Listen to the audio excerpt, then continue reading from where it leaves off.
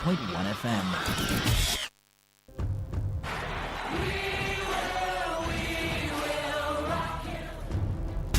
This is what we've waited for. The showdown. The fastest men in the world. Hearts racing. One light, two lights. They're backing off and backing. Pulse rising. Who will come out on top? Who'll take three lights, four lights. He's ready to be the star. The anticipation. Powerful, strong. Time, Tyson Gay right rolled all the way. He's looking right. The heart stops.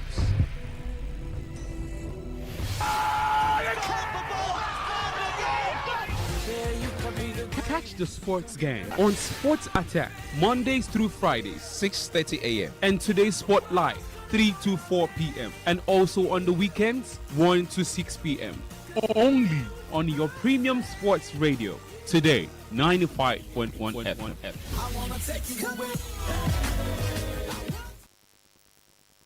My name is Gianni Infantino, FIFA president. For the best of sports, always listen to Today Sports Live on Today95.1 FM, Port Harcourt. Hello, my name is Kanu Wanko, aka Papilo.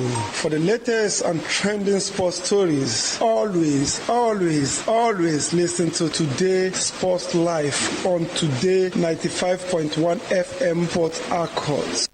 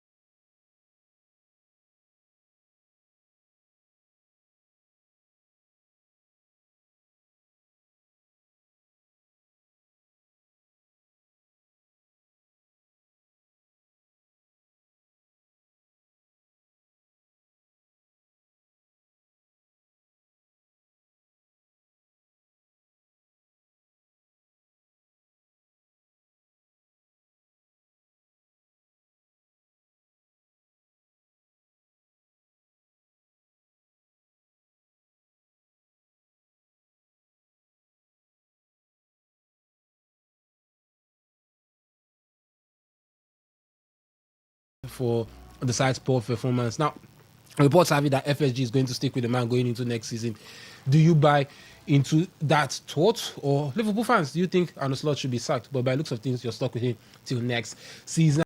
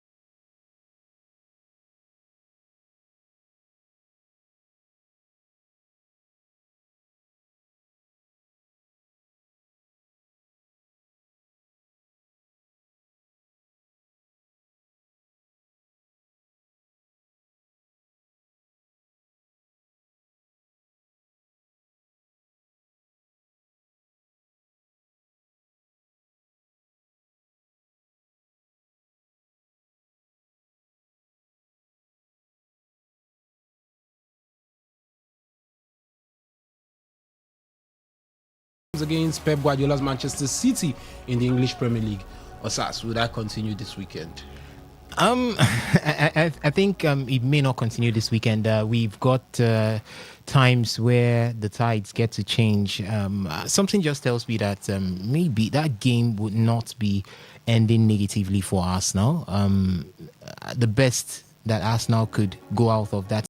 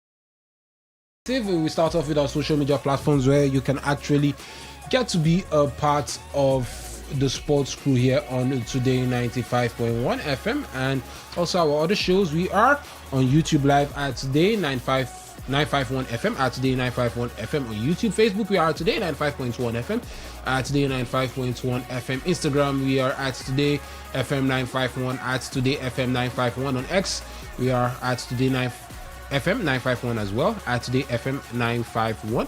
But you can listen to us audio only via our website, which is todayfmlive.com. Todayfmlive.com. You can click listen live either via the homepage or from the menu list. And you can also connect to us via tuning and Radio Garden apps, and you search for Today 95.1 FM, Today 95.1 FM via tuning and Radio Garden apps. Yes, you can search for us and listen to us live there as well. And also the regular feedback platforms you're used to, the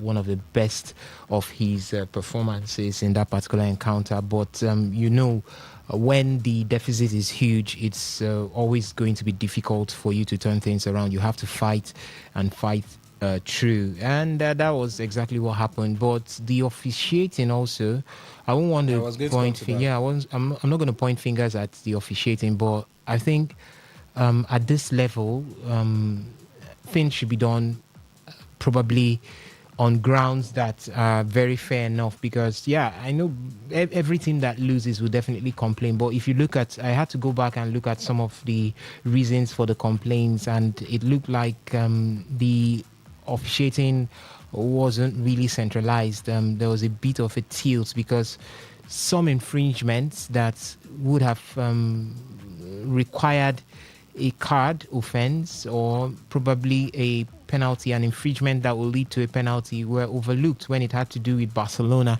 but obviously not overlooked when it went the other way around. For Eric Garcia, with that red card after a video assistant referee review, very similar to the one that in the leg before that was given to Pau Kubasi, almost the same kind. I thought would have, for Eric Garcia's red card, I thought that would have maybe been a yellow card. It shouldn't have. That was the last man tackle. It was, but it wasn't. It's the last man tackle. He was stopping a goal scoring opportunity because Solo was through on goal. I didn't see it as heavily intentional. It's not know whether it's intentional. I don't know. A last man tackle is a red card. A last man tackle could be a red card, but it could be a red card. But I felt it was. There could have been a way maybe the referee would have walked around it, most likely. It wasn't really intentional. It wasn't heavy. The touch wasn't heavy. It was more or less like crossing paths, and he got the red card for it. Okay, if you look at it also, we had penalty shouts for Femi Lopez. We had penalty shouts for Lamine Yamal. We had tackles that would have fetched Atletico Madrid even a red card to balance the equation. But these things were overlooked. Look at the one for Femi Lopez. Even the goalkeeper's stud had to cut through his face, and it was overlooked. I don't know. I don't want to point fingers, or I don't want to raise dust where there is none. But I felt the game lived up to the billing. The game lived up to the expectations. It was definitely going to be a KG one. It was a KG one. It was definitely going to be a game where the stats will pour in, and definitely we saw that a total of call that about 20-something shots shared between both sides, 22 or 23 shots shared between both sides. It was on the high over there, and it was clearly a game where Barcelona did come all out to see how to fetch the goals, and Atletico Madrid did sit deep and do what they know how to do best, which is try to soak up the pressure, keep the defense line clean, and maybe try to hit on the counter. You could see the goal that came from Ademola Lookman. It was basically that way, a counter attack, an in-swinger, and Ademola Lookman was quick enough to get in front of was that Eric Garcia who tackled him there, got in front of him and was able to get that one into the back of the net. But congratulations to Atletico de Madrid. They actually did the business for the evening, and they've got themselves a semi-final ticket. Ovie, is officiating actually the reason why Barcelona are not in the semi-final, or you say lack of discipline? Because this is not the first time. We've talked about multiple records for the last couple of seasons in important games in the UEFA Champions League. We're seeing it again this season. Over 2 legs, you got a red card in each game against Atletico Madrid. That's 2 red cards in that tie, over 2 legs against Atletico Madrid. And also, will Barca ever have the defense to match the world-class forward line they have to eventually win the Champions League? Because that's one thing we've called into question so far. I remember sitting on the other side of the microphone on this studio and saying that Barca cannot win the Champions League with the defense they have or the way they play at the back. Now, do you think that's what actually caused them this tie?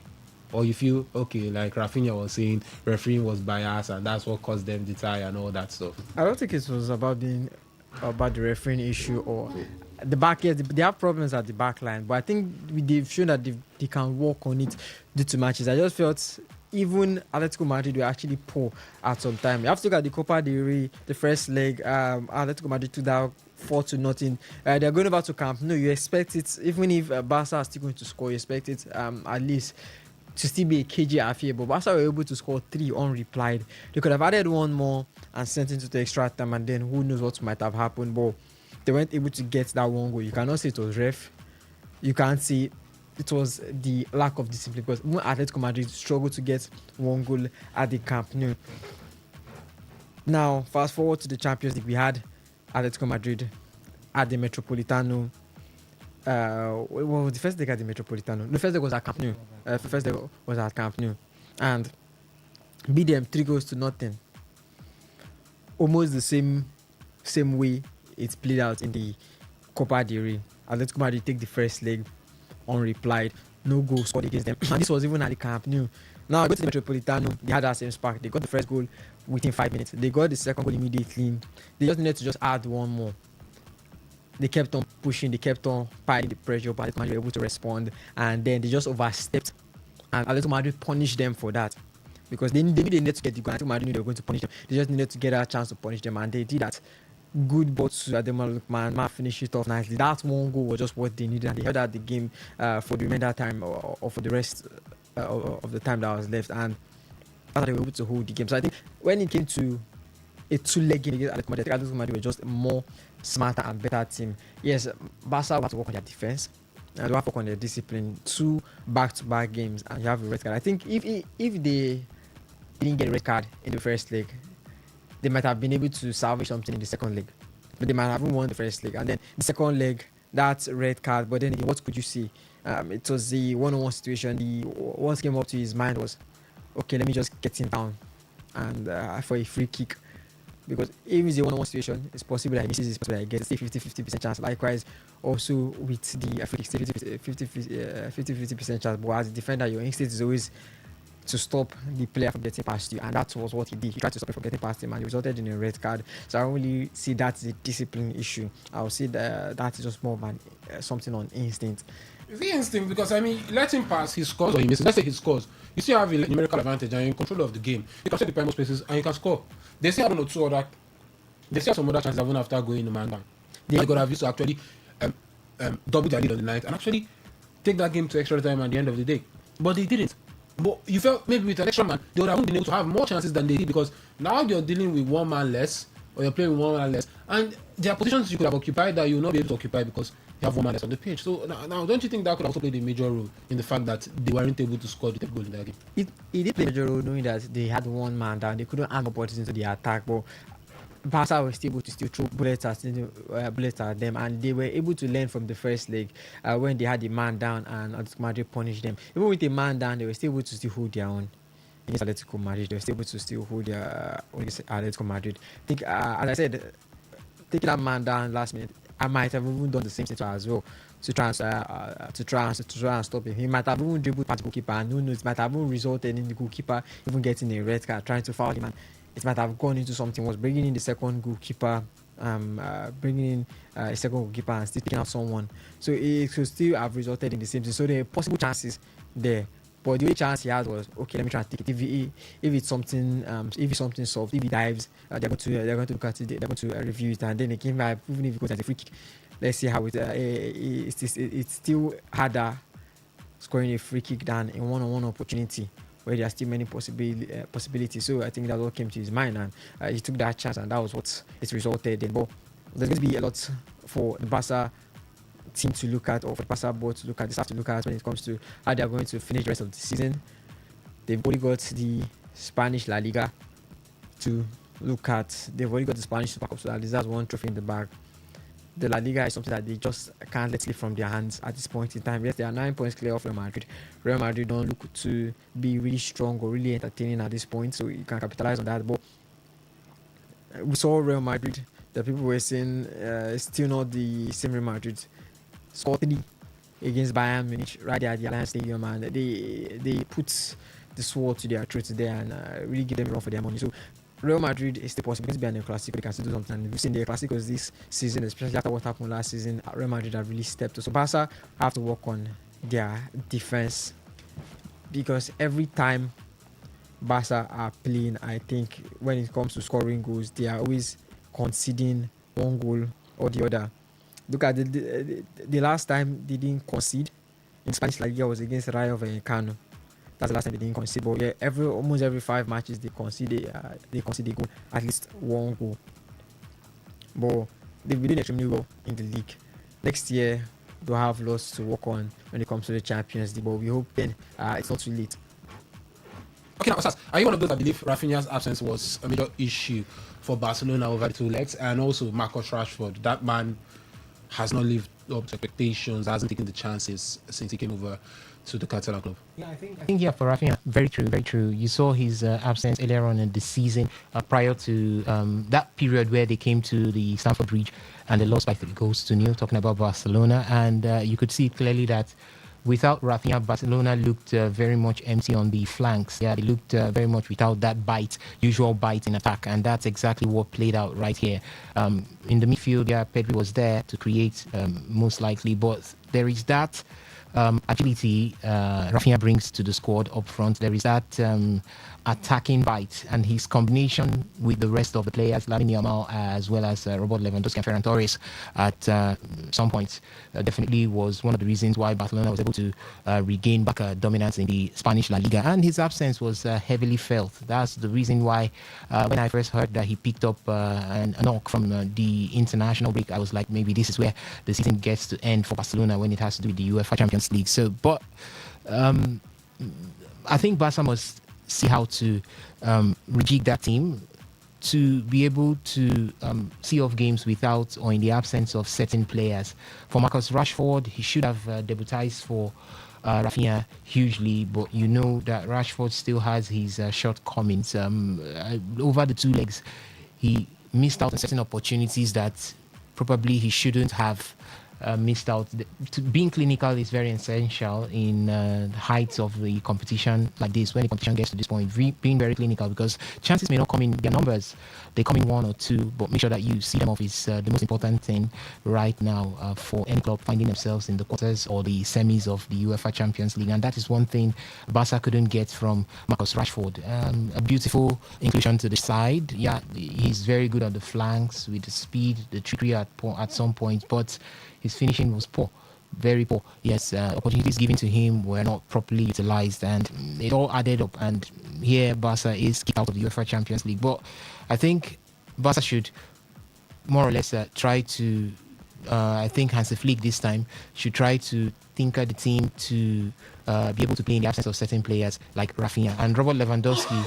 I don't know, maybe would evaluate his future with Barca after this season, because Barca also needs a presence up front inside the box. Ferran Torres, beautiful player, but not really that man to lead the lines for Barcelona. Though Barcelona has not been that team that will always play with a target man up front, but I think this time, they really need a target man that could also fuse in, play with the boys, take up duties. What I mean is maybe someone in the likes of Harry Kane, maybe a younger Harry Kane. Charlotte could do that, but it would be difficult to get him out of Atletico Madrid. Which other centre forward do we have that could also do? Maybe that's the reason why they wanted the Manchester City, former Manchester City man, Julian Alvarez, and these are players that could do that, serve as providing you that huge presence in the box, as well as playing with the rest of the team. When he needs to cut in, come back, he will be very much useful to the team. But I think these 2 players were really determining factors for Barcelona. The absence of Rafinha and the inconsistencies of Marcus Rashford led to the exit of Barcelona from the Champions League, and it continues year in, year out. It might be a generation of Barcelona that would find it difficult to win the UEFA Champions League. I remember before Rijkaard won the UEFA Champions League for Barcelona, that was in 1992. Against Sampdoria. Yeah, they went on a 14. Was that in 1992? Was it Rijkaard that won the 1992? No. Johan Cruyff. Ronald Koeman scored the winning. Yeah, that was Johan Cruyff. So after that, after that, it took 14 years before Frank Rijkaard was able to win the Champions League for Barcelona again. You can remember the 2005 or 2006 season against Arsenal. It was 14 years, and it seems Barca is going on that hate to say again, the last time they won the UEFA Champions League, I think that was in the 2011 season. So it's 2015. Luis Enrique. Okay, that was 2011, 2015 season. So it's about 11 years now. If 15 years now, if I'm not mistaken. So you said 11 actually. Yeah, you said 2015 season. So 11 actually. So now 11 years, you're just 3 years away from that. So if Barca doesn't do something really good, they've got the potential to win the UEFA Champions League. I think amongst all the teams that we find right now, you can list Barca amongst the top 5 with the potential of winning the UEFA Champions League because they've got the young squad that could get better as the clock continues to tick. They've got the quality, they've got the pedigree. Yes, so it's just trying to bring in the missing pieces at various ends. Yeah, in the defense line, that I think the entire defense line needs to be overhauled. Yeah, Paco Bassi, very very dependable centre back, but needs some sort of experience to garner. Also needs a cool head to sit in that defense with him. So all of these are things that Hansi Flick and the entire board should evaluate if they really want to get back winning ways in the UEFA Champions League. They need to do something really quick and do it before next season. Now, we've been talking about the lapses of Barcelona and what they did wrong or didn't do right to actually win that game, making it look like, oh, Barca were just not good on the day, over 2 legs. Barca won on the night. That was on Wednesday. And on Tuesday, beg your pardon. But we tend to forget the brilliance of Atletico Madrid. He gave us shades of Atleti of old, during the days of Miranda, Godin, Juanfran. We all remember them. Felipe Luis, who was just sacked by Flamengo after some bad behavior from the man. But it brought back that memories of that Atletico Madrid. Ada Turan, Raul Garcia, Koke, that was it. But a little bit of difference when you look at how they moved the ball forward, how they went forward, likes of Alvarez, Juliano Simeone, Lookman, even Solot himself, and what he offered to that Atletico Madrid team. Do you feel a lot of people are playing down on Diego Simeone's brilliance so far in the cup competitions this season? They're in the Copa del Rey final, which they'll be playing tonight against Real Sociedad, and they're in the semi-final of the Champions League once again. It's almost as if he kind of focused on the club competitions that you would see this season. The Copa del Rey, the Spanish Super Cup, we already know how the format always is. So, and then the Champions League, he's been able to mastermind his way into the finals of the Copa del Rey and the Champions League into the semi-finals. Just 2 matches, and then you find yourself into the finals. And it's going to be 2 hard matches because taking on, as people have said, the best team in Europe right now. Arsenal. So look at their last 5 games. It's not been impressive. They lost to Barca, as we know, in the Champions League. They lost to Sevilla 2-1. But then again, we can't really fault them. They started many of their rotation players because of the game against Barcelona. They did beat Barcelona. That was their only win in those 5 matches. And then losing to Barca, that was in the Spanish La Liga. They lost to Real Madrid 3-2, and then Tottenham Hotspur in the Champions League round of 16 3-2. And that was after their home win against Getafe. Since then, it's been spiraling down for them in the Spanish La Liga. But you have to look at how they've been able to play a 2-leg games against the top teams. Barca, they faced in the round of 16. Now they are going to be up against. Now they're going to the first 2 come Bodo Glimt. And we saw how they lost with Bodo. Now it's against Barca. They were able to deal with Barca over 2 legs, both in the Copa del Rey and both in the Champions League. Diego Simeone has actually done well there, almost 10+ years in Atletico Madrid. The man knows this. He used the system. His system all through from the Atletico Madrid to their team B to the under 18, under 15 to the youth leagues.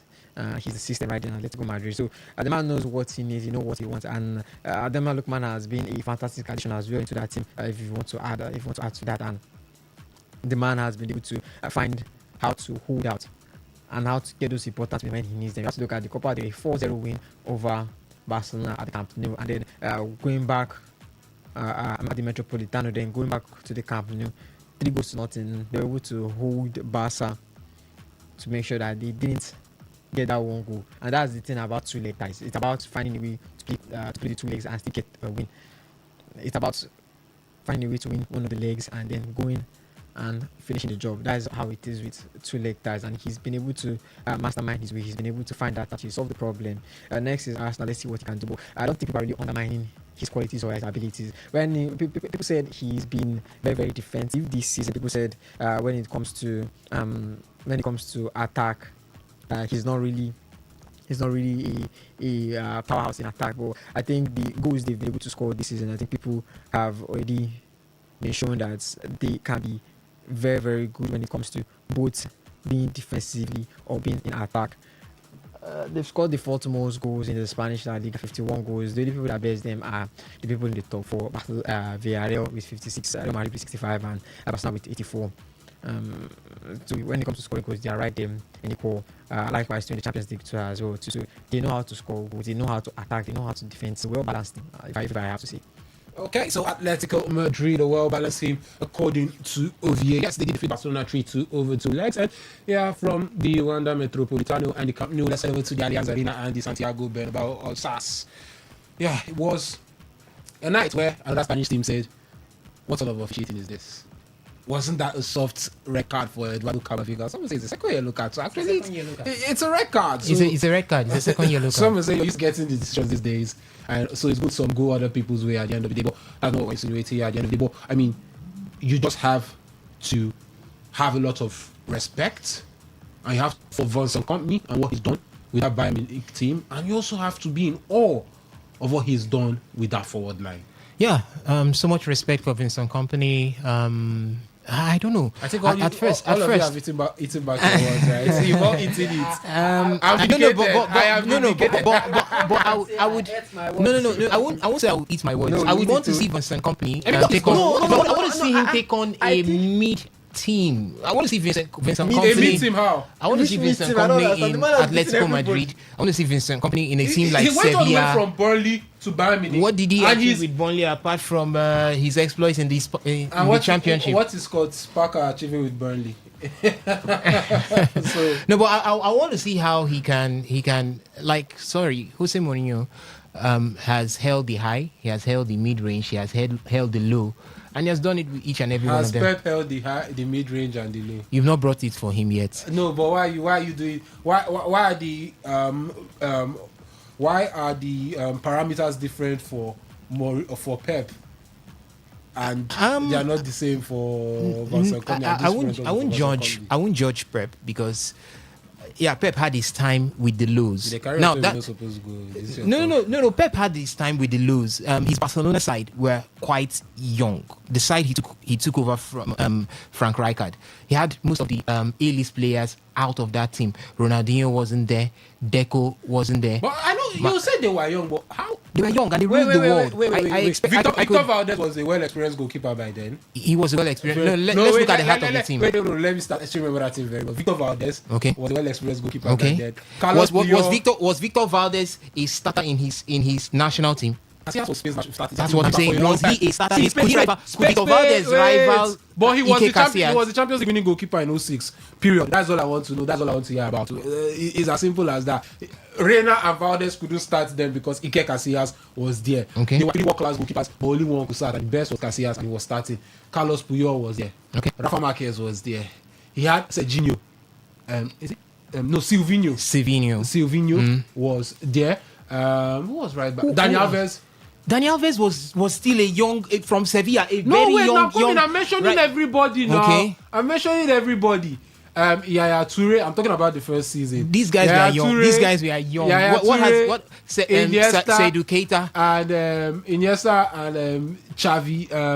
Xavi was about 28 then. Was Xavi 28? Yeah. Was Xavi 28? Xavi was 28. in his. I think he was in his early 30s. Early 20s. No, Xavi Xavi was in Xavi- 2006. Xavi played Nigeria 99. Let's not forget. Okay, yeah, that's true. Xavi played Nigeria That's 99. true. Let's not forget. But he was that, about 28 that team, then. That team was basically Iniesta just entered his prime then. About that. Iniesta was about 25, 26 then. in today's football, Champions League football. You wouldn't expect that team to go all the way. and win. Samuel Eto'o was there.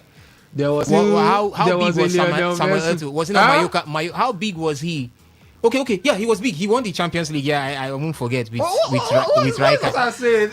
With Rijkaard, I won't forget. He was there. But what I'm saying is that look at the crop of that. Look at that team. Look at that team. They were pretty young. If that team was to be in the UEFA Champions League now, would you want to beat your chest and say that team would win the UEFA Champions League? I mean the very first season Pep took over. It's not about being young. Already. Looking at their abilities, don't you think they will be able to do I don't think so. And looking at what happened when Pep came in there, Pep, you remember that Barcelona were in shambles. After winning in 2006, they found 2 years of poor runs under Rijkaard. Rijkaard was devoid of ideas. And a certain Pep who had not had any top managerial experience came in. So that is where Pep paid his dues. Handling a low-range team. Yeah, forget the name Barcelona attached to that team. Handling a low-range team. And he did with that team. Low range in what sense? They were not at the best of it all compared to at that particular season. Real Madrid was full of Galacticos. Manchester United. No, Real Madrid wasn't a quote unquote Galacticos team. It was the likes of Iron Robben, Rafael. Iron Robben was not. Robben was not part of that. He wasn't really a Galactico. Real Madrid had a good stint at Chelsea. He was a young player that came from PSG. Chelsea Schneider, they bought from Ajax. Klaas and Huntelaar, they bought from Ajax as well. Who was in the defense? You had Ricardo Carvalho. Ricardo Carvalho was in that defense. Ricardo Carvalho was the best centre back in the world. Christophe Metzel, I remember Sergio Ramos and come on.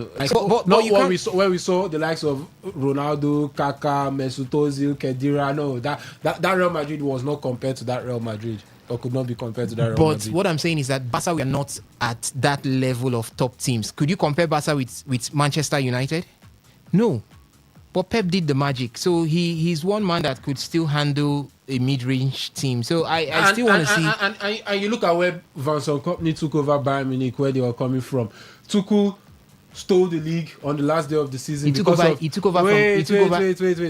stole the league on the last day of the season because... what's his name now? I've forgotten. Borussia Dortmund's coach. Borussia Dortmund decided to capitulate and mess up at the end of the day. And he came in and took that Bayern side. He did what he did last season, won the Bundesliga, and he has gone on this season. It's actually 105 goals. And there's still about 4 games left to play. The question I'm asking is he has created the most lethal front trio this season. The question I'm asking is it a Vincent Kompany's touch, or is it a figment? Is it a figment of? Slot is putting his own touch on Liverpool, and we're seeing how disastrous it's looking. Now, if we take Slot, if we exchange both managers, take Slot to Bayern and take Vincent Kompany. I think Liverpool fans will love that switch if it's so happy. I think that is far better. If we take Slot to Bayern and we take Vincent Kompany to the current Liverpool team, do you think that Slot not change anything in that Liverpool team? Not change a team that has got. Slot will change anything. Before Luis Diaz left Liverpool 2 seasons ago, was that? These are his best numbers in his footballing career. Before he left Liverpool, this season he has put up the best numbers in his footballing career. Luis Diaz was also Luis Diaz was not given the chance, wasn't given the belief, but whenever he was called onto the stage, he did represent. Even at Liverpool, you would agree with me, Henry. Literally a starter. You will agree with me. No, even at Diaz Liverpool was literally a starter. He was literally a starter, but the belief wasn't in him. The belief wasn't in him. The trust wasn't in him. The same way you had the trust on Mohamed Salah. Whether he performs or he doesn't perform, the team trusts him.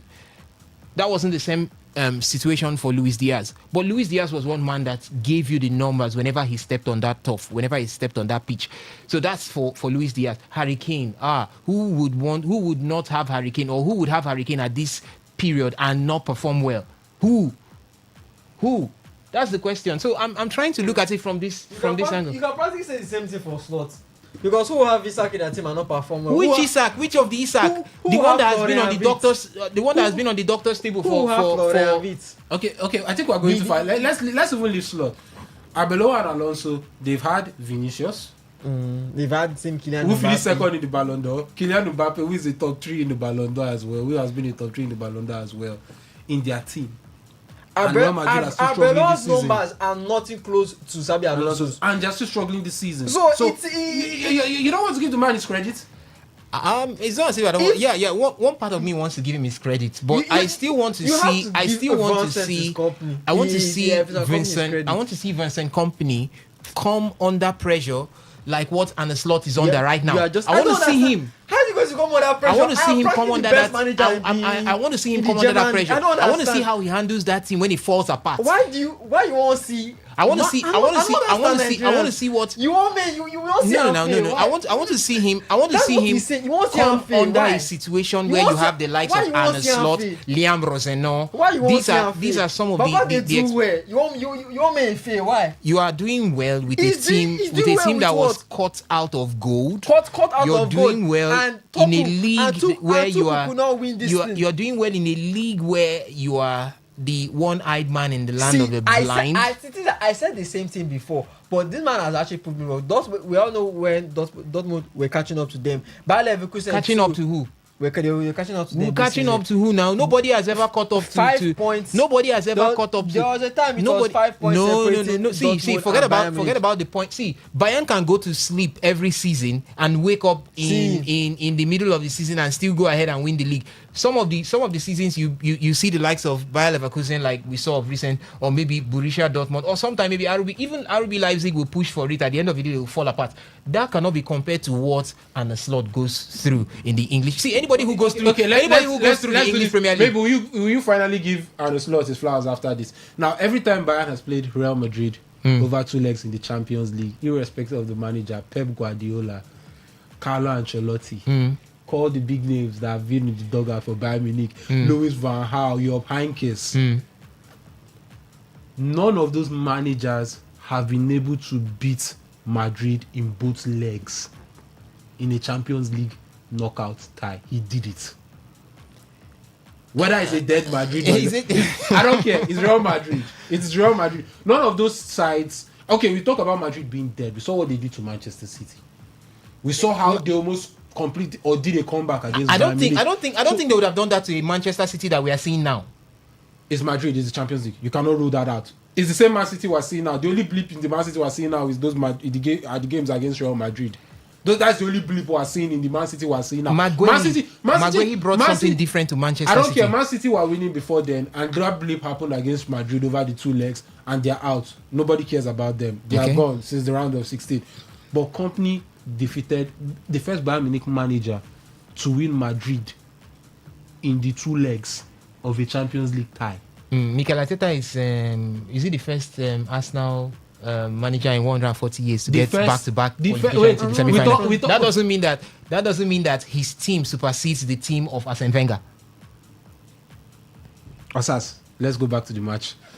Company has been doing a fantastic work. Obviously, I agree with you. You have to respect it, but also that forward line: Diaz, Harry Kane, Olise. Okay, so how do I now? You are bringing me back to how do I now separate the brilliance of the forward line from the brilliance of the manager? How do you separate the brilliance of Salah, Mane, and Firmino from Jurgen Klopp? You could see that there was a.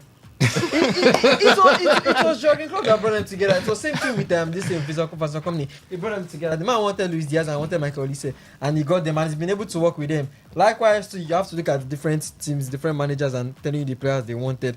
We all know. Okay, well, Arne Slot is not really. It was not really his work. You have to look at Arsenal. I think Arteta wanted Gyökeres. No. He wanted Benjamin Šeško. Benjamin Šeško. He got they gave him Gyökeres instead. At least Gyökeres they tried they manage. But what if he had gotten a Benjamin Šeško? Yes, Šeško is not. Or he's trying to get his from the Manchester United, but it would have been different if he was at Arsenal. Yeah, but maybe Arteta now. Okay, this is what I want to use him for, and we know he's good aerially, and we know that's what Arsenal do when it comes to area balls. The Benjamin Šeško is a threat when he's in the air, and he knows the kind of play style he wants to work with. That's why the Gyökeres is not fitting in there. Company came to the Bayern Munich team and looked at it and said, I need 2 good prolific wingers that can take on challenges, take on their man, give good passes, and looked at Luis Diaz. They got Luis Diaz, got Michael Olise, and they formed one of the best. Luis Diaz, yes, he has to work on his finishing, because you have to look at that match, and Diaz could have put Madrid to the sword. At least 3 goals he could have scored in that match, but the man just couldn't finish his chances in that second leg. But he got what he wanted. The thing with Diaz is he's persistent. That's the thing with Diaz, and he got the goal that he needed. You have to also look at Michael Olise, that beautiful corner. The man had been trying it 4 or 5 times in the match, and he knew he was going to get it, and he kept on pushing. He got the goal he wanted. Harry Kane to get on the score sheets as well. That's why they've surpassed the goal tally. The goal tally in the German Bundesliga, and the man still got a lot to still do in the German league to finally seal the title as well. So I really undermine what the man has done coming from Bundesliga. At least I said I was one of the first people him coming to Bayern Munich. I didn't really give him that chance, and I thought I was going to fail, and he has actually proved me wrong. But I was actually looking at how he was going to do in the Champions League. I think in the Champions League, last season I don't think they made it. It stopped at the quarterfinals. Or was it the quarter? I don't think he got that far. Munich, I don't think he got that far. I don't think he even made it past the stage. I can't remember because I know it was underwhelming performance from him in the Champions League, and you have to look at the growth he has had since then. Because yes, you have to also give it to us that when it comes to you say football in the German Bundesliga, it's kind of one-sided when you're talking about the teams there, or how how it is in the league. It's really one-sided. So he made it to the quarterfinals. Yeah, they made it quarterfinals. Inter Milan. Yeah, Inter Milan. It was Inter Milan. Now he has been able to go a step over there, and he could still push that. He's going to be taking on the best team in Europe right now, at least the current and defending champions in Paris Saint-Germain. So there's a lot to still do, lots of work to still do if he can topple the French champions and the European giants in Paris Saint-Germain. But as I've said, the man has gone leap and bounds from what he was last season, and he's ever growing when it comes to understanding that setup. Right now, you have to just say he's one of the top 10, top 5 managers right now in the world. Okay, now, like we did mention before, like Harry Kane, no stranger to big performances, to racking up the numbers. But I mean, the sort of level of improvements we've seen from the likes of Olise and Luis Diaz. I mean, definitely they call them Ballon d'Or trio now, because a lot of people are looking at them and saying we have no issues, especially if Bayern goes on to win the Champions League with these three being the top three, because their numbers have been crazy and exceptional this season. Now, do you think first of all they are the best world line currently in European football or in world football at this point in time? And do you think they can actually drag Bayern all the way? Yes, they can actually drag Bayern all the way. In fact, you have to look at the most consistent when it comes to or carry Bayern Munich. Looking at it in the Champions League or in the German Bundesliga, both are the only players with double digits when it comes to goals in the Champions League. Luis Diaz has got 15 goals, got 11 assists. Harry Kane has got 31 goals, 5 assists. Michael Olise has got 12 goals and 18 assists. So you're looking at their GA as a goals and assists. Luis Diaz has got 26 goal and assist contribution. Harry Kane has got 36 goal and assist contribution, and Michael Olise has got 30 goal and assist contribution. So the numbers they are putting there for Bayern, these two are basically carrying Bayern's fourth attack on their back, and we've seen how pivotal each player is when it comes to how they are actually going to win this title or win the league in the German. If win the German Bundesliga, win the Champions League, it's going to be dependent on this three man and this three man, because one of them can spark up a chain reaction.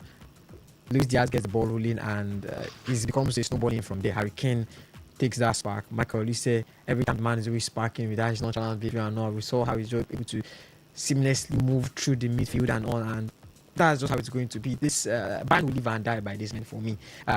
When it comes to the attack, they will live and die by the performance that these men bring to the field every time they step on it. And Harry Kane, ever go machine, Luis Diaz has actually proved why he might be one of the top 5 wingers right now in Europe, and shows you what Liverpool really missed, or what they are missing right now. If the man had stayed 1 or 2 seasons, he might have been a big change in that Liverpool setup. And Michael Olise, from Crystal Palace to Bayern Munich, and it makes you wonder why this man has stayed in Crystal Palace for that long. But he's made to a big team that fits his character. You also have to look at people are actually even touting him to win the Ballon d'Or. That just shows how big of a step that this man has made. They are just saying it's a move between him and Harry Kane and Michael Olise. And I have to say, the performances both men are going to actually show at the World Cup is going to be a big determining factor in the Ballon d'Or and also this Champions League. So if they can go on to win it, it could just stamp the deal that these two men are the front runners for the prestigious award. And then we'll have to look at what happens in the FIFA World Cup, sorry, not the Club World Cup. But for now, Bayern, which I said, they live and die by these three men.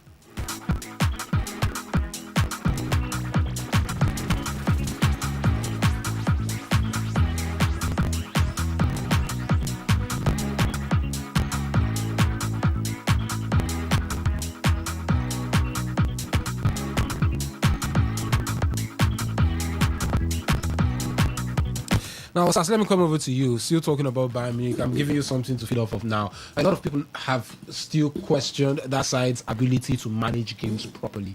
2-0 up in the first leg at halftime. Normal thing is buried in the second half, but they gave Madrid a way back into it. And in the second leg, it just felt like considered some easy or cheap goals against Real Madrid at the end of the day also as well. And now they're going to face a Paris Saint-Germain side who, by what you saw what they did against Liverpool, will not pity you when you make those mistakes at the back line or in the defense. Now, do you think that's actually a consequence? Or you just think because of the frantic and nature of the game, that's why we saw that sort of game when no one by themselves were not really able to impose the level of control they wanted on that match? That's getting back to what I talked about from the beginning. How much do you see the imprint from a manager? This is where it is at this point. Yeah, you might play beautifully well, but manager's imprint gets to see you through games. You could see what Diego Simeone did with Atletico de Madrid in the second leg of that particular encounter. That's what a manager brings to the table to ensure that his team holds on to a lead. It's not the first time you see Bayern concede or lose games or go behind in certain games. They had no business conceding 3 goals against Real Madrid in the return leg. Yes, I know that it's a return leg that looked very much possible for Real Madrid to overturn the tides, but I think Bayern, Vincent Kompany's Bayern Munich, has been known this season for falling apart at certain areas. Yeah, where they need not to fall apart. They came up against Freiburg. That's a few days before the game against Bayern.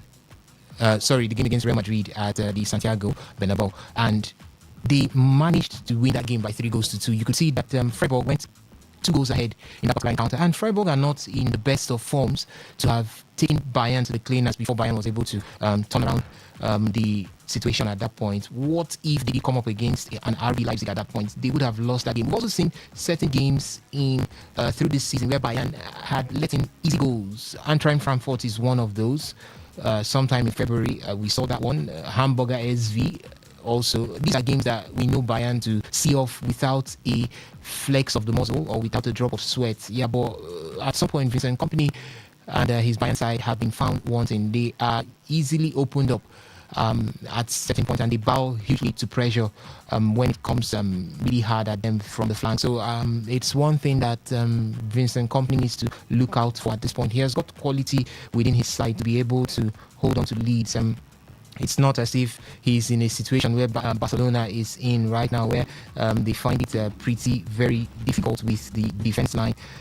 For Vincent Kompany, he's got the likes of Upamecano. He's up in form right now. Jonathan Tah is also doing his beat right there, and Stanisic is also a dependable defender for him. So he needs to find a way. There's also Alphonso Davies in that mix, and you've got the Korean man, the Chinese man Kim Min-jae is also Korean. Yeah, so he's also in that mix. He should find a way out. He shouldn't be conceding goals that much, because the forward line does the business. Against Paris Saint-Germain, it's a free scoring side. Like Bayern Munich is a free scoring side. So if you can hold on to it, you would be sure that PSG would score. You'd be very sure that PSG will score. And if that's the case, it's who scores the most that gets to win at the end of the day. Both teams are basically equally matched. When it comes to the attack, they've got blistering attackers. When it comes to their defense, they've also got defense that could be called to the books, that could be asked what is the reason for what's going on right there. Their defense line hasn't been very prolific this season for both teams, but I think Bayern has the edge when it comes to defense. They have a slightly better defense than that of Paris Saint-Germain, and they should put that to work at this point. Don't go down there and let in goals, because the reverse fixture, it might be difficult for you to come back from it. You could see that Real Madrid at some point had the upper hand in that encounter. They had the upper hand in the encounter, level things, I think, on 2 occasions before Bayern were able to come. What if it's a team that you could, I'll tell you for a fact, if Real Madrid were at their A game, I don't think Bayern would have come back, yes, from that leveler that was gotten by Real Madrid. So I think it's one thing that Vincent Kompany needs to look at this point. That's the reason why I'm still doubting how much of the imprint the manager has got on the team. Okay, and let's head over to Real Madrid, still sticking with you, as regards that team. Well, they did lose over 2 legs, 2-1 at the Bernabeu, 4-3 over at the Allianz Arena, which was 6-4 on aggregate. Now, one of the biggest losers a lot of people are talking about actually has to be the manager of the side. A lot of people are talking about has to be the manager of the side, Alvaro Abloa. Now, that man took over the job probably with the expectation that I can do well. The season, we're not still far off Barcelona at the end of the day. And we could still go to win the La Liga, have a fantastic run in the Champions League, potentially win it at the end of the day if it's possible. And even they were still in the Copa del Rey then. Knocked out of the Copa del Rey. I still remember that night when it happened. We were watching one of the AFCON matches. I think that was the semi-final between Nigeria and Morocco. We were watching that night, and we saw Real Madrid kicked out by Albacete from the Copa del Rey. Then also you look at the league. At some point, overtook Barcelona, then threw it all away, and Barcelona are 9 points ahead of them at this point in time. And now Champions League knocked out against Bayern Munich. Some very unconvincing performances, some would say, especially when you look at the first half of the first leg in that game in the Champions League quarterfinal. Yeah, very convincing. I'll tell you.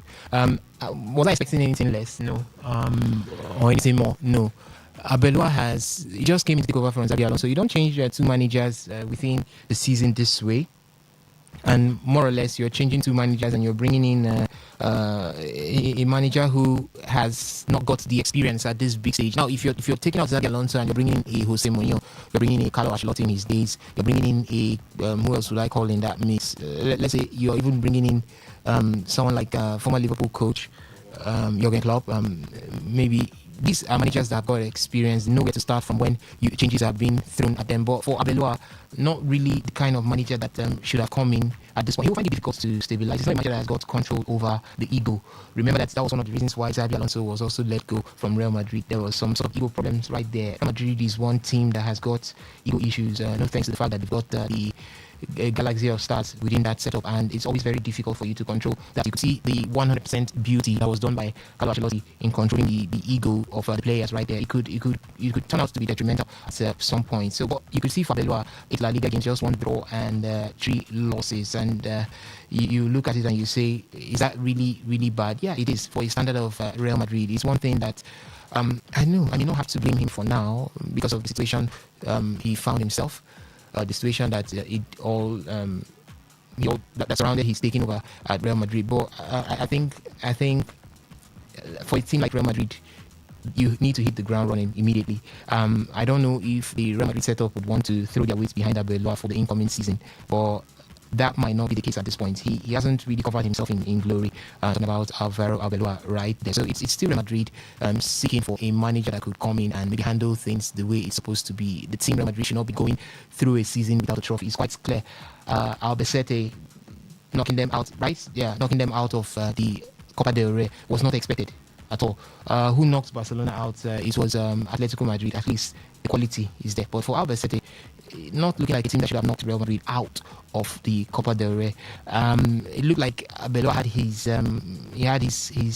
his plans cut out right against Manchester City in the round of 16. Yeah, but that Manchester City isn't the Manchester City side that you'll be talking about at this point. Now you could see it when he came up against a quality side. It was quite clear that that team is not strong enough to compete for titles. Right now, it's done and dusted. It's quite clear that they go without the trophy because chasing Barcelona with 9 points lead at this point is one thing that I don't think Barcelona will capitulate on that one. I would even expect an Arsenal to do such than a Barcelona to do it right there, because you know the reason why I say so. Because no, you don't laugh about it. The reason why I'm saying so is because no. The reason why I'm saying that is the La Liga is not. I don't want to use the word as competitive. The La Liga is not as intense, yes, as the English Premier League. In the English Premier League, you have 5-6 matches to go. It's quite clear that if you're not careful, Bournemouth will take points away from you. Wolverhampton Wanderers can just wake up one morning and take points away from you. But if Barcelona establishes a 9-point lead over Real Madrid, who is ready and willing, able and capable to take away points from Barcelona, it's going to be difficult. Now, with concentrations now on La Liga, you could be so sorry for Celta Vigo when they come up against Barcelona, being the next in line. It's going to be an outright wash-off for Celta Vigo. So you can't find teams in the La Liga that could upstage Barcelona to make them drop points. So it's more or less like home dry for Barcelona winning the La Liga. A season for Real Madrid to go trophyless, a season to reflect, a season to ensure, look at themselves and see if Alvaro Arbeloa is the right man to take that team back into contention for huge trophies. Now, is it really about a coaching scenario situation? Because I mean, since Kylian Mbappe came into that team, I'm not trying to say Kylian Mbappe is the cause of the issue, but Madrid has looked disjointed. They've not looked like a team at all. I know, before it was, a lot of times get the ball to Vinicius, he works his magic, but it now looks like there are two captains on the ship, two liabilities when it comes to pressing and defending, and it just seems like it's affecting everything Real Madrid is doing. Well, I'm not surprised that people are saying okay, Kylian Mbappe is part of the cause of it. We all know how the locker room has changed with him coming in there. He's a leader there, coming from Paris Saint-Germain, one of the biggest stars as well. But you can't deny the fact that the man is not doing his job when it comes to being in Real Madrid. Man, he's doing his job with the league. The only person there with 20 plus goals and has got 4 assists, 57 goal and assist contribution. The only person that matches that is Vinicius Junior, got 11 goals and 5 assists. I'm just talking about the La Liga alone. This is just La Liga. We're focused. So this man is carrying the team on his back.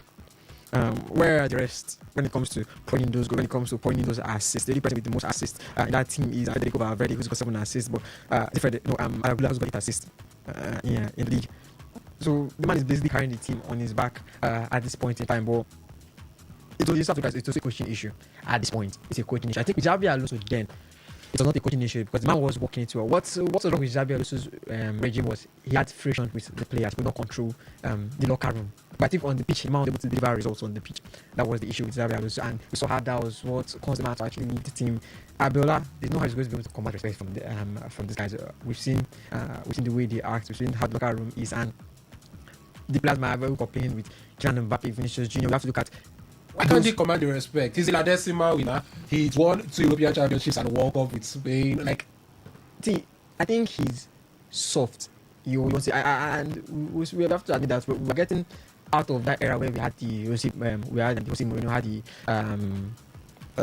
had them Jurgen Klopp, had the manager that were able to really handle the team with Pep, that were really able to handle a team well. Alex Ferguson, that were able to command that respect, an iron will in that team. And right now the players are able to do what they want. It's hard to be able to, even if you're still able to show your results with. Xabi Alonso came to that team knowing that he had gotten the German Bundesliga and the FA Cup. He called into that team with winning 2 trophies. Coming to the team, he felt that he could do something well, and they were actually on a roll. They were actually on a roll. They're catching up to Barca little by little. As I said, the man still had the best record with Real Madrid after Abiola took his place there. So it's not like he didn't do a bad job. So now with the players and all, you have to look at that match against Bayern. The decision making, everyone wants to be the hero, everyone wants to be the star man. Times where Vinicius is with the ball and he sees a clear opportunity to pass, no, he wants to take on the man and find a way to score. Kylian Mbappe too as well too. We saw it many times in the match when the man left the ball to me, let me get the goal. So he decides I want to be the hero, and that mentality is what is killing them. There are 2 people that believe they are the star of the team. Since Kylian has come into the team, we are not hearing anything of Vinicius breaking records. It's been Kylian Mbappe all through. Since we went to Kylian Mbappe at Paris Saint-Germain, the man was there for how many years, breaking records and all. And since then he left. Ousmane Dembele has been shining. The man has gotten a Ballon d'Or, Champions League since he left. It's not like he was the fault of it. It's not like Kylian Mbappe was the fault of it. Kylian Mbappe was doing his job, was getting those goals, but the team was built around him. And I think Real Madrid needs to be a team that is built around everybody. There's no Ronaldo here, and they just can't be Ronaldo or Messi. I think those 2 are anomalies that you can build a team around and it can work. But this is a team that everyone wants to find a way and work together. Okay, well, 0701 933 0701 933 and yes, that's for the SMS and WhatsApp to send it what they will actually get to. So again, we have to go pay some bills here on the show this afternoon, but when we come back, Liverpool, PSG, and also Arsenal Sporting Lisbon, and we'll head over to the phone lines. So I might just head over to the phone lines immediately we come back from the break as well. So you're not going to go to the Sports Live. We'll be right back after this short commercial.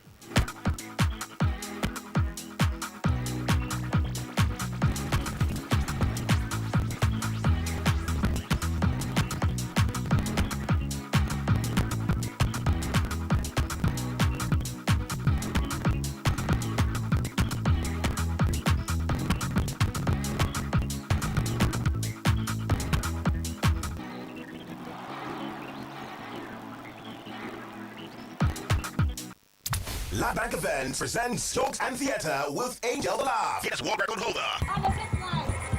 Performing Kubuko Master, MC Bakara, Sam Dede, Candice Bra, MC Mika, Tekena Iala, GSN, Bunda Imu, Dan Bodo, Efisa the British, Conboya Sinclair, Lady IB, MC JP, MC Eddie on Mr. Clever, I Comedy, AK Comedian, music by Renew International Band, on the wheels of steel DJ Incredible, DJ Euphoria Williams, Demola DSA, Gate to Spider-Man Fest 2026, venue, Oak Park and Garden Event Center, 1 Stadium Road, Paco, time 5 p.m. Tickets available online at www.tellerafricaticket.com. For inquiries, call 0812-707-6048. Headline sponsor, Government Acting Foundation, Gives Global Lizard, Hot Cola, Gardenia Resorts, supported by Active Playhouse, J Signet Hotel, Garden City Hotel, Renew Empire, and Teller Africa. Media partner, Today FM.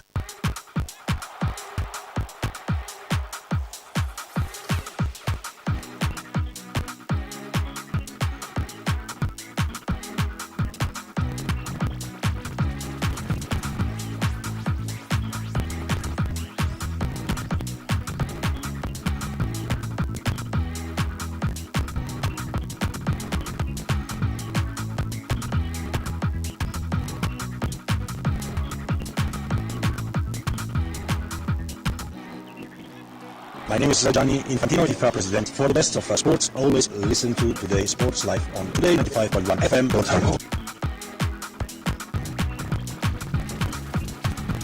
Welcome back to the show. This is Today Sports Live on your premium talk news and sports radio station, Today 95.1 FM. And you're still listening to the voice of Harry Ogogo. And I have the guys here with me in the studio as well. Well, we did talk about Atletico Madrid and Barcelona as well as Real Madrid and Bayern Munich before we go for that quick commercial break. We say have Liverpool and Arsenal on the bench to talk about their respective games in the UEFA Champions League over the week. But let's head over to the phone line to get to hear your thoughts as regards everything we've discussed from those first two games we did dissect. 0810-9510-951, 0810-9510-951. Barcelona well knocked out against Atletico Madrid. I mean, the disciplinary issues are becoming a problem for the Blaugrana when they do get to key points in the Champions League season. And do you think with the way the defense is that they can actually win the UEFA Champions League? La Liga, yes, but they're going to do back-to-back La Liga titles with Hansi Flick. But the Champions League looks to be the missing piece and prize at this point in time. Also, Rafinha's absence in that game, was it a major factor in Barcelona actually not going through?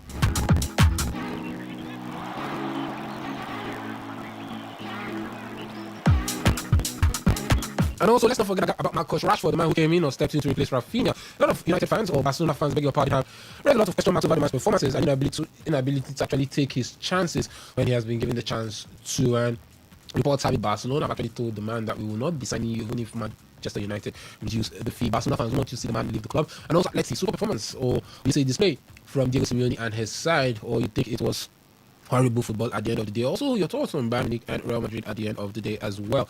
Hello, good afternoon. Good afternoon. Good afternoon, Amos, the Barcelona legend. Amos, the Barcelona legend. Please go ahead. Bosas and Ovi. And Ovi. Oh, I'll give all of you. Well, we've all said a lot. You said a lot. You know, our match against Atletico Madrid, I don't want to really blame a poor officiating. Are you with me? Yeah, I'm here. No, I don't think it was due to a poor officiating. Because, well, you can see that of Fermin Lopez Fermin Lopez foul. That is the clear one. If not, the offside goal with this other guy. Almost Ferran Torres. No, not Ferran Torres one is the offside goal. Yes. While the almost claim of a penalty. Yeah. All those were soft calls. They were soft calls. So I don't think it was due to officiating. No, I'm not that type of person that will just argue on that. But basically, it was due to poor discipline. You understand? Both up front and in defense. Yeah. Yes, up front. You know, right from last year, I kept on shouting that Rashford is not of Barcelona standard. He's not good enough. You know, a lot of my friends who are Barcelona supporters will be saying, "No, he's a quality player. He's a good player. He has already scored 9 goals, 5 assists. In fact, some of my colleagues at my place of work, most time when we argue, they almost had problem with me. So I said, well, I will leave you guys, but when it comes to the decisive moment, you will see. And it's now becoming clearer. So I'm not that the statistics person. No, he has so goals and so assists. I'm not. Rashford is not a photo. That first leg, he wasted a lot of scoring chances. Even the second leg, I didn't even see what he did. You understand? So Rafinha's absence really affected us up front. If you were there, I believe that first leg would have scored a goal. Even the second leg would have been a better performance. Then our defenders, both the right back and the two central defenders, they are not of quality to the extent of competing for the Champions League. So it's like you guys, you are making mistake. You know, we've not been able to sign quality players for a while, for a long time. We've not been able to sign players. That's like somebody like me. I don't expect us to winning the Champions League. I do not. Although even last night, I was so surprised for us to get to the semi-finals. That's why I so much respect Hansi Flick for him to take us to this far. So we've not been competing. So I believe by the time maybe next season we get to the 1-to-1 ratio in terms of transfer stuff, we can be able to bring maybe two quality defender and a striker. I can say okay, we can compete maybe next season, 2 seasons from now. But with this current players in Barcelona, we cannot compete because we don't have the squad. The quality is not there enough. Yeah, the midfield is okay. But the strike, apart from Rafinha and Yamal, who is there again up front? Nobody is there. Defense, who is there? Nobody is there. If the Barcelona of those days where Barcelona can go to the market and sign players, is it Paco Bassi that will be defending for us? Or is it Eric Garcia that will be defending for us? So we do not really have the quality to compete for the Champions League. So I don't expect all you guys to expect much from us. You understand? But to correct Ovi, Atletico Madrid didn't defeat us 3-0 in the first leg because he kept on saying they won us at Camp Nou 3-0. No, it was 2-0. Not 3-0, it was 2-0 that they defeated us. And because look at how Garcia defended. Look at those red cards. So you could see a clear lack of inexperience and poor defending. At any time, I do not like Garcia defending. Even when he was at Man City, I watched him, and when they were going all out to bring him to Barcelona, I criticized the Deco and Co because he's not a top defender. He's not. So ever since Diego Martinez left last season, we didn't bring a replacement, and it's affecting us badly. This is what I believe. Once the transfer window open, we'll be able to bring one or two quality signings, and I pray that will cement rumor the deal happens. So that happens, we can compete. But a lot of names have been mentioned. It looks like Julian Alvarez is the first choice. Then there's No, we don't have the money to go for Alvarez. Let's forget about what it. about Solot or Muriki that their names have been mentioned as well? Moiki, all those are average. I know Moiki of Mallorca. Yes, no, those ones are not. Those ones can't do anything. Yes, Solos can try, but I don't think not to the extent of taking us to winning the Champions League. I don't think so. Okay, thank you so much, Amos, the Barcelona legend. It's always exciting having you on the show to hear your thoughts and your footballing or pick your footballing brain as well. Thank you so much, Amos, the Barcelona legend. 0810-9510-951, 0810-9510-951. Line is open for you to call in and air your thoughts on everything we've discussed. Barcelona against Atletico Madrid in the Champions League quarterfinal. What went down? Also, Real Madrid against Bayern Munich as well, and what went down in those centers. 0810-9510-951, 0810-9510-951. We also have 2 games to look at and look at what actually happened in them. But we do have someone else with us in studio, and that is Chikasin. Chikasin, good afternoon. Welcome to the show. Good afternoon. Thank you very much, Mr. Henry. Yeah, great to have you on the show. Chikasin, but let's head over to the phone line before we get to talk more about the other games. Hello, caller, good afternoon. Yeah. Good afternoon. Name and location. Okay, James, please go ahead. The Champions League, I watched the last match. Real Madrid. I was really to that guy. I was saying that Coping haven't done a lot for Bayern because the coaching team that I really have made up players. I want to ask you a question. If you're managing your business and your business is successful, are you to praise the business? Are you to praise the person managing the business? So Bayern are successful is because of the coach. Because the coach is one managing them. Can't give the credit to the players. Because some players that were given to other coaches before him, and he made the choice of players and play he won. So if he's giving the result now. Oh, we lost you there, James. Do what? Call back 0810-951-0951, 0810-951-0951. The SMS and WhatsApp portal is also there. That one is 0701-933-9962. Good afternoon. Good afternoon. Location. My name is Kenneth. Okay, Kenneth, please go ahead. Hello? Kenneth, we can hear you loud and clear. We are here. Okay. Please go ahead.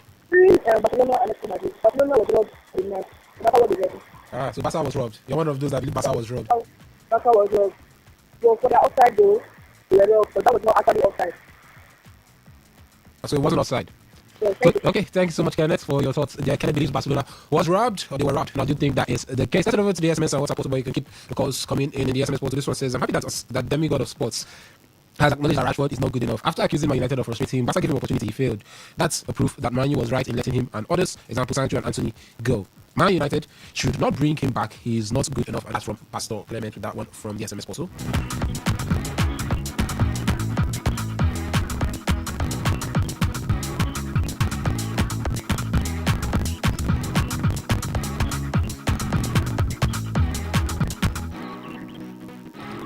And this one from the WhatsApp portal says, Hans Flick substitution of Fermin Lopez and Ferran Torres to bring in Rashford and Lewandowski was the biggest mistake. After that, or after those substitutions, I knew Barca have lost the game because Rashford can only carry the ball out, that's what you meant to say, and run, and Lewandowski can't take on players with the ball. So Fermin and Ferran Torres should have stayed on the pitch. You didn't state your name, but your number ends with 8732. Phone lines are still open for you to call in and air your total Novi, Liverpool, PSG. 2 legs, 2-0, no goal scored. But I'm still not saying this. I played well, especially in the second leg. And a lot of Liverpool fans are disillusioned and in disbelief at this point in time. But I mean, that game just, some say, sort of sums up what Liverpool has been all about this season. I don't know where Slot saw the. Let's get to hear from this caller first before you go ahead. Hello, caller. Good afternoon. Good afternoon. Good afternoon. Name and location. Okay, my name is Ken. Okay, Ken, please go ahead. Okay, talking about Liverpool finish. Go ahead. Liverpool is the management of Ancelotti. It's not possible for them to win any competition behind themselves. Okay. So, okay, thanks so much, Kenneth, for your contribution there. Okay. Okay, as I'm saying, for Liverpool, I don't understand how Ancelotti said they played well over 2 legs. They couldn't most like good, and they were just being it was just a riot. Paris Saint-Germain controlled the tempo, controlled the game from start to finish, passing for the 2 legs as well, and Liverpool just collapsed like they always do when it comes to the big games. And it's something that we don't wait even start from because Ancelotti, the man is confused. You have to look at that lineup and the man put out there. Really confused. Mohamed Salah, you have to say your most prolific player, your most proficient player, at least. Then put the man Rio Gomez, who has been the only spark in that team. Also look up to the bench, Hugo Kitiki. Or even just even starting Isak in the first place. The man has not played since December. You have not started the game since December, and you opted to pick him. I don't know if his name alone or what decided to pick him because of one or betraying also. I think if it was Jurgen Klopp that was managing that, I don't think he would have gone that way. We've seen how Jurgen Klopp plays his football. No, he came to the person, wasting much of that person. Who did he play in? You know what happened with Joe Gomez, bringing in Joe Gomez and then taking him off, saying Joe Gomez was complaining that he had a knock or he wasn't just feeling right in his leg. So there's lots to talk about. The man at this point, so some will say it's bold. I don't think it's bold. You're 2 goals down. You're at Anfield. You're on your own home ground. It's to come out and to come and play football against the best team in Europe to try and get goals. But the game was boring. You have to look at the game was boring from start to finish. I think that game was going on. We also had the Barca and Atletico Madrid game, and you have to compare how those 2 games went. One game, 2 goals to nothing, only one side dominating, and you have to look at the Barca Atletico Madrid game, both teams going at each other's throat. So slots, they've got a game this weekend. The only thing they can fight for at this point, as we know, is just the Champions League, and they're out. I said Champions League sports. Champions League sports. Okay. I say Champions League. To fight for the Champions League sports. That's the only place they are, and they should be lucky that Arsenal has given them a lifeline with that 5th spot.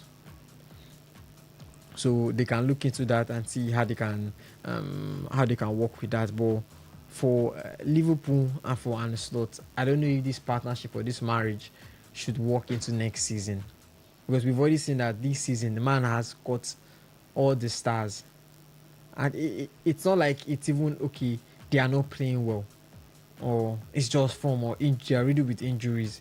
And no, yes, Isak has been injured. Ekitike has been doing fine, but you have to look at those matches where they really feel to do anything. I have to say it's due to the manager's fault. So yes, sometimes it's due to the players' fault, because I don't think Virgil. This has been the worst season performance-wise from Virgil van Dijk and Ibrahima Konate. This has been the worst season for both of them defensively. You also have to look at Ryan Gravenberch. Not the same Ryan Gravenberch we saw last season that was a master in the defensive midfield, was taking the balls in from the midfield, going into the centre half, going into the attack, being part of the final third, trading those passes, and not being a revelation for Anslot. Because of him, that Liverpool didn't really think they needed to buy defensive midfielder to be Mendy that they were chasing then. And the man has turned out to be a one-season wonder. Because you have to look, this season we have not seen any spark from him. Jeremy Frimpong was decent that game. Milokekes was decent that game. Ekitike and Salah were decent in that game. So they've got things to work on next season. That is if Slot is still going to be the man in charge. The man talked about dropping players or selling the stars and getting new players, but I don't know how they're going to. Yes, we know Salah is leaving, we know Robertson is leaving. Who else is going to be dropped, and who's going to be brought on? And we all know that they need that Champions League football to get that appeal, because without Champions League football, I don't think yes, people might still want to move to Liverpool, but it's going to be hard. You'll have to be competing against a top European club that is in the Champions League and also has other competitions that they're going to be playing in. So for Slot and for Liverpool, it's to use these last few matches in the English Premier League and work out a plan, work out a system, and try and build for next season. The decision making is something that he needs to work on. I don't know how he does decision making, how he gets the team lined up. No, now Ekitike is out. So Isak is going to have to step up, and we have to see the best of Isak. We have to see his best. They do not have a third option when it comes to that position as well, because when they came to spending, I don't really know. At this point now, the spending they did in the summer is looking to be unwise at this point. Florian Wirtz, it's just quite a decent player, nothing too special, nothing too extravagant about the man so far. He just tries to just do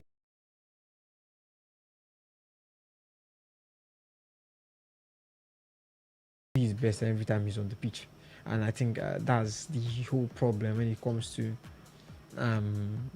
the Liverpool setup. We all know the manager is to blame, but I don't think it's just like the manager to take all the blame. The players to also have to take part of the blame as well. Okay, so the players, there's Slots to take part of the blame. Now, Chickerson, should Slots stay after what we've seen this season, or should the man be sacked? I would say Slot should stay. I know the last game between PSG was not that impressive, but he tried his best. The players tried their best, just that PSG were smarter. They played a very clinical game. They attacked. Like the counters were so fast. You understand? So they just played a very cool game. And if you can see from the last play from the Liverpool players, you could see that they did their best. They were more like they just had it in mind that they wanted to play this game. They wanted to win, but it was just that PSG outsmart them. You understand? So I think Slot should stay and should be given more chance. You can't just sack him out of just one season performance. We could see that after Jurgen Klopp left Liverpool, he came in and he won the Premier League title. That was a season ago. Yeah, he won the Premier League title. So I think he still needs more time to settle the team. And we know that Liverpool just got Isak, and Isak is one of the best strikers so far in the English Premier League as of last season when he was in Newcastle. I think so. A season before last, he played well. He had a better start at Newcastle before coming to Liverpool. So with Slot's performance and everything, being given time and having Isak on the team, I think he will do better. So I think Slot should stay. I don't think I'm of that opinion that Slot should stay. Okay. And I think Liverpool fans as well to also agree with me that they don't see the man at the dugout next season. From start to finish, this man has been confused, and you have to look at those immediate changes when it comes to tactics, when it comes to form, those up and down. Remember this season when they started losing, so they went, I think, 6 matches. They didn't lose. They won their first 5 matches of the season. They won their first 5 matches of the season. Then we all know they entered that stint where they could not win any match and they were losing matches. And then they went to that unbeaten period. And you have to look at that unbeaten period. Everyone was saying Liverpool were unbeaten. They had 8 draws in that unbeaten run, and that he even said that's not the kind of unbeaten run that you want to go for. The title that he won, everyone at this point already knows that he won it off Jurgen Klopp team. The man just came and had the best, or had the table set for him already. He just had to just sit down and eat, and he ate to his fill.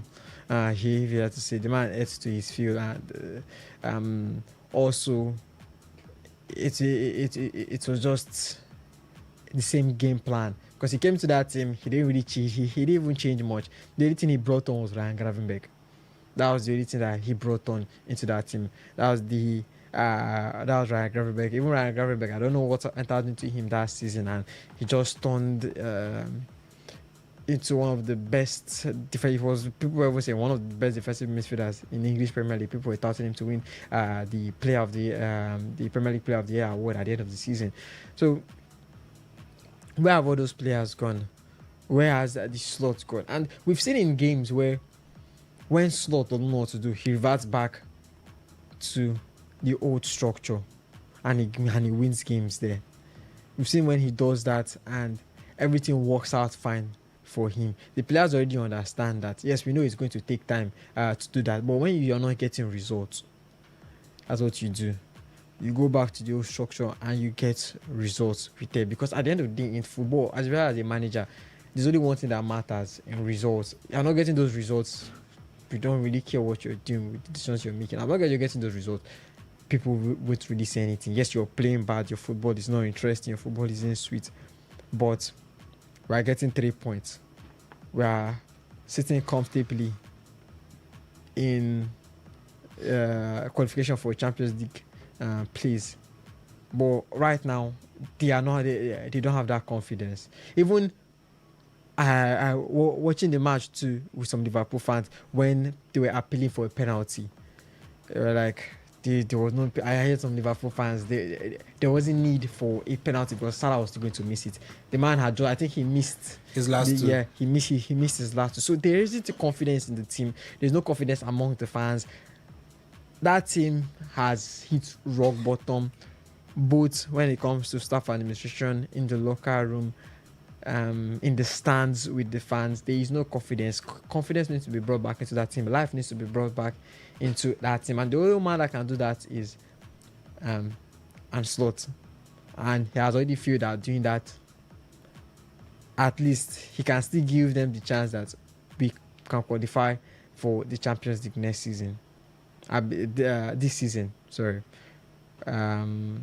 So they are currently fourth.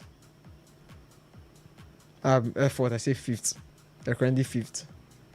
Sitting right there at the Champions League spot. Anything could still happen. They're just 3 or 4 points separating them from Chelsea. Chelsea take on Manchester United today. Both teams too that are also gunning for a Champions League spot. So it's a tough road ahead for Ancelotti. I would prefer the man tries to revert back to the old ways and close out this season.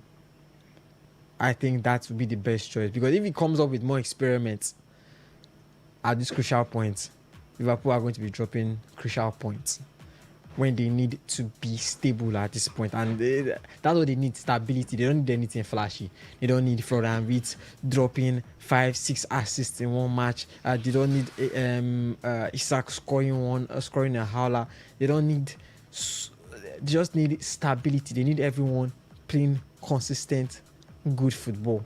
If this person is not performing, this person is performing well. We know we can rely on a field of 11 players. We should rely on more than 70% of them to give us what we need to be stable every match. That stability is what they need to bring to that team. And Slot has been killing that stability.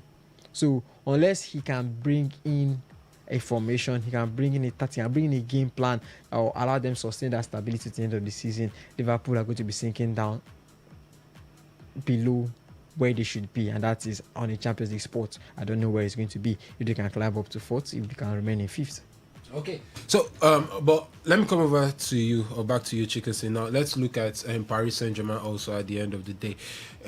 Some do have a lot of credit for the well-oiled cog or machine that Luis Enrique has actually built there with Paris Saint-Germain. The fluidity of the forward line, the footwork we see from the likes of Kvaratskhelia, Ousmane Dembele, Desiree Doué, also Bradley Barcola when he comes on, and the brilliance of Vitinha. I mean, that team, are we seeing them going on to do what they did last season, dominating the Champions League and go on to win it? Or you do feel Bayern will actually get to stop them? Or you just feel it was a poor Liverpool? So PSG, who haven't, especially this season, been as imposing as they should be, you look at the Ligue 1 and look at some of the performances in the league phase, that they should definitely have dispatched Liverpool the way they did and the manner in which they did. I would say that Eric, the coach, has been very, very tactical this season since the beginning of this Champions League race. And I still believe in PSG, and I believe in the man, Enrique, that he can actually do it. He did it last time, and this is just like something that he has done before, and he still has that confidence in him, and he has instilled this same confidence in those players. You understand? So I believe that PSG can still go as far as winning the Champions League again, because the manager is so very, very, very tactical, and the players there, like you said, Ousmane Dembele and Kvaratskhelia, the man that came from Napoli, and also Desire Doué. These attacks and forwarders, these people are people that they play with passion. They play with passion for the team. They have their mind set up for the team.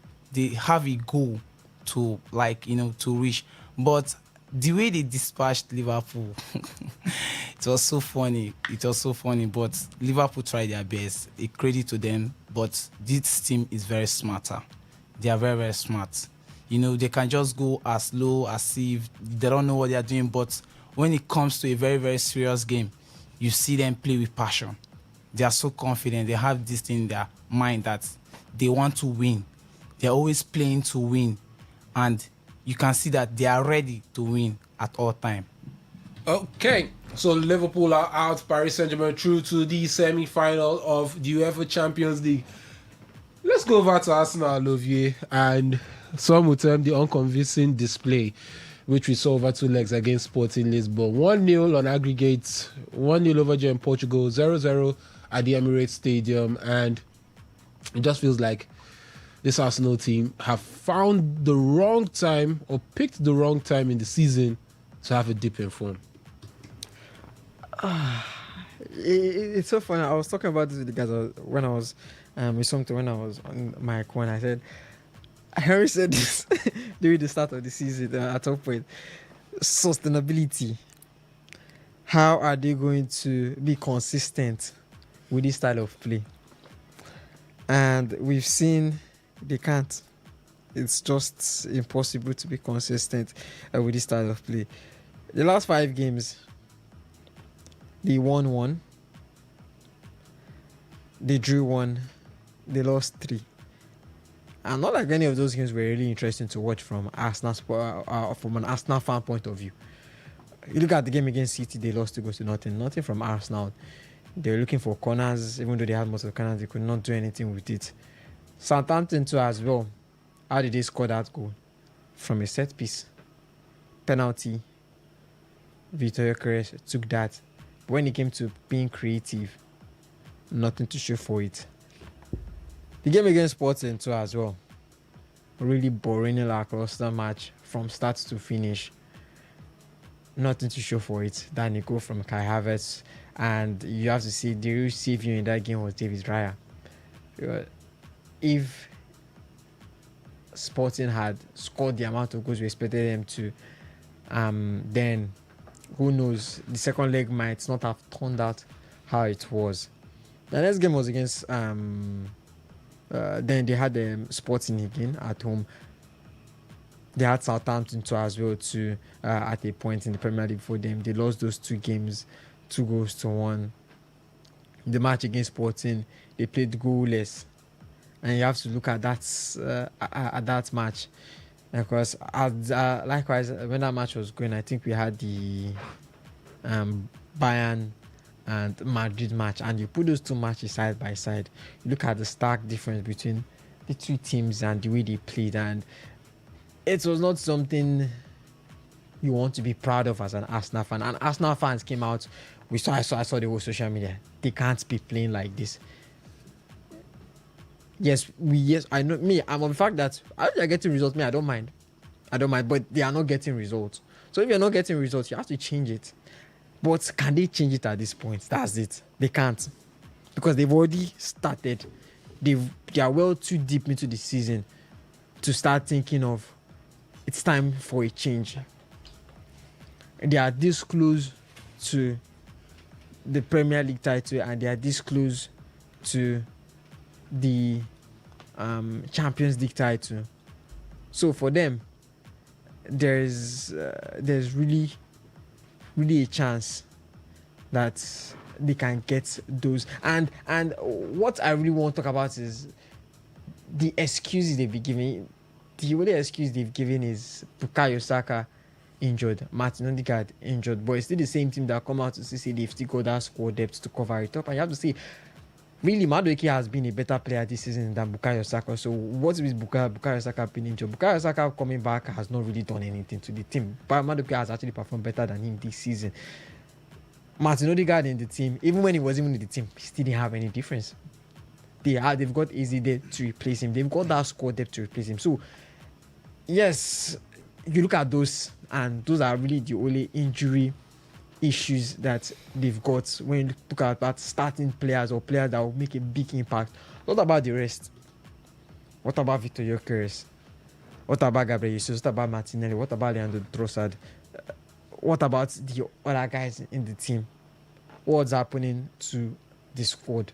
If you can't get a goal via a set piece, if you can't get a goal through good football, does that mean that they they can't win a match. They've got City next. Would they play the same way they played when they played City during the start of the season? Would they play City the same way they played during the FA Cup?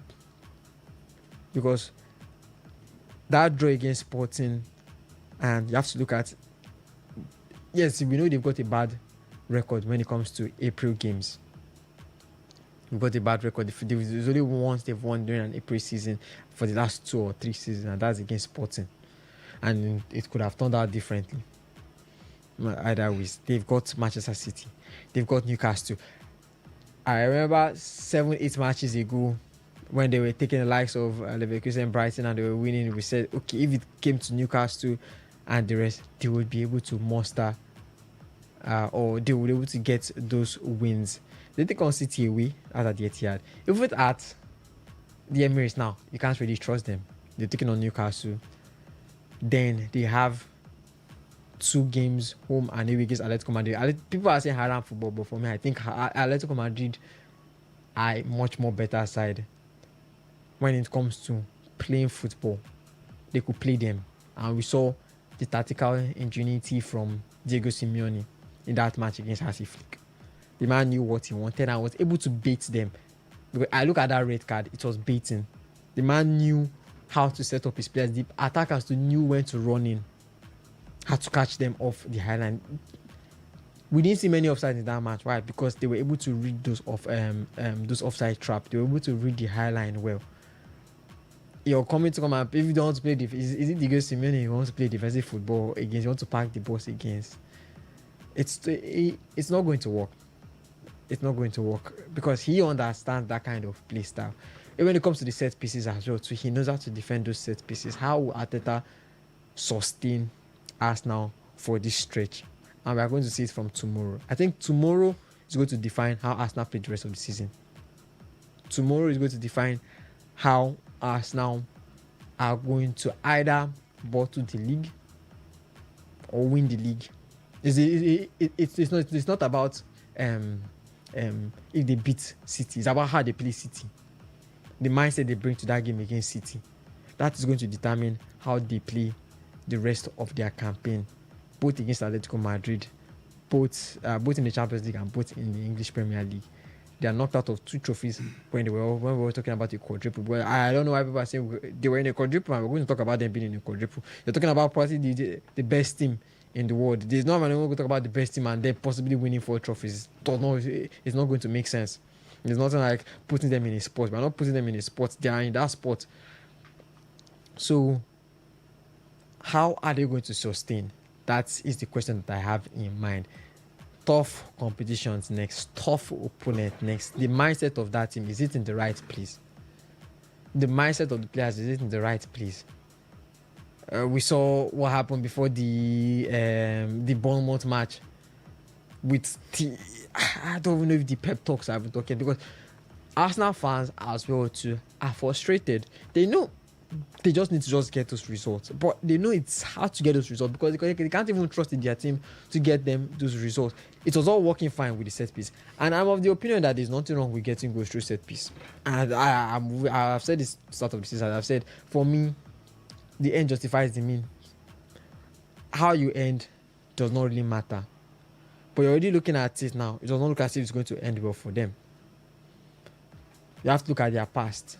We have to look at what's frightening for them now. We have to look at the present now. They've kind of downgraded how they started this season.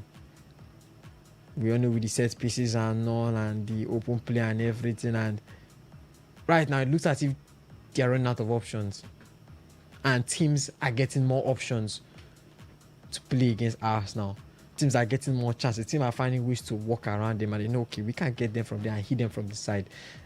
So teams are walking around the Arteta squad, and when one manager gets this rolling, another one continues. People might even say the Sporting match is all because Sporting is not in the Premier League. That's why they don't understand them. Now they are going to be playing Premier League teams.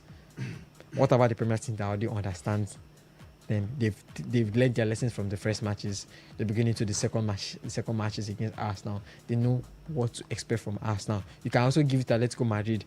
Well, Atletico Madrid, then again, they are a top team on their own, and their manager won't say he really plays it that much of a defensive football, but right now he's exploring. Then you have to count goals. Atleti have been scoring goals for their past 5 matches, 2, 3, 4. They find a way to get at least 1 goal, and you look at the way they get those goals. Beautiful. You look at that game against Barcelona, the 2 legs, the Copa del Rey, the Champions League, even the match against Real Madrid. I think that match ended 3-2. They still know how to get those goals. Can you say the same thing for Arsenal at this point in the season? Maybe we might have said the same thing for Arsenal when they started, when they dealt with Real Madrid earlier in the season. But can we say the same thing now for this Arsenal at this point in time? Can they go and see a top team, and they can comfortably beat them or comfortably perform well against them? I don't think so. Okay, we do have Benjamin Mina here with us as well. Benjamin, good afternoon. Welcome. Yeah, good afternoon to you, Henry. Good afternoon to the guys in the studio. Good afternoon to our listener out there. Ovie was, doing justice to Arsenal current state. It's like someone telling you, I'm going through a lot, and you are already, and the other person you're telling is already in a lot. I think Arsenal is in a lot right now, and you keep wondering and asking yourself, this is a team that was once regarded as the best team in the land. They were competing in four trophies, quadruple, and top to the Premier League at some point with a couple of lots of points, if I'd use that, and the Champions League, they're still in the Champions League, had the final to play against Manchester City in the Carabao Cup, lost it, and FA Cup, they're out against Southampton, a team that, when you want to categorize, you'd say the second Arsenal team is better than Southampton. Now, why did I say that? You ask yourself, where is Southampton placed in the championship table? I feel that Arsenal are not in a good frame of mind at this point in time. I said it from when they lost the game against City in the Carabao Cup. I said that game was going to deal with them psychologically, and it dealt with them. Whether the coach comes out to admit that or not, it's what it is, right? Yeah, as a coach, you would want to, cover your players in the public, but I think that game dealt with them psychologically. And after that game, they lost to Southampton. After Southampton, they played Sporting. They won 1-0, thanks to David Raya, that saved them. Of course, he's his job. He's a shot stopper, so that's his job. They came back, second leg of the game, the Champions League, they didn't win. Now, tomorrow, you're going to be having the test of your life tomorrow. That's against City. City has lost hope of the league before now. Arsenal actually gave them the league, threw the league open and gave City the hope that they could win the league. Pep Guardiola, he's a man that when you give him one chance, if you give him a room, he will take palo. And that's what he's doing. It shows the experience of both managers. One has lots of experience, the other is still, learning, in the trade. Yeah, in as much as you could say he's one of the best managers currently because of, form and the way he has carried Arsenal since he came in, But I feel for Arsenal, tomorrow is going to be the test of anything that makes Arsenal, that made Arsenal lose that game. If Arsenal get to lose that game against City tomorrow, it's done and dusted. Well, then if City gets to lose against Arsenal, it's done and dusted. So tomorrow you're going to be expecting something spectacular. But come to think of it, that is why this is the English Premier League, right? Full of drama and full of competition. So I'd say whoever wins tomorrow, congratulations in advance. But the Arsenal we are seeing tomorrow, even if they get to play draw against City, what are the tendencies that Arsenal will not drop points again? That's the question. As for City, I'm not saying they're in the driving seat. The way we talk about City, that's how we are going to be talking. The way we talk about Arsenal, that's where we're going to be talking. That's how we are going to be talking about City. They have their own tension too, but psychologically, I think they are above Arsenal a bit in terms of psychology. Again, the players of Arsenal, I feel that I'm not writing Arteta off, but if Arteta doesn't win this league, I feel Arsenal need a more mature manager. Ateta gets to lose a game or draw a game that is supposed to win, and he's going to come out and tell you still have 4 games, you have 5 games to go, and all that. But City will tell you, Pep Guardiola, if we don't win this match today, it means the league is over for us. Now, just compare the both. Psychologically wise, I think that, Arsenal is a good team. And I keep saying it here. Arteta is the John the Baptist of Arsenal. He will not win this thing, but if you surprise if another manager comes, boom, the manager gets to win it. It's not as though Arteta is bad, but I think Arteta is over-petting the players. He's not pushing them to that edge. Look at the 05-06, was it 05? Yeah, when Chelsea won the league. You could literally see players sweating their blood out just to win the league for, Jose Mourinho for Chelsea. During when Jurgen won the league, you could see these players, they want to, even when you think Liverpool are dying, like they are losing 2-0, you are rest assured that this play, at some point, we label them the mentality monsters. What can you label Arsenal right now? You're proving Patrick Everett that says Arsenal is like a Netflix. You're going to be rating for next season. Again. I think the less we talk about Arsenal, but trust me, they're a good team. Like I said, they're a good team with a fantastic manager, but they need to go down the wire to get that thing done. So that's it for Arsenal and Manchester City. Okay, well, we're talking about Arsenal and Sporting Lisbon. He also took us to Arsenal and Manchester City, which we also intend to talk about on the show this afternoon. But before we do get to talk about that, we have to go pay some bills. But you can send your thoughts to the SMS and WhatsApp portal, and that one is 0701 933 9962 0701 933 9962. We will be going to the phone lines after the short commercial before we get to talk about Chelsea United and Arsenal versus Manchester City. So do not go anywhere. Today's Sports Live will be right back after this break.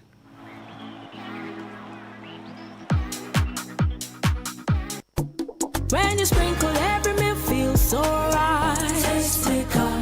When you stir, the color shines so bright. Taste flicker. When you serve, it's pure delight. Taste flicker. Taste flicker by Terra. The flavor you can feel. From jollof to stews, from soups to sauce, Tastemaker seasoning powder makes everything taste so good. Sprinkle, stir, serve. Tastemaker. Big Boo Rice. Big Boo Rice, yeah, in the pot. 7 it up, I stay hot. Stone free premium parboiled rice. Big Boo in the pot. So nutritious and tasty. Serve it up with style. A cooking delight for that great party jollof rice. Big Boo Rice, yeah. Big Boo long grain parboiled rice contains protein and fiber, a source of vitamin B, and is great for all rice dishes. Big Boo Rice, tasty rice nourished you. Go for gold, Terra Gold Cube, the amazing seasoning cube. So when you're cooking your delicious meals, don't compromise. Go for gold. Go for gold. Rich, consistent taste for cooking mouth-watering soups, stews, and jollof. Choose wisely. Choose Gold. Terra Gold Seasoning Cube. 1 cube. Endless possibilities. Terra Gold. How do we make our cooking come alive? Oh, Pepe Terra.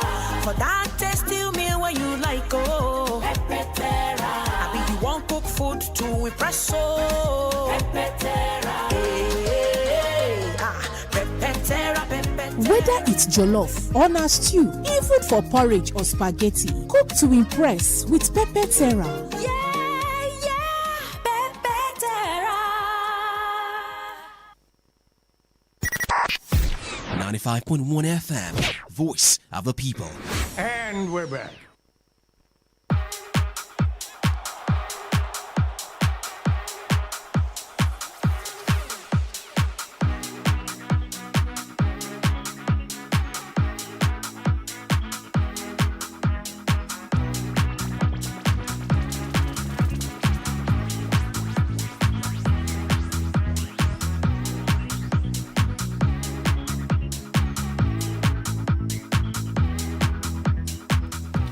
Welcome back to the show. This is your Today Sports Live on your premium talk news and sports radio station. Today 95.1 FM. Still listening to the voice of Henry Ogogo, and I have Benjamin Mina, Ovie Wallace, and Chickasin here with me in the studio. And we're talking about Liverpool and Arsenal in the UEFA Champions League, their respective games. Liverpool are out, Arsenal true, although in unconvincing fashion. 0701 933-9962 0701 933-9962. Send your thoughts to the SMS and WhatsApp portal and we will take them.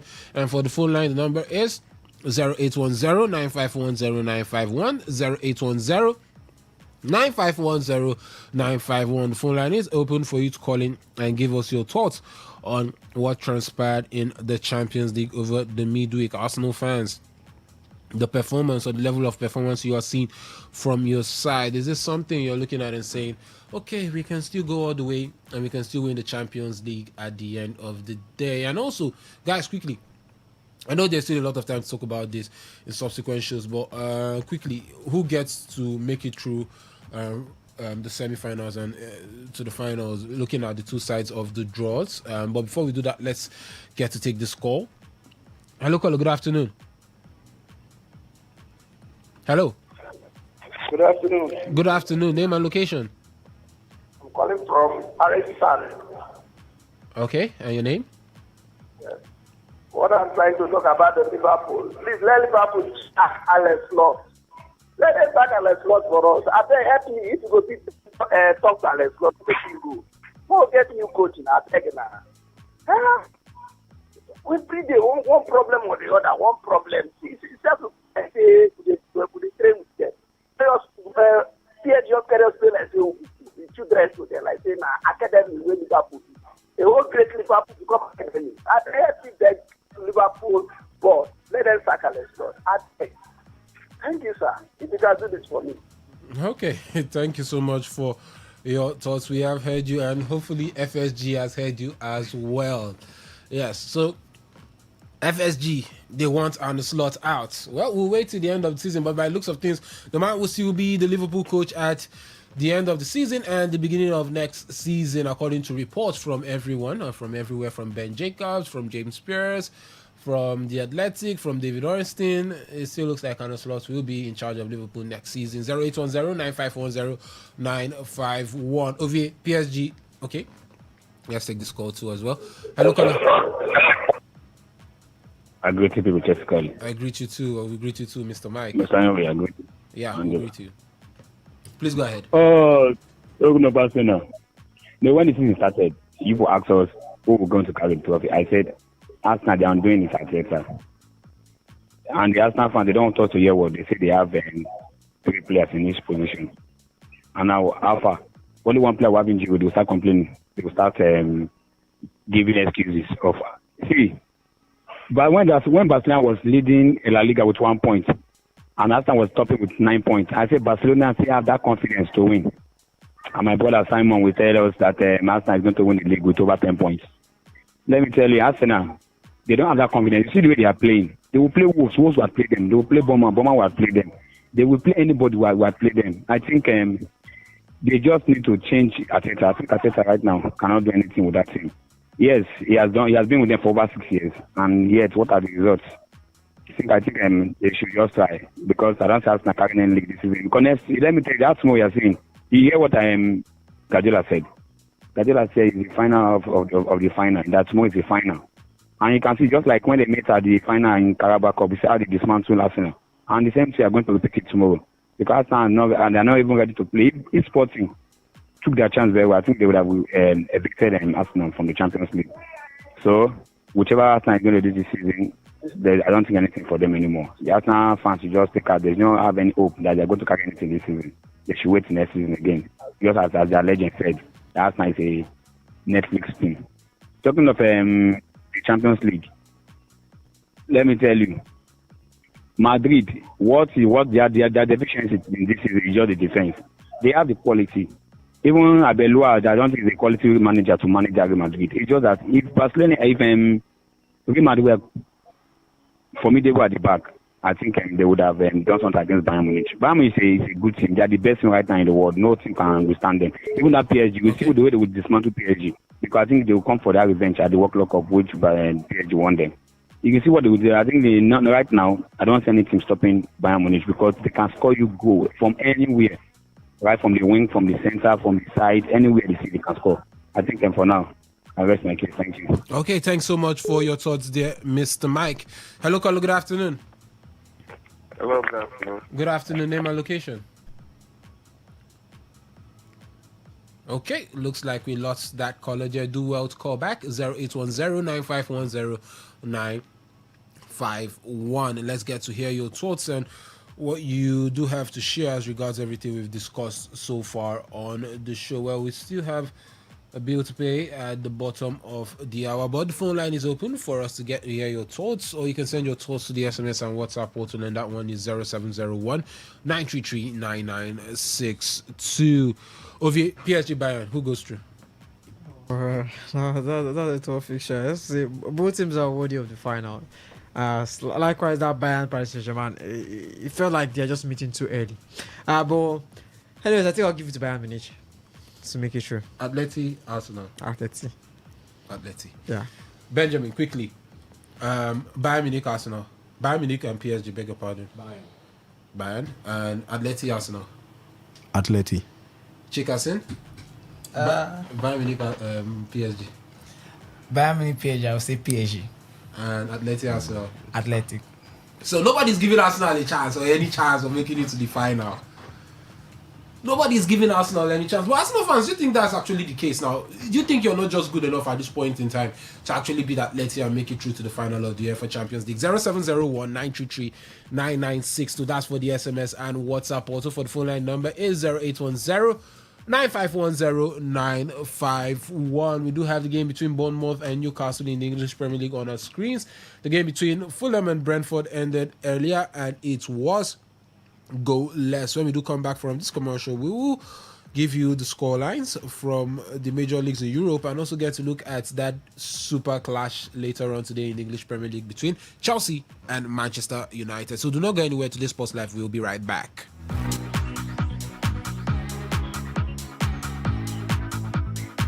Waiting they create party for my waiting they cause they let you rejoice. Terra Cubes. Terra Seasoning Cube turns your meals into a masterpiece. Unwrap joy, unleash taste. Hey, come cook with Terra Cubes. Come cook with Terra.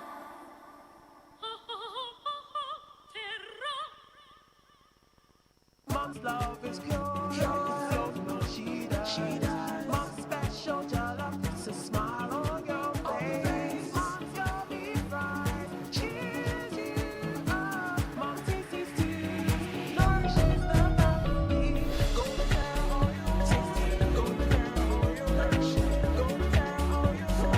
Golden Terra soya oil. Golden Terra Oil helps Mom pour her love in the tasty, nourishing meals she cooks for her family. Golden Terra Oil, pour pure love. Good tasty food is worth living for. Worried about your oil every time you enjoy your favorite meal? Introducing Golden Terra Smart Balance Oil. Smart Balance Rice Bran Oil is rich in gamma oryzanol. Several studies suggest that gamma oryzanol may contribute to the reduction of bad cholesterol. Golden Terra Smart Balance Oil.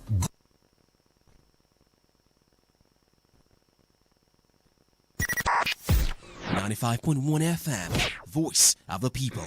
And we're back.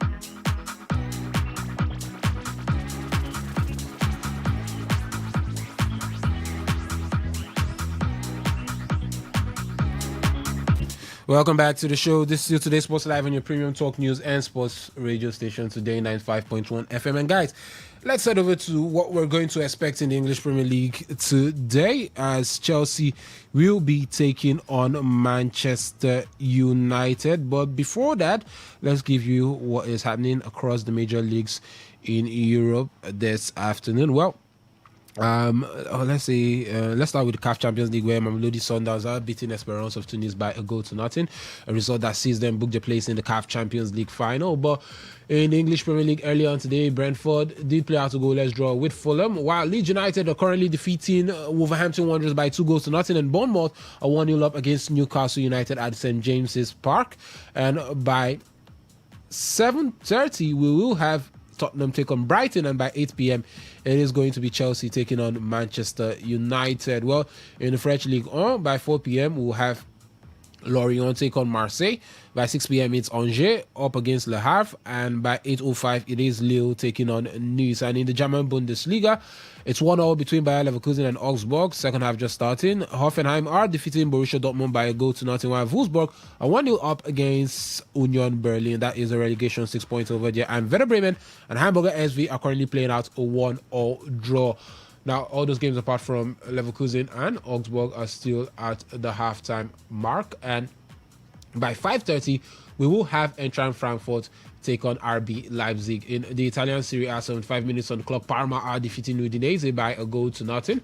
By 5 p.m., we'll have Napoli take on Lazio. And by 7:45, it is AS Roma up against Atalanta. No games in Spanish La Liga and Dutch Eredivisie today. In the La Liga, or in Spain, it is the Copa del Rey final between Atletico Madrid and Real Sociedad this night. 0810-951-0951.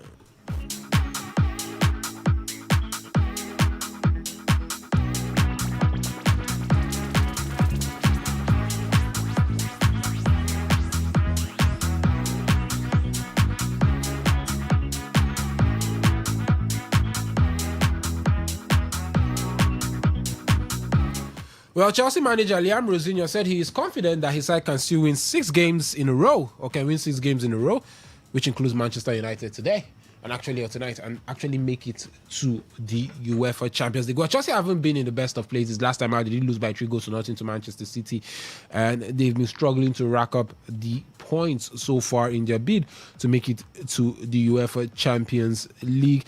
And let me start off with you on this, Chickerson. First off, this Chelsea side, looking at them, can they win 6 games in a row? I don't think so. I don't think Chelsea can win 6 games in a row because, one, they have a very poor defense. Their defense is very, very bad.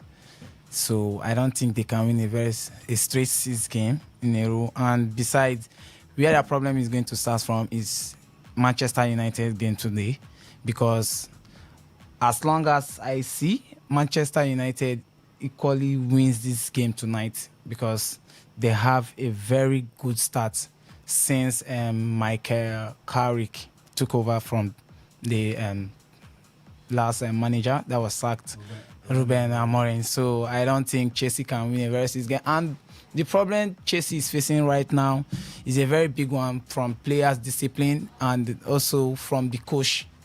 And you can see that his stats are not aligning at all with the players. So him coming up to say that Chelsea is going to win a straight up 6 match is very difficult, because we know that they have very much stronger teams to play in the next 6 games. So I don't think so.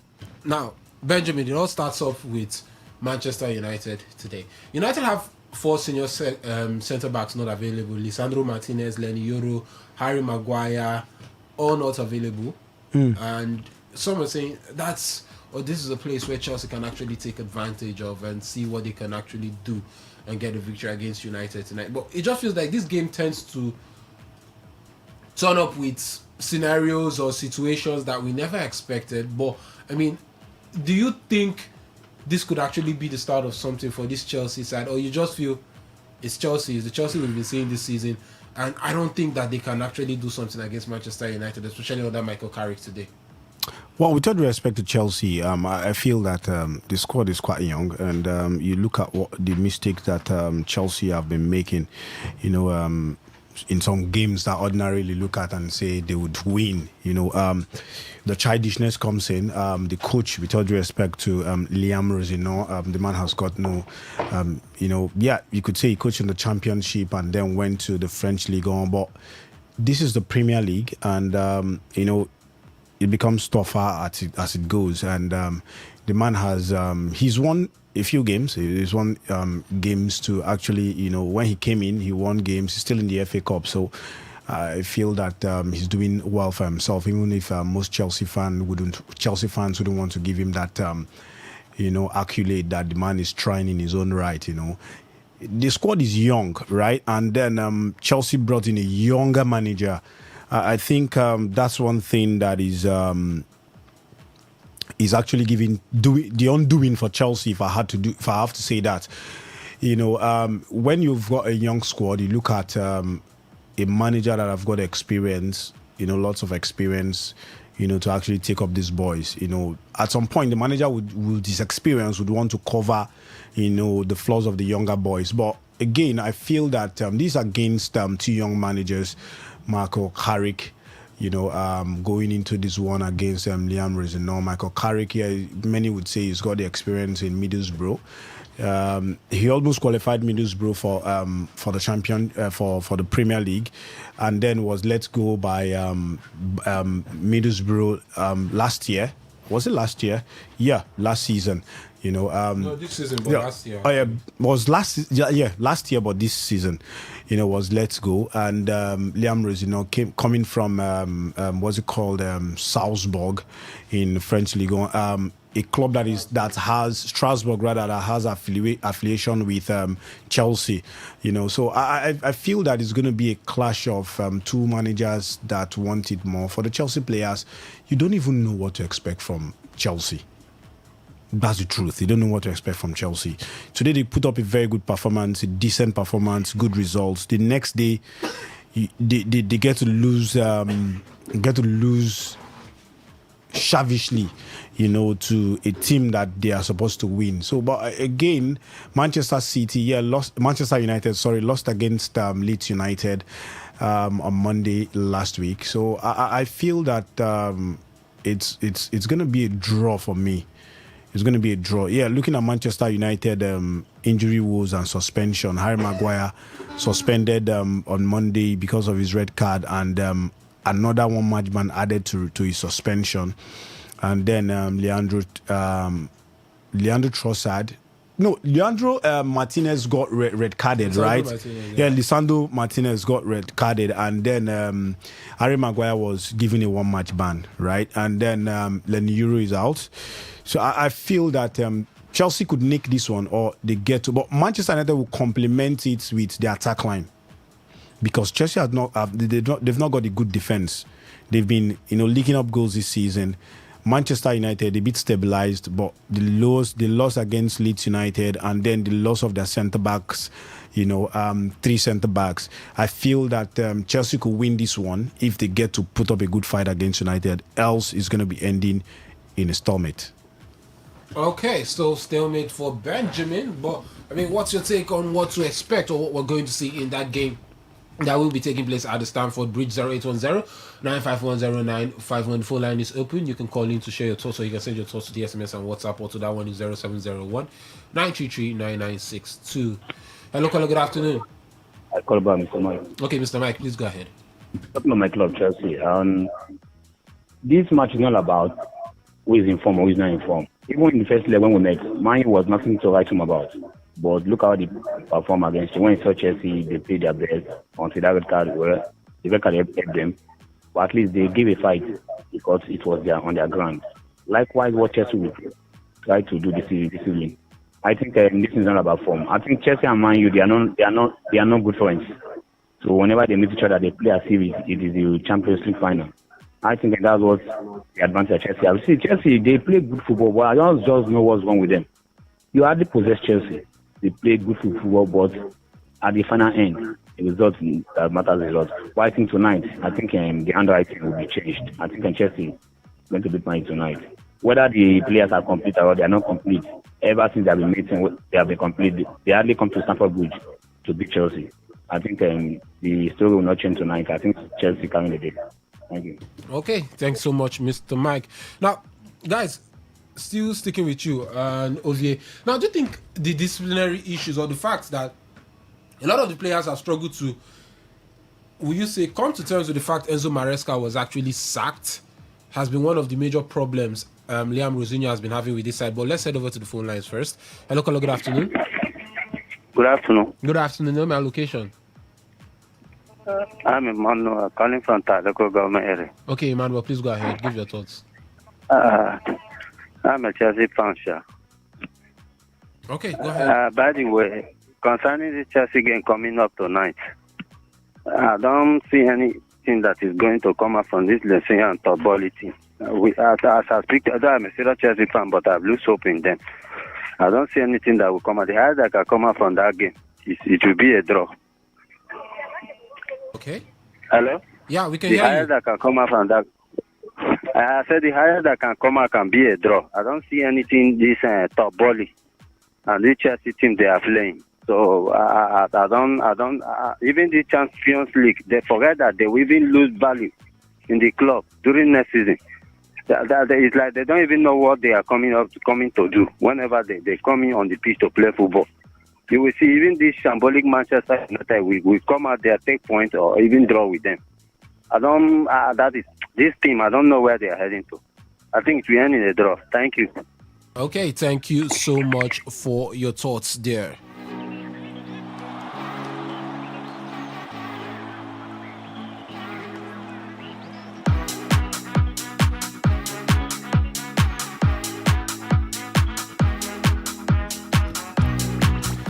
Okay, 0810951091. The phone line is still open. The SMS and WhatsApp portal is 0701-933-9962. Now, Ovie, I was asking, now, do you think the fact that the players have failed to come to terms with the fact that Enzo Maresca was sacked is one of the reasons Chelsea or Rosinha is struggling to still impose himself or what he wants on this team?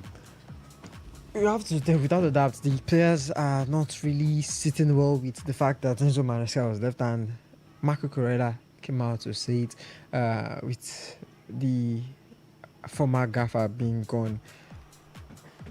Enzo Fernandez too as well coming out as well. We all know how the locker room is, and it's not like Enzo Maresca was the best at managing that locker room when it came to discipline, but I think he was able to handle it to some extent, and we could see the fruits actually work out, because when it came to the Club World Cup, they were able to get the win in the Conference League. Well, we expected them to win the Conference League, but at least he still did it. He still did it regardless with that team. The Premier League, they were doing okay. They were doing really well. If he had continued, who knows how things would have been. They might still be in the Champions League, because I don't think they would have collected an 8-2 bashing from Paris Saint-Germain if it was Enzo Maresca that was still in charge. But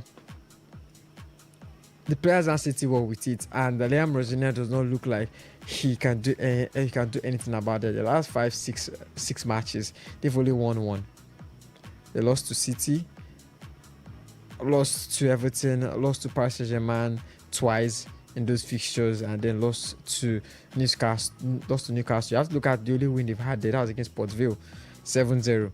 We expected that. People thought, okay, yes, they can do something against Manchester City.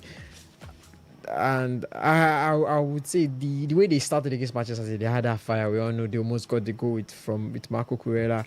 It didn't work out, and after that, City had control of the game from start to finish. They've had 3 different captains. Enzo Fernandez was the captain during the match against Everton. During the match against Port Vale, it was Cole Palmer. Yes, we all know that Moses Caicedo was the captain against the game against City.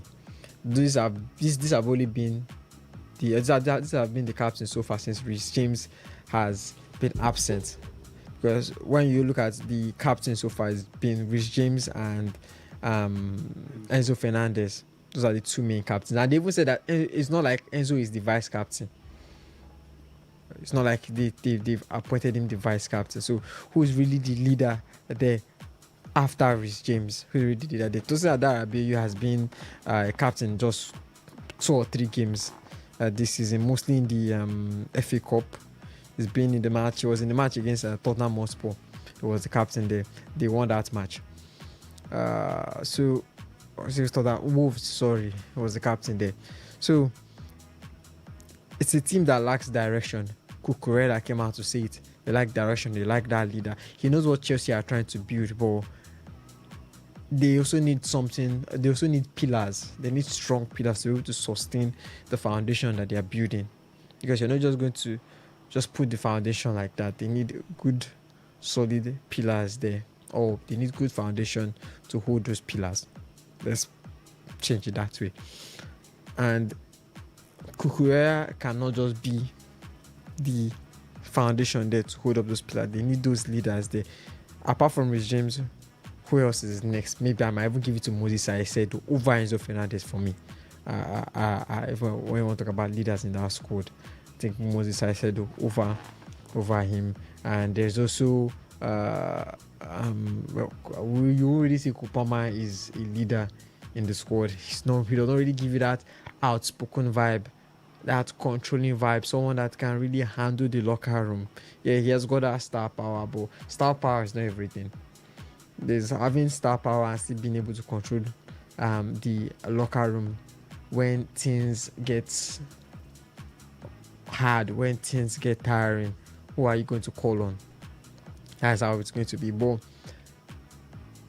for now, I don't think Chelsea are looking to change up Liam Rosenior.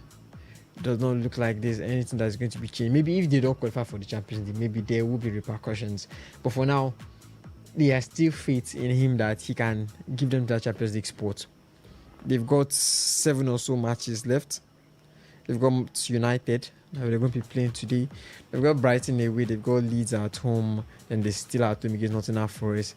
Liverpool away. Tottenham and Sunderland. They've got the toughest fixtures among all the top 5 teams. And this will really test Liam Rosenior. Because there's no way you're going to lose against City, United, Brighton, Liverpool, Tottenham. The top 6 teams that you're still going to compete with next season.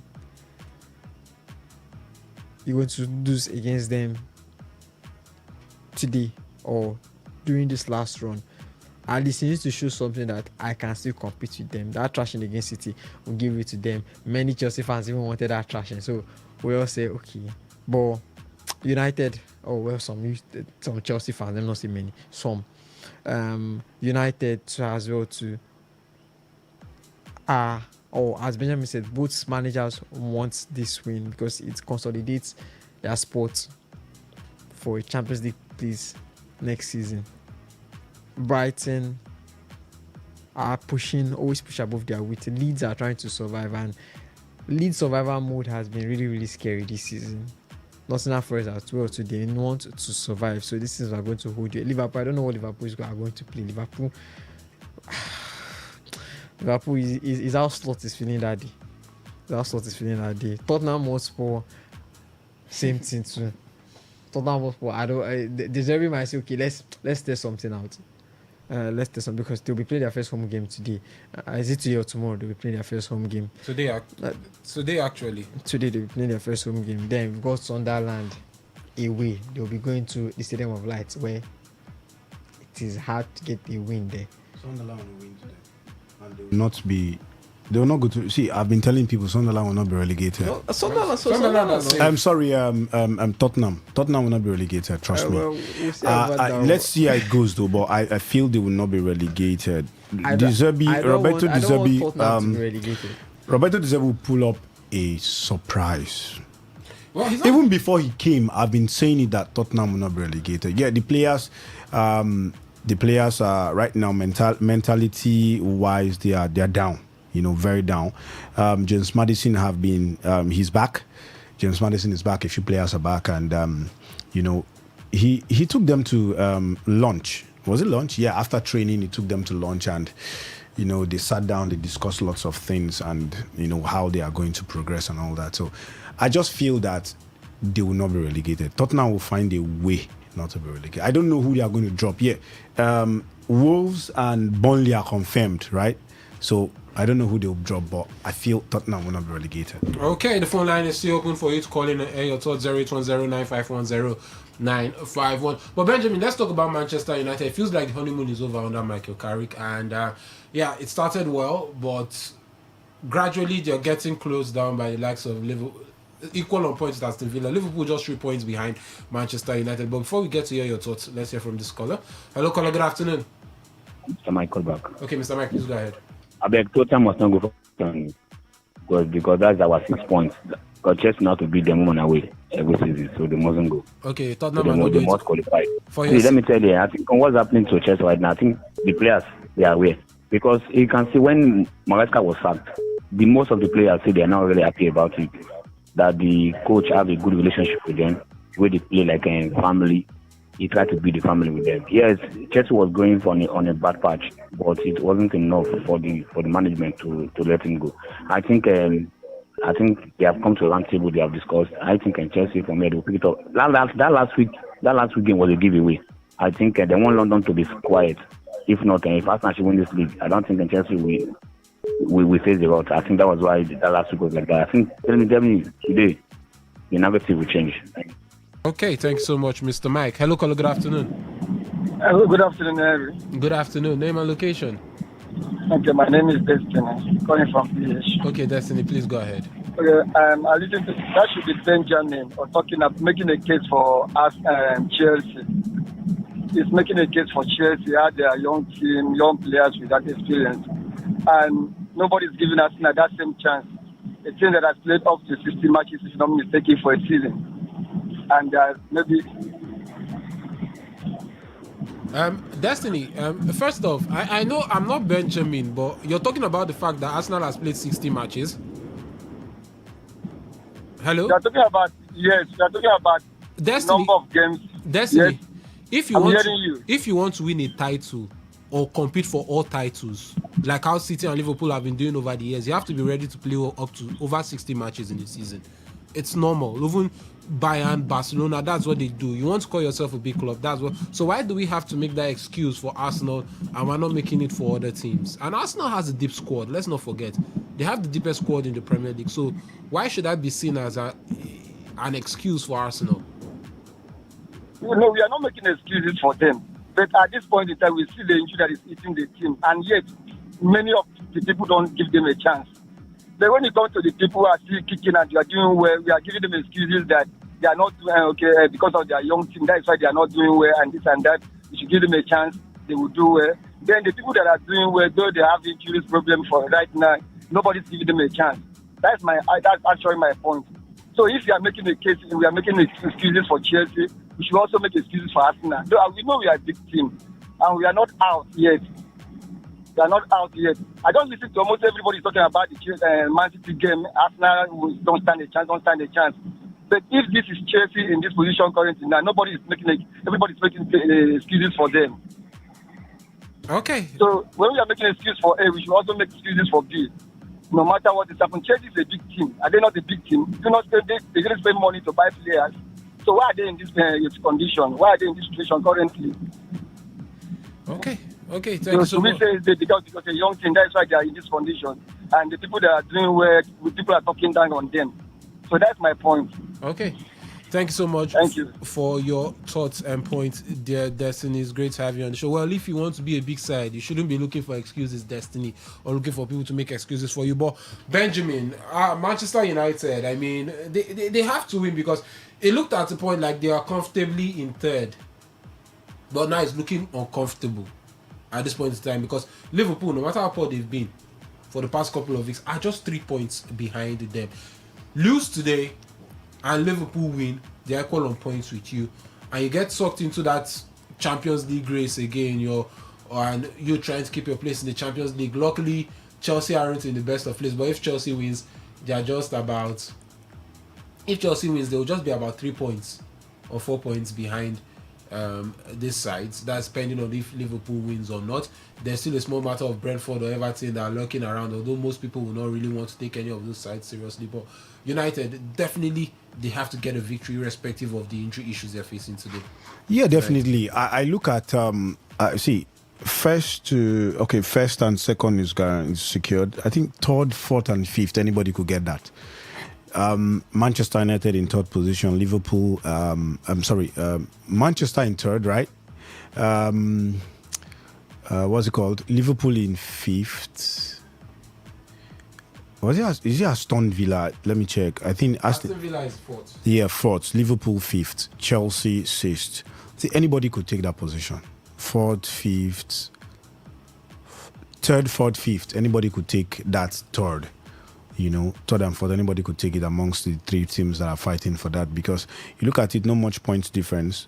Whoever wins, like you said, if Liverpool gets to win today and Chelsea gets to beat Manchester United or drop points, becomes Liverpool topping. So I feel Liverpool have not been best of form. They should have been there.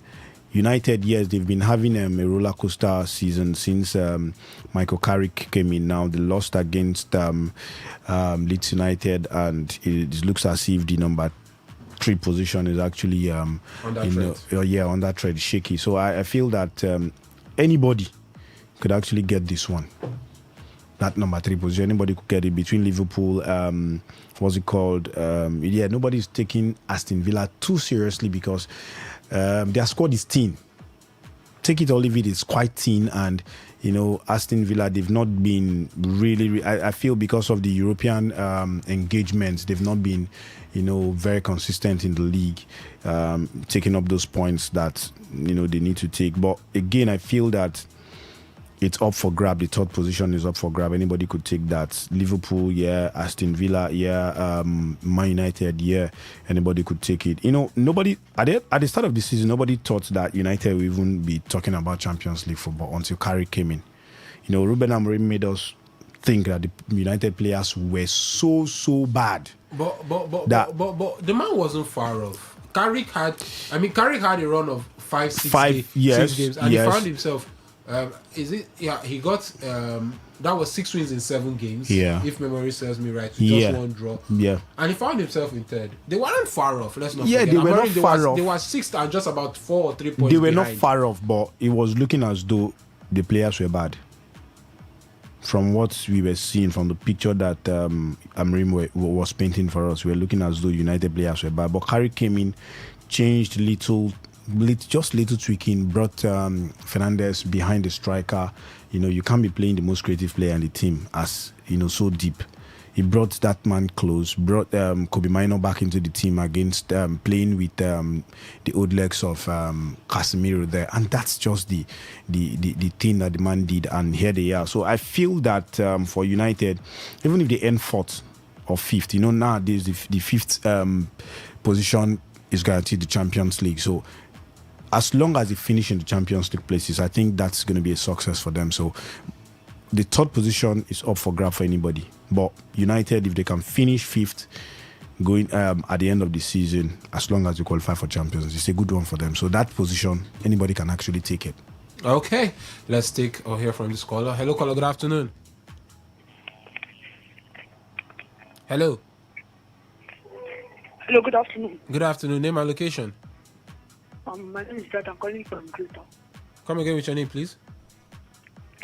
My name is Bright. I'm calling from Greater. Okay, Bright, please go ahead. Please, I want to ask you a question. Go ahead, Bright.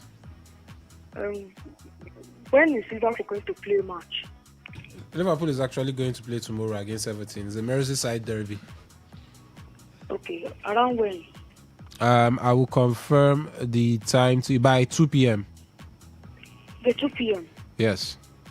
Okay, thank you. I love your program. I'm enjoying it well. Thank you so much, Bright, and we are glad you are having a swell time listening to us. 0810-951-0951, 0810-951-0951, and 0701-933-9962, 0701-933-9962. Well, let's give you some of the things happening across the major leagues in Europe. Yeah, the German Bundesliga as Dortmund are still trailing Hoffenheim by a goal to nothing over there. Leverkusen still playing out a 1-0 draw with Augsburg, and Mamelodi Sundowns are fighting to book their place in the final of the CAF Champions League, and they have done that as they've defeated Esperance of Tunis by a goal to nothing over there in Pretoria, South Africa. And yes, in the German Bundesliga, Bayer Leverkusen playing out a 1-0 draw with Augsburg. Hoffenheim defeating Dortmund by a goal to nothing. Wolfsburg have doubled their lead against Union Berlin, while Werder Bremen are leading Hamburger SV by 2 goals to 1. And in the Premier League, everything still stays the same as it was at halftime: 1-0 to Bournemouth and 2-0 to Wolverhampton Wanderers. Osas, Chelsea will be taking on Manchester United today.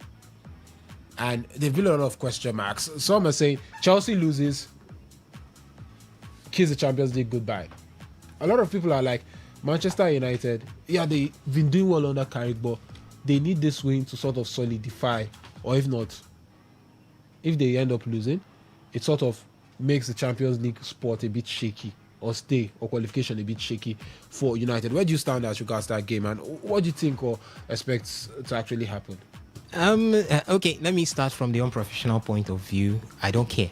Number one, that's it.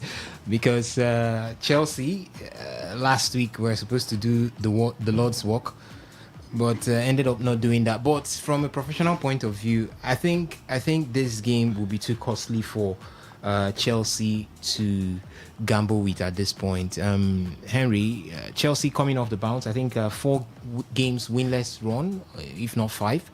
And what other way can you rewrite the statement? What other way can you pull for some sort of belief from the Chelsea faithfuls, if not beating Manchester United? It's back there at the Stamford Bridge. The Stamford Bridge has been desecrated by one Manchester side.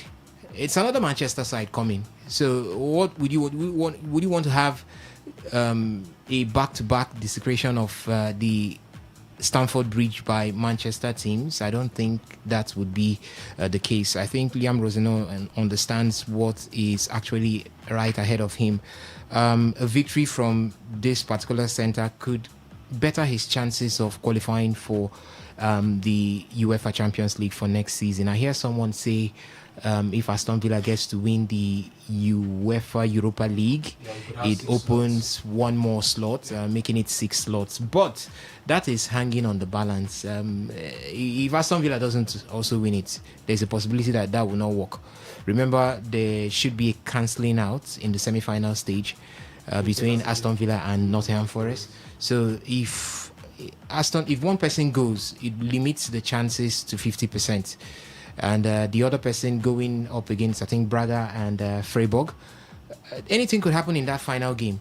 So it's best you seal it all up by trying to gain qualification from the league, 5 slots there. If you want to qualify, it's big enough to have you in that. So a victory today for Chelsea, I beg your pardon, over Manchester United would be the right answer to all the critics, the right answer to all those calling for Liam's head, right answer to all those disbelieving what the process is all about there for Chelsea. So I think it's a game worth winning for Chelsea. It's a game that Chelsea must look out to win. For Manchester United, they might afford to want to maybe drop points here or just forget about a victory is a statement, quite all right, but it's not going to hurt Manchester United anything much, because I think they are guaranteed when it has to do with UEFA Champions League qualification for next season. 55 points against Liverpool with 52 points. I don't see Manchester United losing 3 games between now and the end of the season, so there's that sort of guarantee or cushion for them qualifying for next season's UEFA Champions League. That's the aim right now. That's the desire of all Manchester United faithfuls at this point. So, but I think it's a game for Chelsea to win. Chelsea will definitely want to fight to get the victory. And Benjamin, I mean, there's still talks who takes over. I know the season is not yet over, but does Carrick keep the job permanently, or do we? Because there are talks Nagelsmann or Julian Nagelsmann could be back in club management and leave the German national team after the World Cup. There are also a lot of names. Xabi Alonso is being linked and all that stuff. But does Carrick keep the job with what he's done, whether they qualify for the Champions League or not? Or even if they do qualify for the Champions League, that no more Michael Carrick, he should just leave irrespective of what happens at the end of the season? Well, the fact that the fact that Manchester United hierarchy are actually interviewing other coaches, it shows that they don't see Carrick as their man. They've interviewed, they are in talks with, according to rumor, the likes of Nagelsmann, like you said, and a few other coaches. Alonso is in the mix. So I feel that since they are talking to these coaches, Michael Carrick, they don't see Michael Carrick as a future manager in the team, for now at least, because he's an interim manager first of all, and secondly, the man, well, he's doing well for himself. He has given the team hope of qualifying for the UEFA Champions League. So I feel that he's done a bit for himself. But if he's going to be keeping his job, I think that is not my option. But if it's going to be possible, if United think it's going to be possible keeping their man, why would they be talking to other coaches? So I feel he will not be at the helm of affairs next season, because they are talking to other coaches, and you've seen the coaches that they're talking to. These are experienced managers that have coached top flight teams before. Xabi Alonso we can see what he did with Bayer Leverkusen in his time unbeaten, won the league, went to Real Madrid. Yeah, it didn't work out for him in Real Madrid, but he has gotten that experience, as a grade A team coach, you'd say.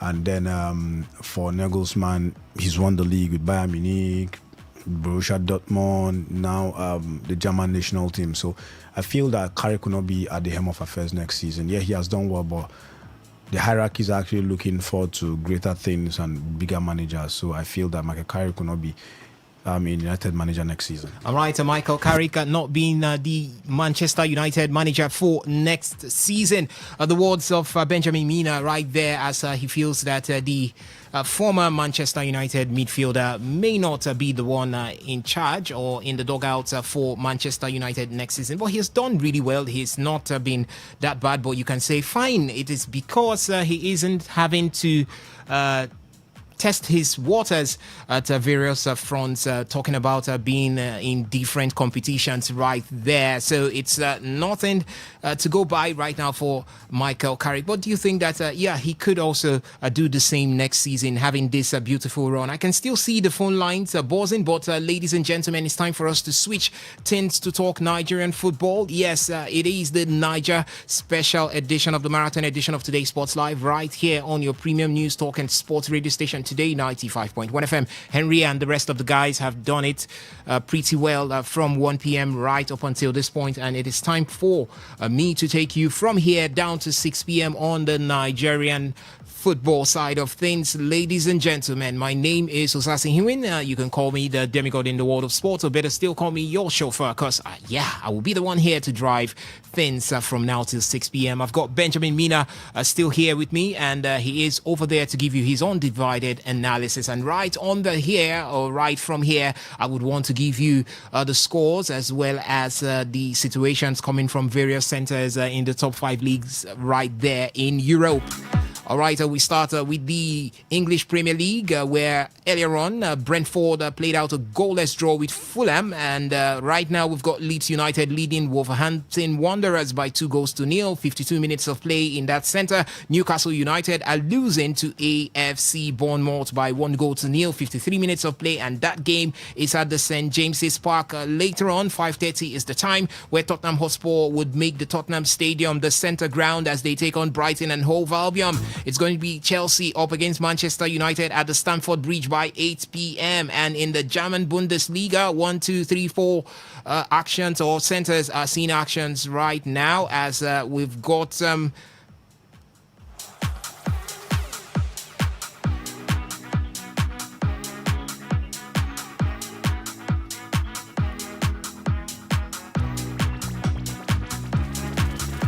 all right, we've got Bayer Leverkusen playing out a 1-0 draw with Wolfsburg right there, and Hoffenheim lead Borussia Dortmund by 1-0. It's Union Berlin who trail Wolfsburg by 2-0 at home, and Werder Bremen are leading Hamburger SV by 2-1. It's going to be Eintracht Frankfurt up against RB Leipzig by 5:30.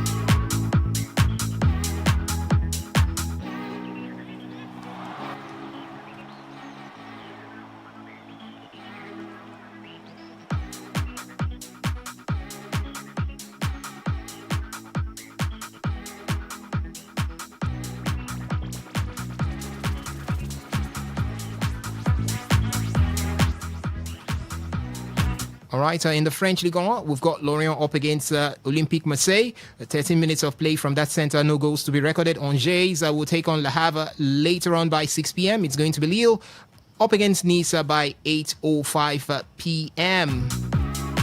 And in the Italian Serie A, Udinese just lost to Parma by 1-0 at home. And Napoli will be up against Lazio later on by 5 p.m. It's going to be AS Roma up against Atalanta by 7:45. And some news coming in from the CAF Champions League. Mamelodi Sundowns have qualified for the finals of the CAF Champions League as they defeated Esperance of Tunisia by 1-0. And by 8 p.m. we would expect RS Berkane to come up against Asfa Rabat. All right, ladies and gentlemen, boys and girls, get ready as it's time now for us to switch our attentions officially from talking European football. And here we are, straight up getting into Nigerian football.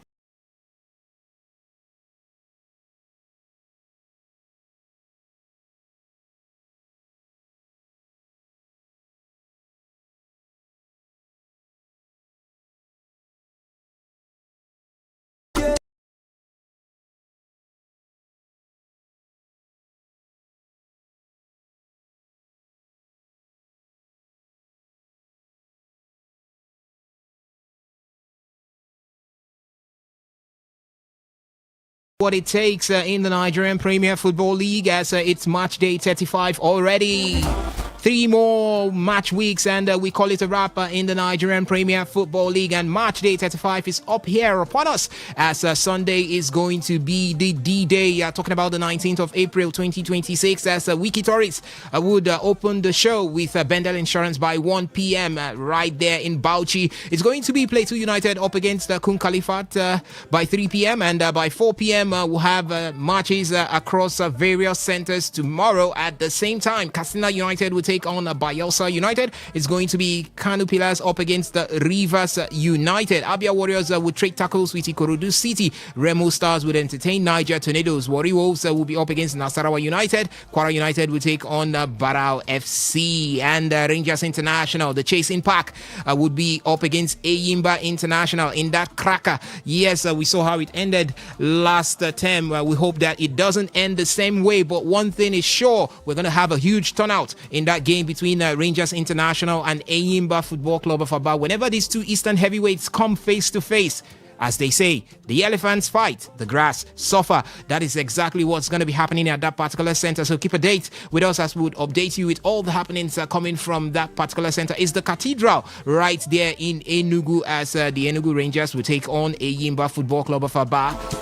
And finally, we'll have El Kanemi Warriors up against the Shooting Stars. It's going to be for 4 p.m. tomorrow also. And these are the games that we will be having in the Nigerian Premier Football League for match day 35. All right, match day 35 is one that has already seen a 62% home wins and an average of 1.95 goals per game. And it looks like the away teams will be having it or would be writing the story of this season in the Nigerian Premier Football League has been tough. Yes, it was actually tough because only 39 games were won by away teams so far this season. But the question right here now is who takes control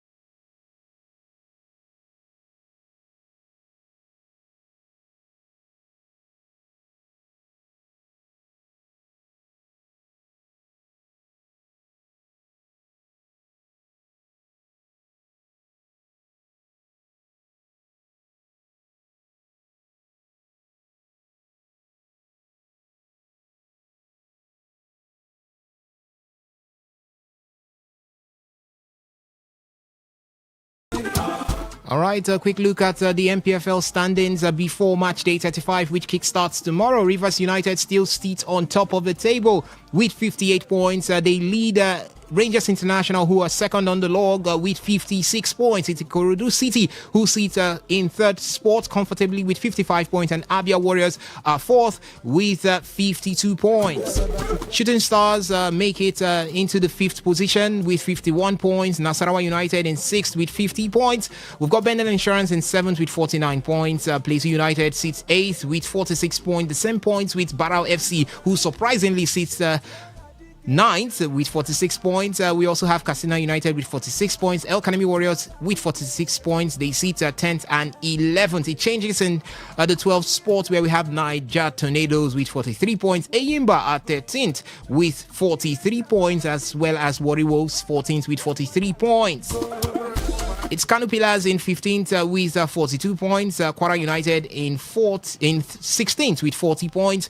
Same points with Bayelsa United, who now lead the relegation battle in 17th with 40 points. We've got Wiki Tourist in 18th with 40 points. There is Remo Stars in 19th with 40 points. And Kun Khalifat are there in 20th position with 39 points. From the way the relegation battle looks, it's like everybody has got a chance to make it out of that relegation zone, but the fight will continue until match day 38. Benjamin, we're looking at the relegation zone. I think we just cut from every person at 40 points. Kwara United is there. We've got also Bayelsa United. There is Wiki Tourist. There is Remo Stars. There is Kun Khalifat. It's quite obvious that every team there is under pressure, but who can actually deliver under pressure this week? Let's carefully look at the games that involve these teams. For Kwara United, they play host to Barao FC. Barao FC, who are now currently in the top half of the table. They sit ninth on the log with 46 points. It's not the Barao FC that started the season we're talking about, because Barao FC at the beginning of the season were really nothing to write home about. But right now, Barao FC are a team that could come to your home and hurt you. It's very possible that they do that. So coming up against the Kwara United, it's going to definitely be a difficult nut to crack there for Kwara United. And we also have our eyes on Bayelsa United, who go away to Castina United. Castina United currently sitting 10th right now on the log, and for the past 5 games, Castina United have managed just 1 loss in 5 games, 2 wins, 2 draws, and 1 loss, coming up against the Bayelsa United, who have had 2 losses on the bounce and just 2 wins in the last 5 games. How do you see that one panning out, Benjamin? Well, looking at the teams, I think Barua FC have been very, very decent. You know, when they started the season, like you said, they started very badly, and it wasn't good. It wasn't good. At some point, they were wallowing up in the relegation zone, and they had to let their coach go. Not just their coach, the technical crew was let go. Even their management team were actually let go. It shows that this is a team that, you know, wanted something more, you know, at some point, and it has paid off for them. Just like Ikorodu did last season, you know, when they let their manager go, and then they fought. I think it was the last year of the season where they lost narrowly out to Abia Warriors in terms of the continental ticket, the CAF Confederations Cup slot, you know, and they've continued that way this season. So I think for Barra FC, they've done very well for themselves since letting the coach go. They are 9th on the table with 46 points. It's a decent word for them, and then going against Kwara United, and Kwara United have not been themselves this season. They've not been themselves. So I just feel that they are going to beat Kwara United. Kwara United is 16th on the table with 40 points, all fighting relegation. And another team that I'm not impressed with. But Kwara United have had 2 wins and 1 draws on the bounce. Yes, they've had, but you have to look at the team that they're facing. Barra FC this season, second rounds of the season, have been one of those teams. A revelation for them. Yes, they've improved massively. And looking at Bayelsa United, that's one team I'm not impressed with. Bayelsa United keep dropping points at home and away, and that's a relegation form. They are seated 17th with 40 points. Now, looking at from 16th down to 20, anybody can go. Anybody can be relegated. Kano Pillars have done themselves with. They've been picking points lately. All right. You know, for Remo Stars, they've tried to change the course of things. Yes, bringing Usman Abdallah, the experienced man. You know, I like to call him the Sam Allardyce of Nigerian League. But he never still come out them for relegation. Yes, but they are still struggling. Yeah, you know, he has bettered their performance. Oh, yes. You feel so?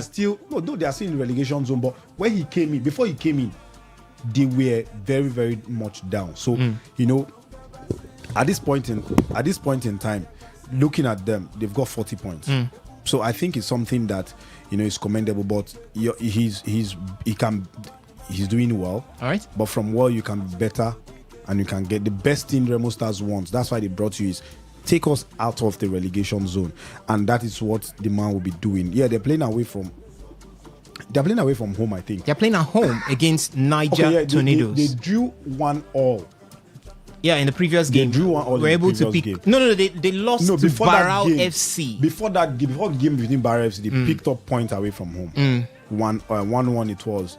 You know, I feel that it's going to be a massive game for them. Yeah, they would have all 3 points undermining who they are playing. All right, because it's their home. And remember, they started this season without playing at home for the chunk of the season because of the renovation in their stadium, their home ground. You know, at some point they played what's it called that. They started playing in Oyo State. Was it Oyo? Yeah.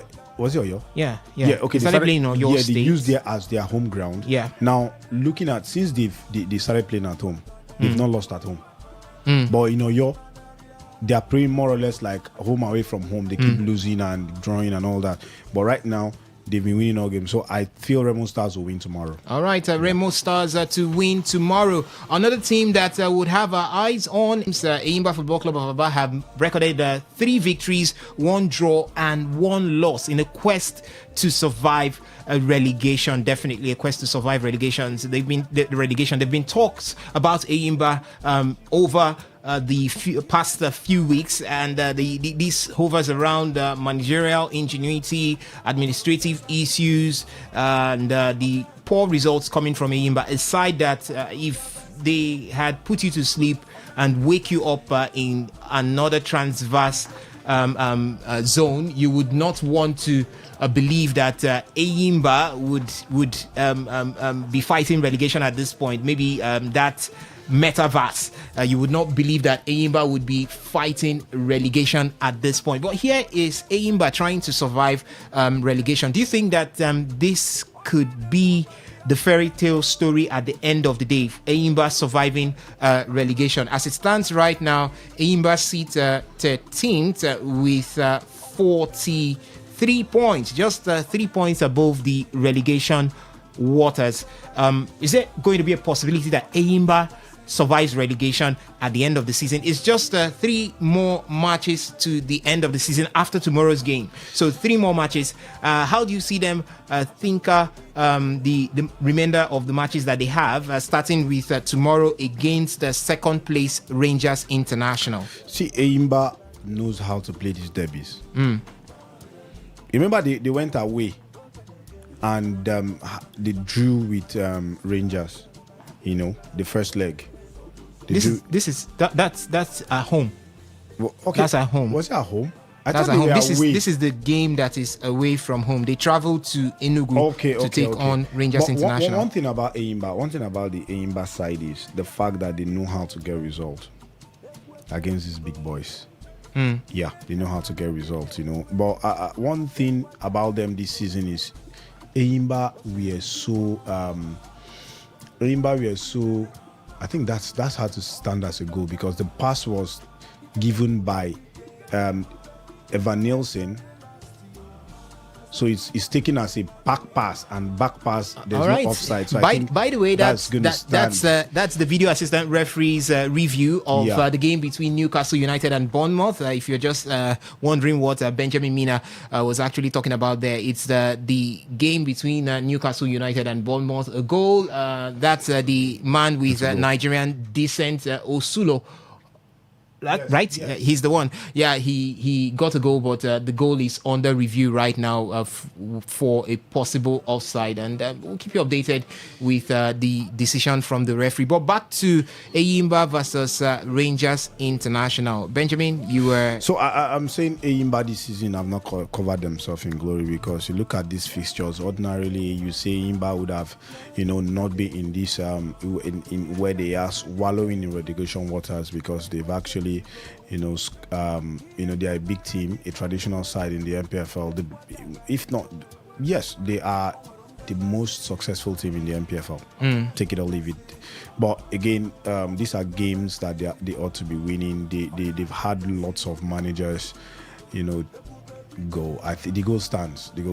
Newcastle United 1, Bournemouth 1. All right. So now for Eyimba, the reverse fixture ended 2-1 in favor of Eyimba. Yeah, that was at the Eyimba International Stadium right there in Aba. So this is going to be against Enugu Rangers at the Cathedral, or called that the Nnamdi Azikiwe Stadium right there in Enugu. And Enugu Rangers would not want a case where a double is done over them. That's by one of their Oriental rivals here, talking about Eyimba. So it's definitely going to be a fight to finish. We're talking about an Eyimba team and Rangers International that have played 32 times. Eyimba has won 16 out of those 32, and they've drawn 8, while they've lost 8, meaning Enugu Rangers have won 8, also drawn 8, and lost 16 at the end of the day. So Eyimba holds a better head-to-head record, but when it comes to being on the road, it's not been very fruitful for Eyimba. They've won once against Enugu Rangers, and that has been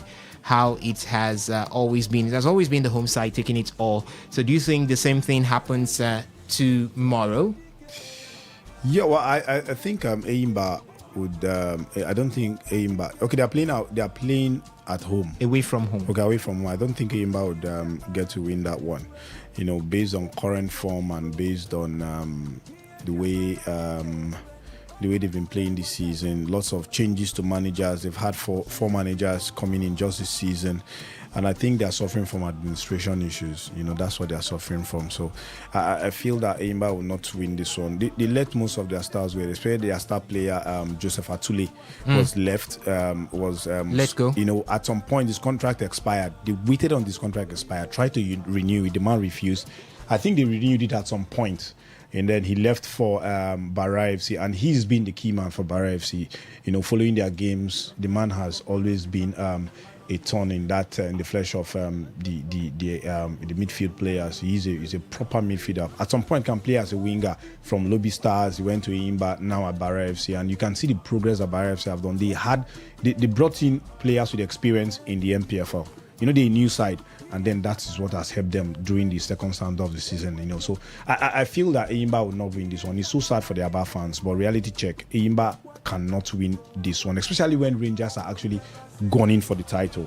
Rangers need all points they can get, especially at home and then away from home. Last time they drew away from home, goalless. They had their away from their last game prior to this one, that are going to be facing Eyimba. So it shows that they are a team that want to get all 3 points anywhere they are, away or at home. So I feel sorry for Eyimba and the Aba fans, but at this point in time, it's an Oriental derby. Eyimba would not the get victory away from this one. All right, that's for the game between Rangers International and Eyimba Football Club of Aba. And let's before we open up the phone lines, let's quickly look at the top of the table clash, or call that the top of the table struggle between Rivers United and Rangers International. For Rivers United, they travel to the Sani Abacha Stadium right there in Kanu to take on the same Sugida, call them Kanu Pillars, and it's going to be a stellar run between Rivers United and Rangers International to the end of the season. After that game with Kanu Pillars tomorrow, the next 3 fixtures for Rivers United: they play at home against Abia Warriors, they play away from home against Wiki Tourist in Bauchi, then they play at home again against Castina United. For Rangers International, the next 3 games after the head-to-head with Rangers, with Eyimba Football Club of Aba tomorrow, they would travel to a low-ranged Bayelsa United in Yanagua at the Samson Siasia Stadium to take on Bayelsa United. Then they would entertain Bendel Insurance. Then they travel to the Mobolaji Johnson Arena right there in Lagos to take on Ikorodu City.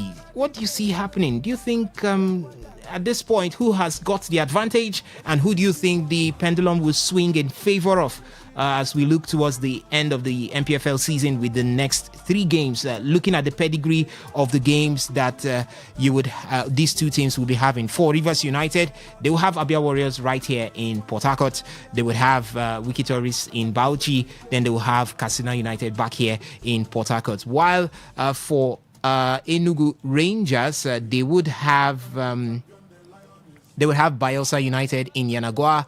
They would have Benel Insurance right there in Enugu, and then they would go over to Lagos to take on Ikorodu City. Well, I think Rivers United, they are playing against Abia Warriors at home. After this game, right? And Abia Warriors, not really. Rivers State is not a very good hunting ground for the Abia team. Emma Mampaka boy, he's a Port Harcourt boy. He's known the ground. He's nowhere. He's been here. This is his home. But I think Abia Warriors have not been having it rosy when they come to Port Harcourt. Same as Rangers. The Eastern teams, they've not been having it rosy, especially when they come to Port Harcourt. So I feel that for that one, Rivers United could nick that one. And then their next game is who? Then Rangers' next game is going to be against Bayelsa United at the Samson Siasia Stadium in Yanagua. Bayelsa United, like we said earlier, not really been themselves this season. They've not been racking point. The only time they rack point is when they get to meet Rivers United. Both home and away, they get to beat Rivers United. For the past 2 seasons, they've beaten Rivers United here at Adoke Amesimaka Stadium. When they gave, what's his name now, the ultimatum, he won here. The new manager won here too this season. So I feel that Bayelsa United, in as much as they've not been themselves, they could give Rangers a run for their money, but Rangers could still nick something out of it, because Rangers this season is like Remo Stars of last season. They get to rack up points home and away. At least away they get at least 1 point, they're okay with it, and then they go to the Cathedral and then wrap it up. So Rangers could get something away from that, could get something away from when they get to Bayelsa. But this is not me saying with all confidence, because Bayelsa United are fighting relegation. They could turn up that day and then get all 3 points against Rangers. Then Rivers United, their next game after Abia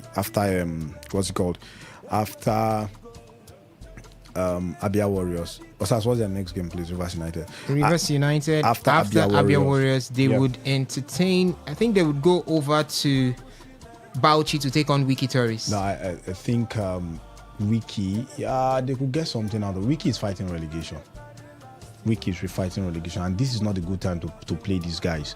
They are all battling for something. They're battling for points. This is what makes them, they want to stay in the league. But Rivers United, I don't see them surviving that. All right, Rivers United not surviving that. So looking at the both games, I think Rivers United could still sit on the table. They could still come to the end of the season. Rivers United could win the league. All right, Rivers United could win the Nigerian Premier Football League at the end of the season. What's your take on that? We throw open the phone line right now to take your reactions for the Nigerian Premier Football League. I have reeled out the schedule to you for tomorrow. What do you see happening? Who takes control of their destiny? Who is under pressure and who delivers at the defining moment tomorrow, as all centers would be in action to see through match day 35. What do you see happening? And for Rivers United, that dogfight up there at the top of the table between Rivers United and Enugu Rangers, it gets to see another match day. What do you see happening at this point? Do you think Rivers United could muster the bravery to go over to Kano State and get a valuable point? We had Rangers International do that. That was that last week or so. They picked up a valuable point away from home to keep themselves, keep their title hopes alive. And for Enugu Rangers, can they get all 3 points over their brothers, Eastern Brothers, Eyimba Football Club of Aba, when both teams come up against themselves tomorrow? So the phone line is open right now to take your reaction. 0810-951-0951. Yeah, that's the number to call to talk to us right here in the studio. You could also also make use of the SMS and the WhatsApp portal, which is doubled at 0701-933-9962. Yes, you could send your thoughts to us via the SMS and the WhatsApp portal, and we'll be taking it as we go on the show. 0810-951-0951. That's the number to call to talk to us right here in the studio. What do you see happening from the games tomorrow? The relegation battle is also there. Who do you see getting a good result that could try to propel them out of the relegation zone tomorrow? Is it going to be Remo Stars? Is it going to be Kun Khalifat? Will it be Wiki Tourist or our own very close brothers here, Bayelsa United? Kwara United are also around the relegation zone. They share the same number of points. What do you see happening from any of these centers? And what's your take in total about the Nigerian Premier Football League so far? Has it been an impressive season for you? You could share that with us on the show this beautiful evening. Welcome, ladies and gentlemen, as the phone line is currently open right now. 0810-951-0951. That's the number to call to talk to us. You could also make use of the SMS and the WhatsApp portal, which is doubled at 0701-933-9962. We're still looking at the Nigerian Premier Football League, and let me let you know that 3 Lagos clubs are set to take part in the Nigerian Premier Football League for next season. That's according to what is on the books right now, as Sporting Lagos were able to aim promotion over during the week. For Sporting Lagos, promotion also has come in, and it represents a notable milestone for football in Lagos State. For the first time, 3 Lagos-based clubs, Ikorodu City, Inter Lagos, and Sporting Lagos, will feature in the Nigerian Premier Football League for next season. A huge one there for Sporting Lagos. We saw them when they came to the Nigerian Premier Football League 2 seasons ago. We saw the vibes, the swag that they brought to the Nigerian Premier Football League. They had to go on relegation, but now they are here again in the Nigerian Premier Football League. They fought their way back because it was a fight. Aqua United were in that mix, yes, over the week in that fight, but Sporting Lagos did have it better. Both teams had victories, but Sporting Lagos were the ones who made it to the Nigerian Premier Football League for next season. How do you see this improving the state of football, first in Lagos, then in the West, and in the Nigerian Premier Football League as a whole? If you look at it up there, Ikorodu City is privately owned, Inter Lagos is privately owned, Sporting Lagos is privately owned, meaning we're having more influx of private-owned teams into the Nigerian Premier Football League. If the league ends the way it is right now, according to what we have on the table, it's going to be clear that 2 state-owned teams will be going on relegation to open the door for 3 private teams to return or come into the Nigerian Premier Football League. When I mean state-owned teams, the likes of Bayelsa United and Wiki Tourist are state-owned teams. They will be going. Remo Stars and Kun Khalifat in the relegation zone right now are privately owned teams. So what does this speak about private-owned teams in the state of football from private-owned teams, and what does this have to offer to Lagos State, to the western part of Nigeria in terms of football, as well as the MPFL as a whole for next season? Well, I think for the MPFL, I think it's a good one. So I believe you'll be happy too, because we've been looking at over the years government-owned teams, and we keep clamoring for private investors to come into the league, and these are privately owned club. I remember Doma United. Was it Doma? No, Doma United. Doma United team. It's a state team. Yeah, it's a state team. It's a team from what's it called? That should be Benue State. Benue, yes, Benue. You're correct. I feel that Sporting Lagos, they are a very decent side. Trust me, Sporting Lagos has been decent over the season. We saw them when they were in the MPFL 2 seasons ago, like you said. Actually, Doma United is from Gombe State. Okay, is it Gombe State? Gombe, yeah. Yeah, so it's a Gombe-based club. Yeah. So I feel that it's a good one. It's a good one. Trust me, it's a good one.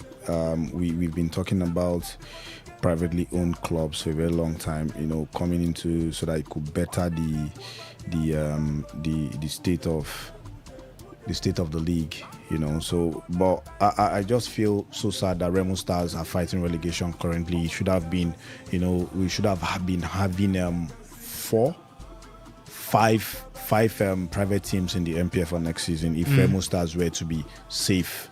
We also have Doma United. Okay, No, Doma is state. Doma is a state team. Yeah, so I feel privately owned teams are struggling to come to the MPFL. Look at the NLO, there are lots of them. NNL, lots of them. For Doma United, I feel very happy for them. I feel very happy. Sorry, for Sporting Lagos, I feel very happy for them. Even Inter Lagos, Sporting Lagos, they've been around, and I like their vibe. So that when they come into the league, they could be teaching the state-owned team how to run this thing. And it might work for them. So I feel I'm very happy for the private owned teams, and especially Lagos. 3 state teams. We should have been having in River State 2 teams, but one was disbanded. That's the Sharks Football Club, 1 team here, and then we had them go around at some point, nowhere to be found right now. So I just feel it's very good for Lagos State. They are doing well in terms of how these things should be run, how a club should be run, and all that. So congratulations to them. Next season we'll see them, and I hope that Remo Stars get to avoid relegation if they can, so that we could have 5 privately owned club, and then let's see how maybe the state-owned clubs can actually see or borrow a lift from how these things are done, and hopefully we see a better MPFL. Yes, I will hope to see a better Nigerian Premier Football League come 2026-2027 season. Yes, that's one of the reasons, and that's what we clamor for. And we've got quality sides returning back to the Nigerian Premier Football League. The likes of Sporting Lagos, Inter Lagos, Doma United are all back to the Nigerian Premier Football League. So we had final day results from the Conference B of the Nigerian National League, called at the NNL, as Solution FC were beaten at home by Aqua United 1-2. Yes, Aqua United did the business, but were not able to topple Sporting Lagos at the top of the Conference B table. First Bank FC played 3-3 with Goswill Akpabio United. It was Stormers who lost at home to Ekiti United by 2-0. Calabar Rovers defeated Abakaleke FC by 1-0, while Oshun United lost at home to Sporting Lagos 1-0 to pave the way for Sporting Lagos to return back to the Nigerian Premier Football League.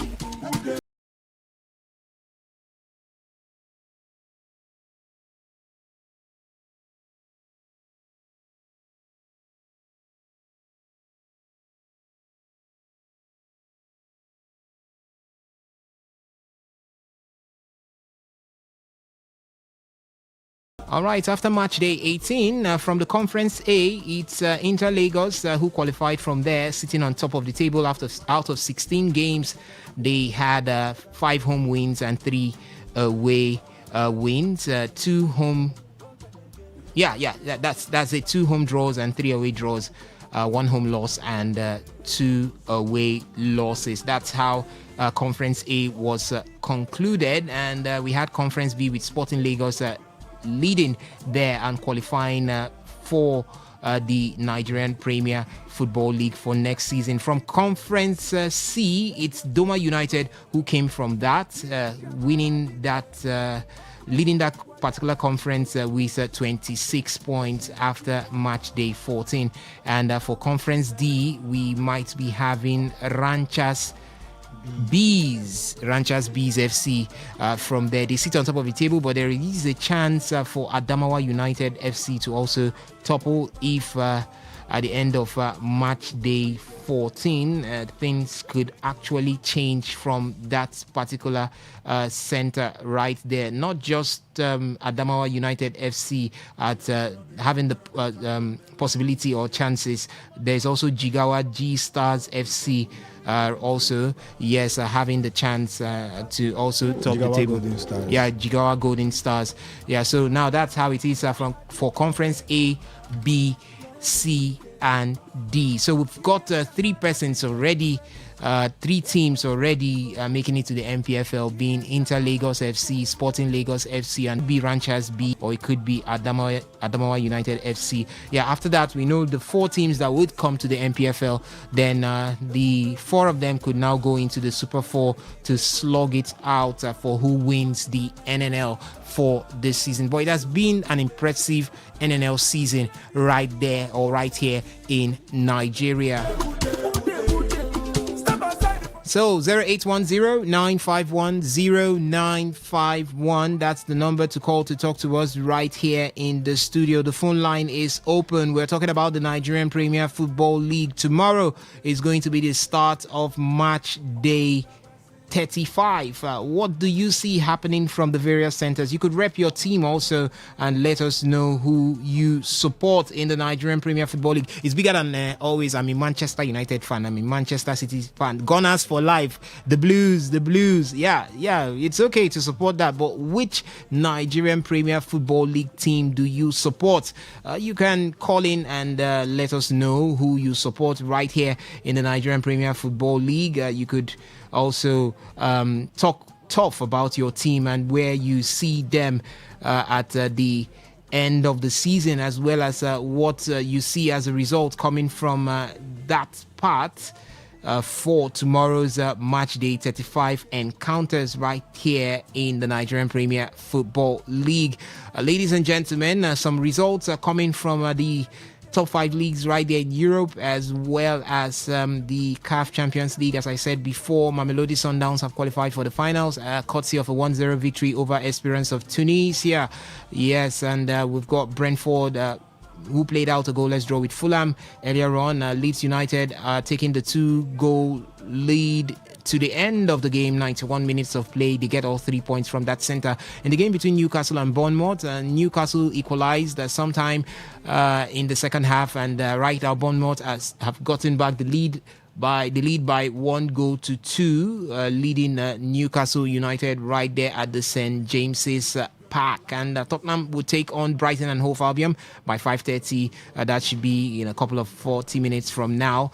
And Chelsea would be up against Manchester United by 8 p.m. In the French Ligue 1, it's Lorient who have taken the lead over Olympique Marseille, 1-0. Halftime it is at that center. Angers will take on Le Havre by 6 p.m. It's going to be Lille up against Nice by 8:05. And in the German Bundesliga, all games have come to an end. Bayer Leverkusen lost at home to Augsburg, 1-2. Hoffenheim defeated Borussia Dortmund 2-1. Union Berlin lost at home to Wolfsburg, 1-2. And it's Werder Bremen who defeated Hamburger SV by 3-1. In the Italian Serie A, Udinese lost at home to Parma by 1-0. We'll have Napoli take on SS Lazio by 5 p.m. and would now have also AS Roma take on Atalanta by 7:45.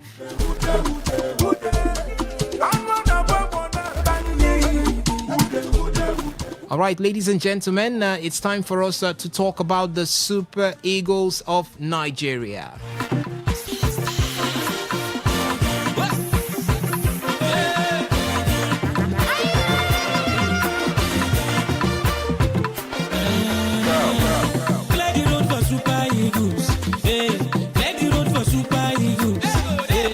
Yeah, clear the road for the Super Eagles of Nigeria as well. Clear the road for Super Eagles winger Ademola Lookman, as he's on the brink of ending a 29-year Nigerian drought in the Copa del Rey as he prepares to lead Atletico de Madrid against Real Sociedad in the 2026 finals on Saturday, being today by 8 p.m. It's going to be Atletico de Madrid up against Real Sociedad in the finals of the Copa del Rey. We hope to see that our own Ademola Lookman gets to win this particular one. Yes, 8 p.m. is the time, and the venue is the Estadio de la Cartuja in Seville. Yes, that is going to be the center where we would see Ademola Lookman. He could be crowned in gold and in glory later on this evening as the 29-year-old drought. The last time a Nigerian won the Copa del Rey was Emmanuel Amunike with Barcelona in 1990. 97. Finidi George also played in the finals with Real Betis, scoring in that match, but they lost to Barcelona also in that finals. And we're looking at Ademola Lookman. How would his impact be this evening? Yeah, the man is on high because he's on a high note at this point because he was the one that got the goal that guaranteed Atletico de Madrid's passage into the semi-finals of the UEFA Champions League at the expense of Barcelona in that 2-1 defeat to Barcelona at the Riyadh Air Metropolitano during the week. And you could say that Atletico Madrid have made the right choice in signing Ademola Lookman because the man has gone in there and he is fusing with Diego Simeone's side in such a way like butter on bread. And we hope to see that the same thing happens later on this evening. But Benjamin, Ademola Lookman on the verge of breaking another history. We saw him with Atalanta win the Europa League. We saw him break the history, becoming the first player to score a hat-trick in a UEFA Europa League final. And here he is again, trying to break a 29-year-old record. Is there going to be a possibility that Ademola Lookman wins the Copa del Rey later on this evening? Yeah, I think it's possible. Anything is possible in football. And looking at the way Ademola Lookman and Atleti, have been, playing over the years. They've been playing very decently. Since he came, he has been very impactful. He has been very impactful since he came. And apart from being impactful, the team has been playing well. The synergy amongst the players and the manager himself, it's been very, very decent. We saw that against how disciplined they were. The first leg against Barcelona, second leg, same thing. And this is a final, different ball game entirely.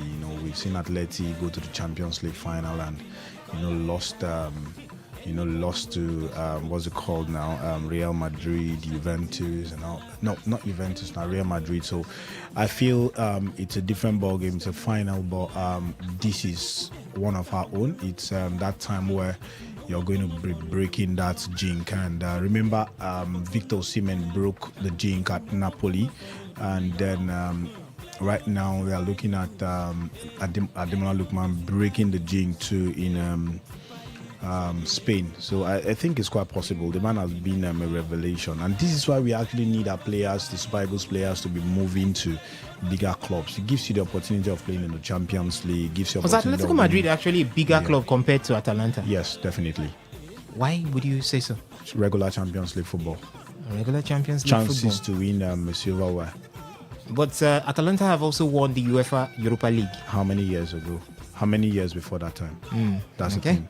So you need to be. The more you play in the Champions League, the more pedigree, the more you bolster your popularity, chances of winning silverware and all that. So I feel and then La Liga, they've been competing for La Liga. Even if you want to say they've not been winning it, but it's a good. I think it's an upgrade and it's a good one for the young man himself. All right, a good one there for Ademola Lookman. If he gets to win this season's Copa del Rey final, it's going to be 8 p.m. between Ademola Lookman's Atalanta.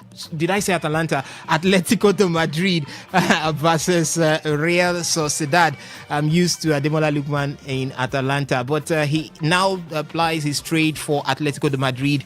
Yes, and he has fused into that team so well that he's now definitely going to be one of Diego Simeone's favorites, owing to what he did over the week, during the week in that UEFA Champions League quarterfinal clash with Barcelona. So he has the Copa del Rey as one of the trophies he could win this season. There is also a possibility that he could go all the way to win the UEFA Champions League, the big one. He's got Arsenal in front of him. If he gets through Arsenal, then he's got either Bayern Munchen or Paris Saint-Germain to deal with when either one of them gets to the finals of this season's UEFA Champions League. Who says it's not possible that Ademola Lookman wins 2 trophies this season? But now, if he wins 2 trophies this season, let's look at it. We've been asking this question because right now, with Ademola Lookman's prowess and performance in Europe, there is every possibility that he's creating a space for himself. He's opening the door when it has to do with the CAF Men's Player of the Year award for 2026. How much of a chance has he already created for himself for the CAF Men's Player of the Year award for 2026, Benjamin? Yeah, you look at, I think the fight is between himself and Hakimi. Yeah, because who else is left in the You think so? Yes, who else is left in the Champions League? Who has outperformed? There's a Senegalese player in PSG, Mbaye. That should be his name. Mbaye.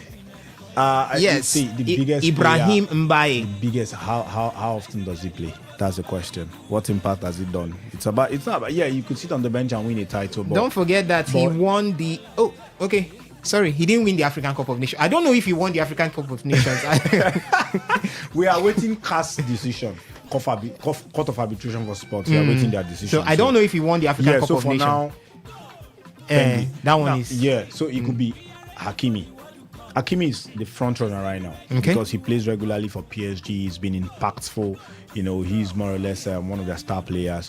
Again, then Ademola Lookman, if he gets to win the Champions League, if Ademola just gets to win the Champions League, and possibly to this thing, I Copa del think, Rey. yes, I think he's gonna be amongst the favorite. He's amongst the favorite right now. But looking at I'm looking at the coefficient. Okay. You know, when it comes to winning the French Ligue 1, right, and then winning the La Liga. I know, La Liga is off. If he gets to win the Champions League, and then Hakimi gets to win just the French Ligue 1, I think Ademola Lookman should win the African CAF Men's Player of the Year award. But right now, it's a good chance for himself if he gets to win this and then just keep going, keep performing on the big stage. All right. You just get a chance. All right, so we have Ademola Lookman later on this evening, a chance for him to win 1 silverware, and that is the Copa del Rey. And we are looking at Ademola Lookman. If he wins the Copa del Rey, how much of a chance has Ademola Lookman got at clinching the CAF Men's Player of the Year for 2026? You can share your thoughts with us on this particular one. According to Benjamin Mina, he has mentioned Achraf Hakimi as one of the title running candidates. Yes, one of the top candidates for that one. Remember, he captained Morocco to in the African Cup of Nations 2025, and he's currently the winner of the African Cup of Nations 2025. According to the CAF verdict, yes, that one is still under contention at the Court of Arbitration for Sports, but Morocco at the 2025 African Cup of Nations winner, so he has the medal, he has the trophy at this point. He has won 1 already. He's in the runnings for the UEFA Champions League and the French Ligue 1, so you have that one there for Achraf Hakimi, yes. So now Achraf Hakimi is in the way of Ademola Lookman. But if Ademola Lookman gets to win the Copa del Rey, how much of a chance does he have? You can share your thoughts with us on that particular one.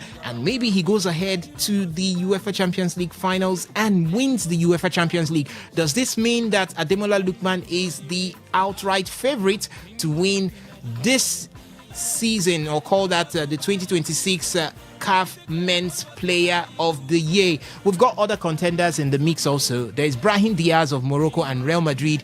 He's also there. He won the Golden Boot at the African Cup of Nations, so you cannot take him away from the situation there. You can't take him away from that one, the fray. So we also have Sadio Mane also of Senegal and Al Nassr. He also had a good running in the African Cup of Nations, won the Best Player award, but he has been asked to return that one anyway. And that's the situation of things right now, depending on what happens. But he's definitely in the mix. And not forgetting Victor Osimhen. He has had a very good season with Galatasaray.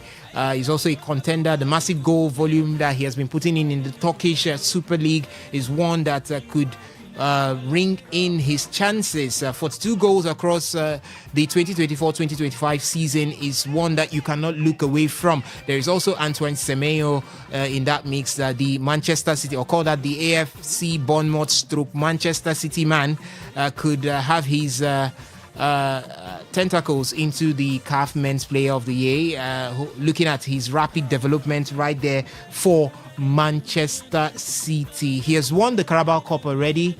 He's in the runnings for the FA Cup. He's also in the runnings for the English Premier League title. So these are 3 titles that he could push for at the end of the day. Paul Onachu is somewhere. I don't think I want to bring him in now because what he has to offer is just the goals. Nothing much concerning trophies won except at the end of the season. But how many of these guys do you see as huge contenders for the African Men's Player of the Year award? Well, for Brahim Diaz, yeah, you could say, but I think the man is going trophyless this season, so he's definitely not going to be in that mix. Yeah, well, these days you don't know what to expect from CAF. You don't know what to expect from CAF. That's the thing. The drama is since Patrick Musepe came in, you don't know what to expect from the man. Remember last time he said when they had before Ademola Lookman won it, he said that what I've forgotten the language now. He said that instead of trimming, normally they trim it to the last 3, right? He said it was the contenders were too good to reduce. Okay. Yeah. So you don't know what to expect from the man. So I just feel that at this point in time, Brahim Diaz could be in the mix. But for me, I think he has not done enough to actually be in that in this contention. Madrid are going trophyless this season. They can't win the La Liga. They're out of the Copa del Rey. They are out of the Champions League, so I don't think he's going to be there. Hakimi and what's his name now? Hakimi and Ademola Lookman, I feel those are the front runners. Those are the front runners for the con. But I think Brahim Diaz will be added to make it 3. All right. If not, I think no other person comes close this season. Including Victor Osimhen? Yeah. You could add Victor Osimhen. Yeah, I think you could add Victor Osimhen. True. Victor Osimhen could be there. All right. Yeah. So Victor Osimhen, if you're looking at the 4-man list, say Victor Osimhen, Ademola Lookman, Hakimi, and what's his name, Brahim Diaz. For me, I think.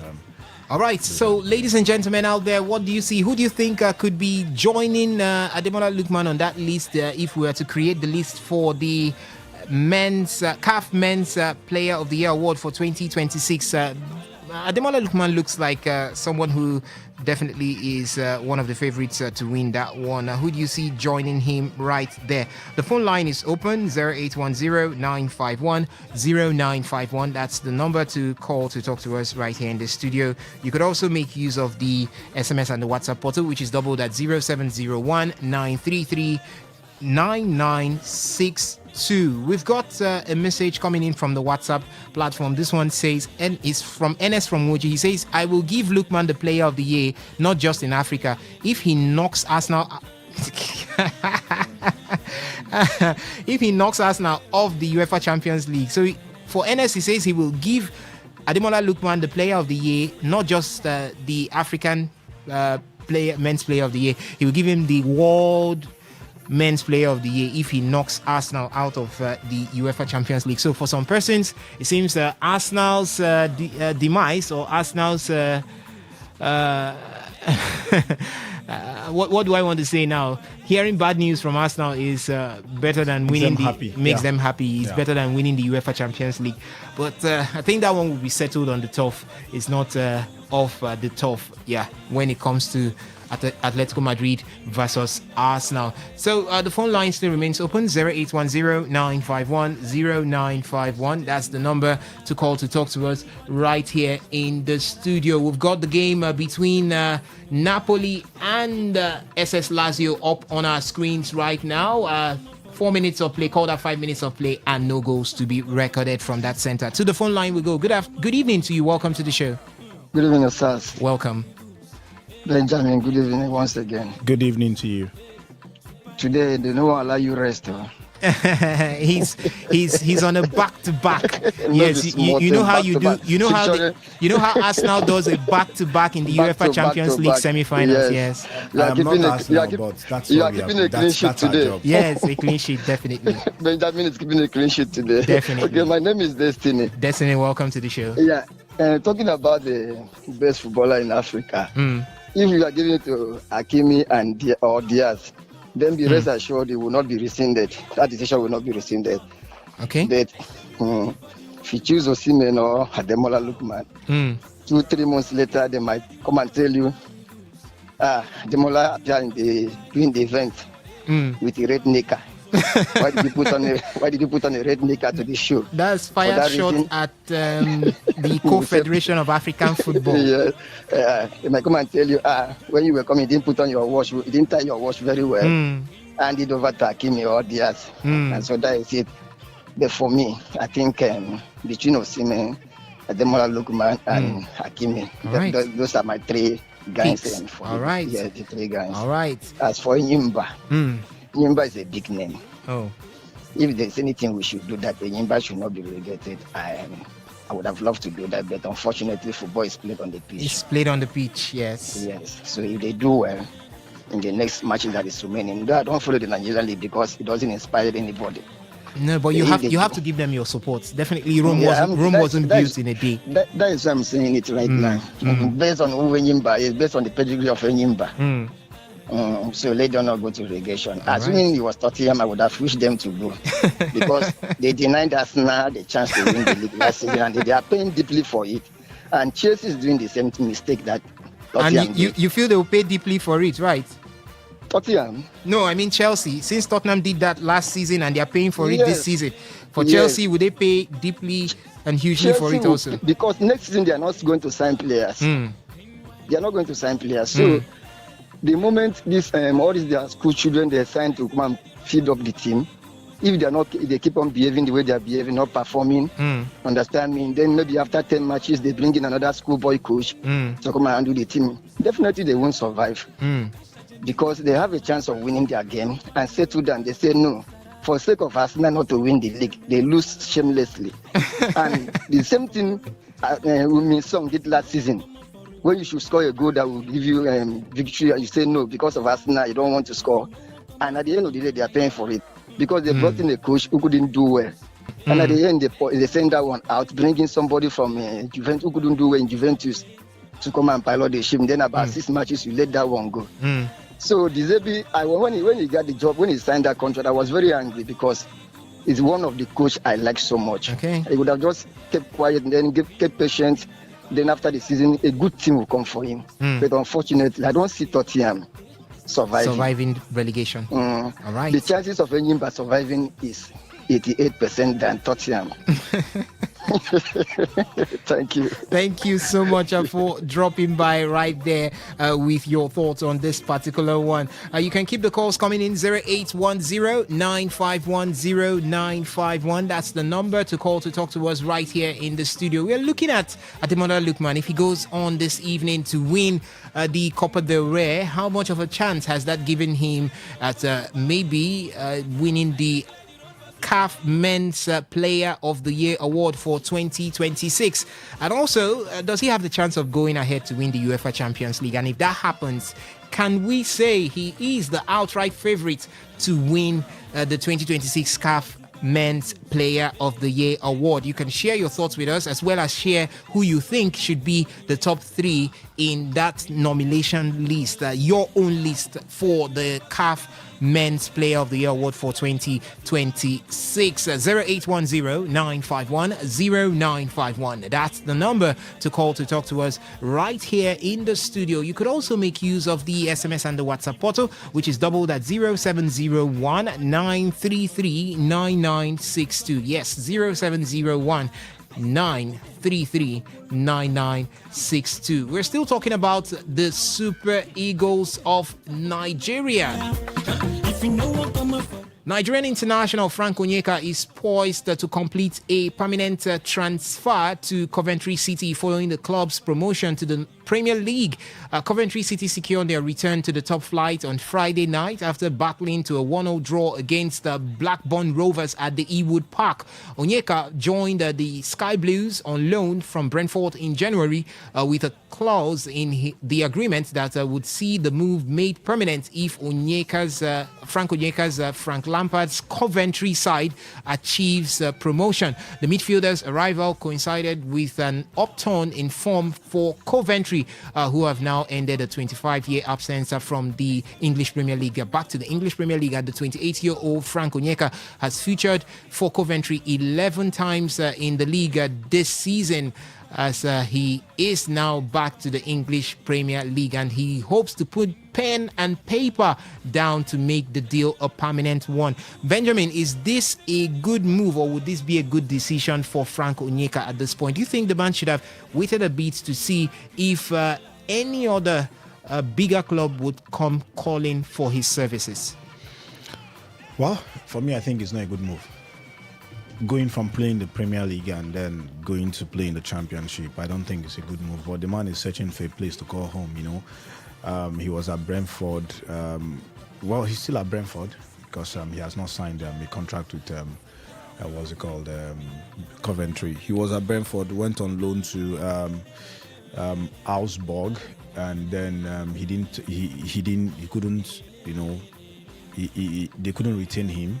Frank Onyeka, he's playing. That's what matters as he looks to make it a permanent deal right there at Coventry. Coventry have just gained promotion to the English Premier League. So we'll see Frank Onyeka in the English Premier League for next season. This time not with Brentford, but with Frank Lampard's Coventry City. Do you think that move, if he makes it permanent, is a good one, or do you think Frank Onyeka should have just held on and maybe at the end of the season a bigger club would be coming his way, or a bigger club will come calling for his services? Do you think he's going in a rush to make it a permanent deal right there at Coventry City? And do you think that his move to Coventry, if he makes it permanent, would be a good one for the Super Eagles of Nigeria? Is there going to be that possible upshift for Frank Onyeka in the Super Eagles of Nigeria? Do you think that that could hamper his chances at holding on to a starting role there for Eric Chell in the Super Eagles of Nigeria? 0810-951-0951. That's the number to call to talk to us right here in the studio. The phone line is open. You could react to any of the talking points right from the start of the show. Remember, we talked about the Nigerian Premier Football League. Yes, the Nigerian Premier Football League was on the menu. We talked about it, and we have matches for tomorrow in Match Day 35. You could react to any of those. You could also share the Nigerian Premier Football League team you support and why you support them, as well as letting us know what you expect from them at the end of the season. We've got two privately owned clubs coming into the Nigerian Premier Football League for next season. There's Inter Lagos and there's Sporting Lagos. How do you see this one panning out with more of the private owned teams in the Nigerian Premier Football League? How do you see it panning out? Share your thoughts with us. Also, it's right there as the phone line is open for your taking. 0810-951-0951 for the SMS, and the WhatsApp portal is doubled at 0701-933-9962. Still looking at the Super Eagles of Nigeria. Eric Chell, being the head coach of the Super Eagles of Nigeria, has promised to score the Nigerian Premier Football League and European leagues for new exciting talents to add to the team for the 2026 Unity Cup. So the Super Eagles will defend their Unity Cup title against India, Jamaica and Zimbabwe in London from May 26th to 30th. And now Eric Chell is talking about MPFL players, bringing in MPFL players into the Super Eagles setup. And we have some MPFL players definitely that he should be looking at this point. But we are having more influx coming in from players of Nigerian descent outside. We have Arthur Okonkwo right now joining the team. Tosin Adarabio is also looking at joining the team. There are so many other players. We've got Njima also in that mix, seeing if to join, if there will be possibilities of joining the team. But now with more players from the diaspora joining the Super Eagles of Nigeria, what does this mean to MPFL players, Benjamin? Does it better their chances, or it could just be detrimental to them? I think it doesn't. I just think that they're not good enough. That's why the coaches are not looking towards that direction. If they are good enough, we shouldn't be going outside our league to look for players. But because the league, it's not giving us what we want, we have to go look, elsewhere. And one thing is, I talked about the statistics during the Nations Cup. I said all the teams that played in this Nations Cup all had foreign players that they gave their debuts, players that were not born in those the country or their country of origin. They had them. So I think it's good for football because the foreign players that we are bringing they have a better knowledge of the game in terms of facilities, where they are coming from and all that. The facilities that we don't have here, they get to use them and all that. And the kind of coaches that they get to work with week in, week out are better coaches tactically and all that than what we have here. The league is not in shape. It's not what we want. So as long as the league is not what we want, the MPFL players are the ones that are going to suffer from it. But Eric Chell have got so kind. He has made it so he has made it in his agenda or his demands. He said that a camp should be provided for him where he will be, after going to watch the MPFL players, picking the best of them and then putting them in a camp, training with them. That way he gets to know who to choose in most of these friendlies that are not a grade A friendlies, just like the Unity Cup, So I feel the man has our football at heart. It's just for football administrators to make these things available for him. So as long as our league is not up to standard, up to what we want, I think the MPFL players will still be suffering. All right, MPFL players are still suffering, but we've got Eric Chell saying that he's going to look into the Nigerian Premier Football League. One of the reasons why we cannot even talk much on this is that we do not have our league on television, so we don't even know players that we could have the searchlight on now, and hope to hold Eric Chell to ransom when he doesn't call these players. But we have a couple of them from here and there. We've got the likes of Uche Collins, who has been doing pretty good right there for Nasarawa United, and there is Abayomi right there in Shooting Stars. That midfielder has been a revelation for some time now in the Nigerian Premier Football League. And we have the man who leads the scoring chart, Joseph Arumala. Yes, Joseph Arumala is also part of that mix there. He does it for Ikorodu City. Godwin Obaje of Rangers International is also there. But these are some of the players that we have. But is there going to be a possibility that these players could even come in? Yeah, some of them would gain the call-up. But what we've always been having these days from the Nigerian Premier Football League is that they gain the call-up, they come in, they just have one or two games, and whoop, they're out.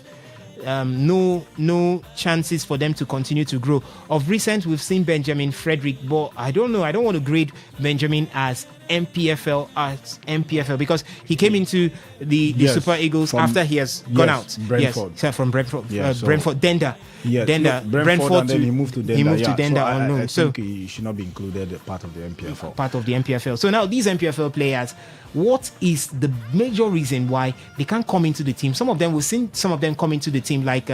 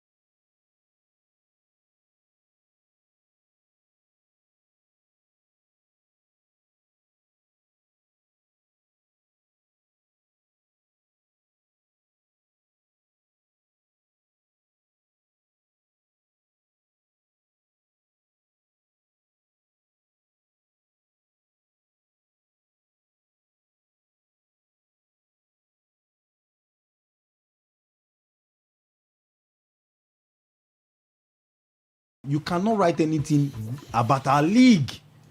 That's the thing.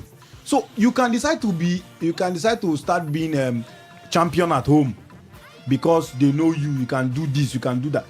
Rabi Wali. All right. He's been called up to the Super Eagles many times, but he didn't play because it's not as though he's not good.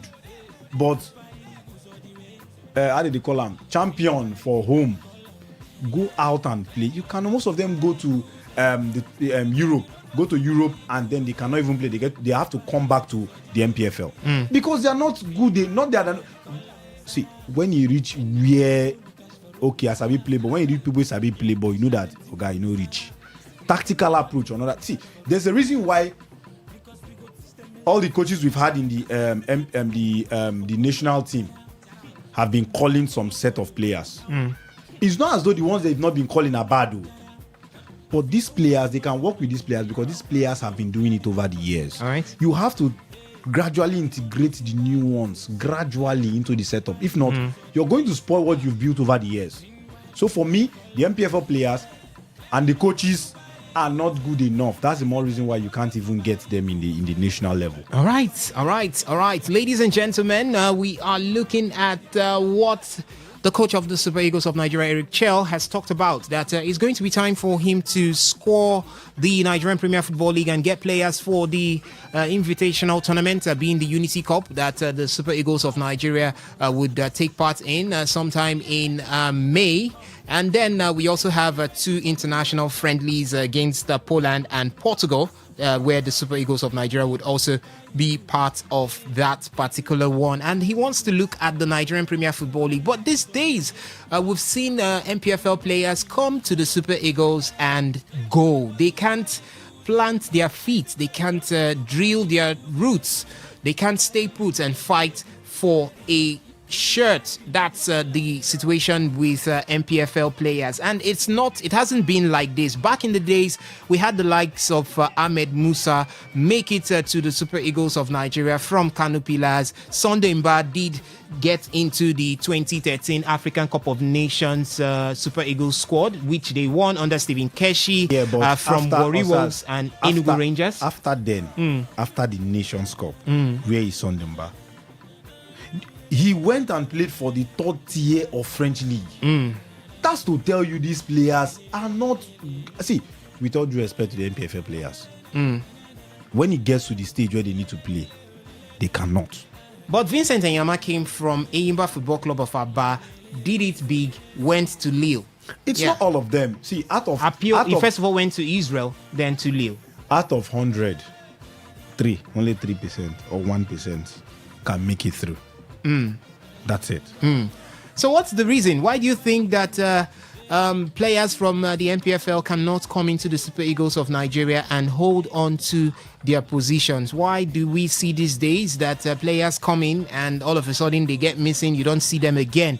Eric Chell wanting to give a shot to MPFL players in the Super Eagles of Nigeria. For a while now, we've not seen them. We used to know that now MPFL players have been given one slot, and that is the 3rd goalkeeping slot, and that one is we call it what do we usually call it right here in Nigeria? We call it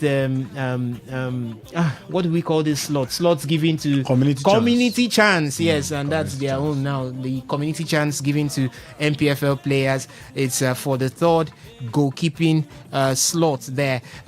What do you think is one of the reasons why, or the major reason why, of JJ Okocha for Enugu Rangers break into the Super Eagles, Godfrey Ogwaguna from Sunshine Stars break into the AFCON winning team of the Super Eagles? Not to talk about Sunday, or talk less of Sunday Mba. We've also seen Brown Ideye of Ocean Boys and Eyimba come into the Super Eagles of Nigeria, and a lot to talk about. Back in the days, Taribo West came from Sharks and Enugu Rangers to the Super Eagles of Nigeria, but these days nobody. Let us get your thoughts on this one. What do you think? What do you think is the major problem why MPFL players cannot come into the Super Eagles of Nigeria and hold on to their sport? 0810-951-0951. That's the number to call to talk to us right here in the studio. 0701-933-9962 is for the SMS and the WhatsApp portal. All feedback platforms are open right now, and we are taking your reactions. By the way, Eric Chell said that he will leverage the invitational tournament to inject fresh stream of players into the team's setup. His quotes, he says the Unity Cup provides a platform to assess new players. I will comb Europe and invite new players of Nigerian descent alongside those who were previously called up but never got the chance to feature. The words of Eric Chell there. We'll continue with the Super Eagles talks, but for now, we'll be going out to pay some bills, and when we return, we'll get back to business right here on Today's Sports Live. Stick around. It's still the Saturday's edition of Today's Sports Live right here on your premium news talk and sports radio station, Today 95.1 FM. Time to pay some bills to play some commercials.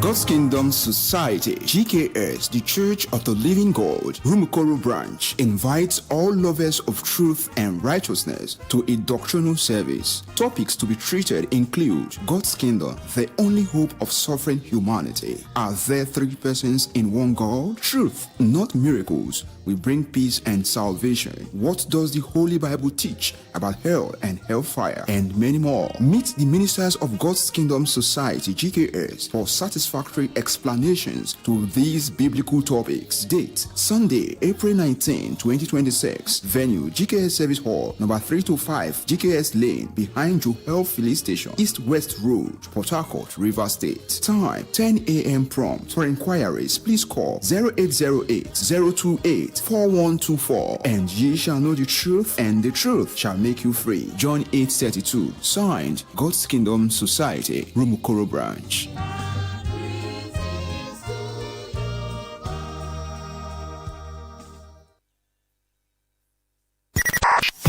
95.1 FM, voice of the people. And we're back.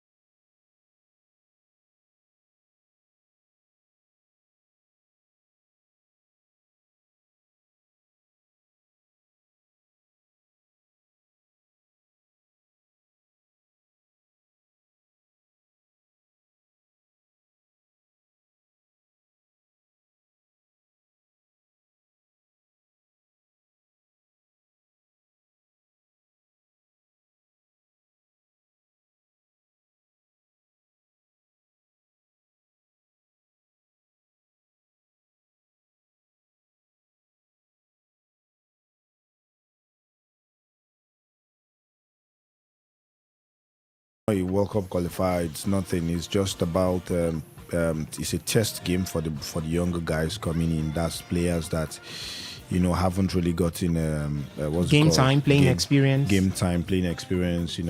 Players that have been just being called up to the national team. So I feel that Victor Osimhen shouldn't be part of this. And what's it called now? And Demola Lookman, these guys. So it should just be basically for players that are just coming into the ranks.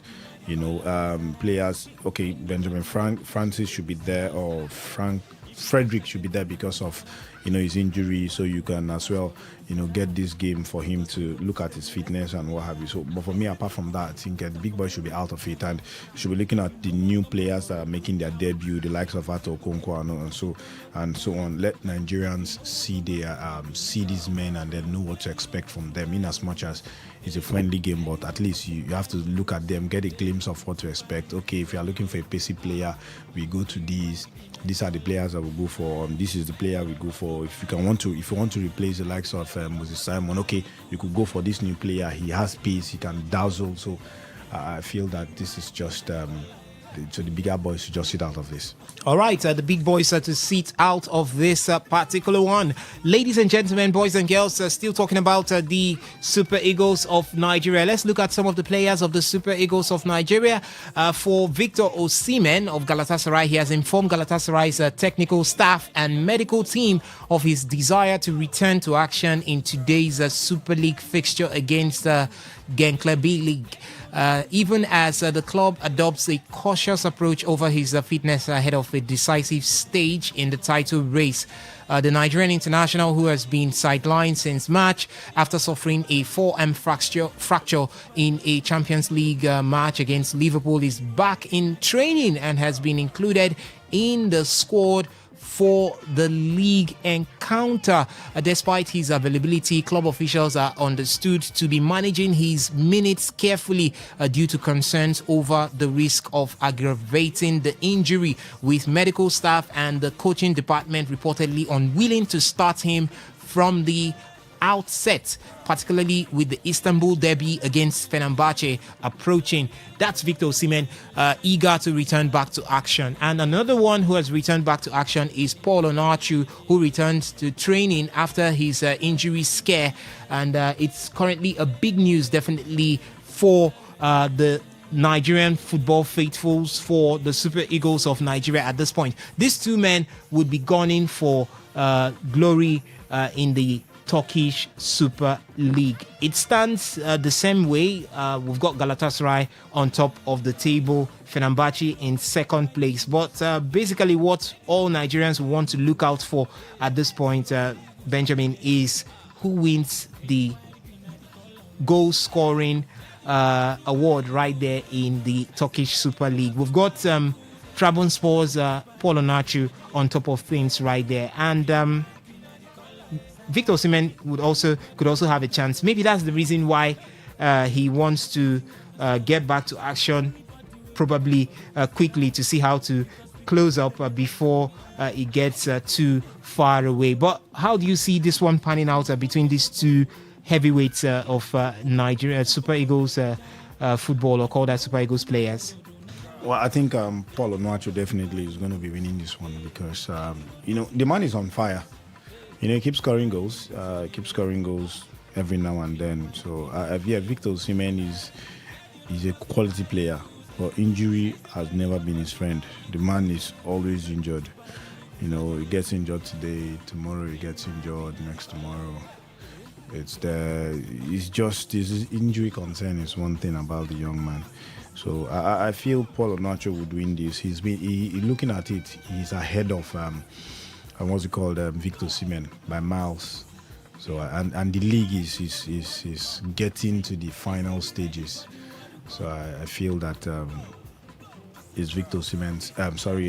Paul Onachu to win. Yes, Paul Onachu sits on top with 22 goals. We've got Eldo Shomorodov of Istanbul Başakşehir with 18 goals. There's Anderson Talisca with 16 goals for Fenerbahce. For Victor Osimhen, he's not even in the top 5. He's 6th with 12 goals. Is there a possibility? 10 goals difference between himself and Paul Onachu. Is there a possibility that Victor Osimhen could nick this one at the end of the day?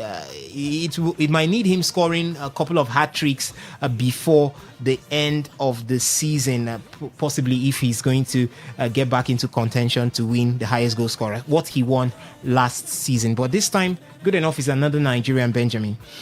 Yeah, another Nigerian, Paul Onacho. This is what we want. The league. Anywhere our players are playing, they should be dominating this league. So it's what we are praying for, dominance from every Nigerian player, undermining the club that you play for. So for me, it's a good one. It's a good one for them. But for Paul Onachu, let him keep doing what he's doing. At the end of the day, he's going to be getting that call-ups in the Super Eagles, and hopefully he starts scoring. All right, hopefully we get to see Paul Onacho more in the Super Eagles of Nigeria. By the way, Tottenham Hotspur are currently up against Brighton and Hove Albion. Yes, Tottenham Hotspur, they've got Kingsley in goal, and there is Pedro Porro, Danso, Mickey van der Ven, and Udogie as the four men in defense. Bissouma partners with Bentancur and Conor Gallagher right there in the midfield. And up front, there is Kolomwani, there is Solanke, and there is Xavi Simons leading the lines for Tottenham Hotspur. For Brighton Hove Albion, they file out in a 4-2-3-1 formation. There is Verbruggen in goal. There is Kadoglu, Boskagli, Heck, and Veifa right there in the defense line. There is Pascal Grob, there is Ayari in the midfield. In front is Minte, Helswood, and Gomez, and up front is Danny Welbeck. That's how the lineup is right there for Tottenham Hotspur as well as Brighton and Hove Albion. From other centres, we've got results still the same, as well as some changes in some leagues. For the English Premier League, it's just Tottenham Hotspur and Brighton and Hove Albion up and running. 13 minutes of play, no goals from that centre. Eintracht Frankfurt and RB Leipzig are also up and running, no goals from that particular centre. And we've got the Italian Serie A, where Napoli are trailing Lazio. 41 minutes of play, almost the end of the first half in that one. And Lorient have increased the lead over Olympique Marseille, 2-0. It is 85 minutes of play from the French Ligue 1.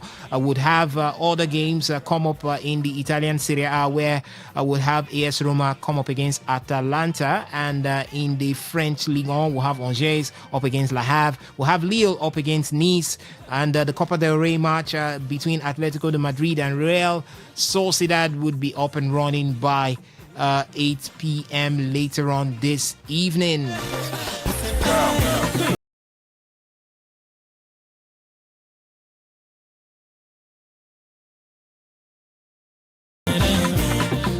All right, we've got the phone line still open. You could share your thoughts with us, 0810-90951. That's the number to call to talk to us right here in the studio. You could share your thoughts on any of the talking points that we've had right from the beginning of the show. The MPFL we talked about. We also had talks coming in from the Super Eagles of Nigeria.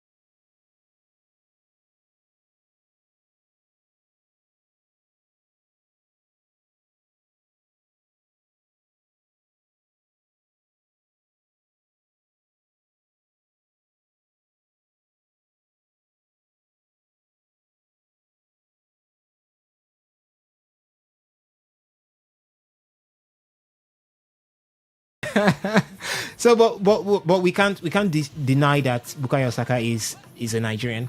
We can't deny that Noni Madueke is a Nigerian. We can't even deny that Michael Olise is a Nigerian, even if he has decided that I don't have anything to do with you guys as Nigerians. But yeah, we've got these guys right there, and we can't help but celebrate that we have them up there. But chances clear at this point, looking through your crystal ball, Benjamin, talk us through. Can a Nigerian get to have his hand on the UEFA Champions League trophy again? It's been a while. I can remember days where we used to have the likes of Nwankwo Kanu get to that point of winning the UEFA Champions League. Mostly of recent is Mikel Obi, yes, with Chelsea. Yeah, a Nigerian can. It depends on depending on the club you play for and how luck gets. Okay, who is going to be the fairest of Nigerians now? Forget about whether you hold a French passport, you hold an English passport. As far as you have a Nigerian father, you're a Nigerian. Yes. Which one of them has the clearest chance of touching that trophy? Ademola Lookman, because he's a full-blooded Nigerian. Is it because he's a full-blooded Nigerian, or just see, Osas? I understand where you're going to. See, stop calling them Nigerians. They are not Nigerians. If you're looking at, let me answer your question. I think Olise has a chance to win the Champions League. The French international has been very decent. The Nigerian French international. French international. Olise said, this Nigerian Olise said, former Nigerian international. Sunday Olise. Sunday Olise said, it pains him that Olise. He's always. And for those that did not know, Olise was part of the waiting list. When they get the full list for the tournament, they get people on the wait, was part of the waiting list on that Genetro for people that don't know. We also had Iberi Chieze was part of, though he was invited. He was invited, but the game was cancelled. So since then, no way, nobody called him up. So we've been trying to bring out these players. Now they use our hand, they cause our issue, they pursue them.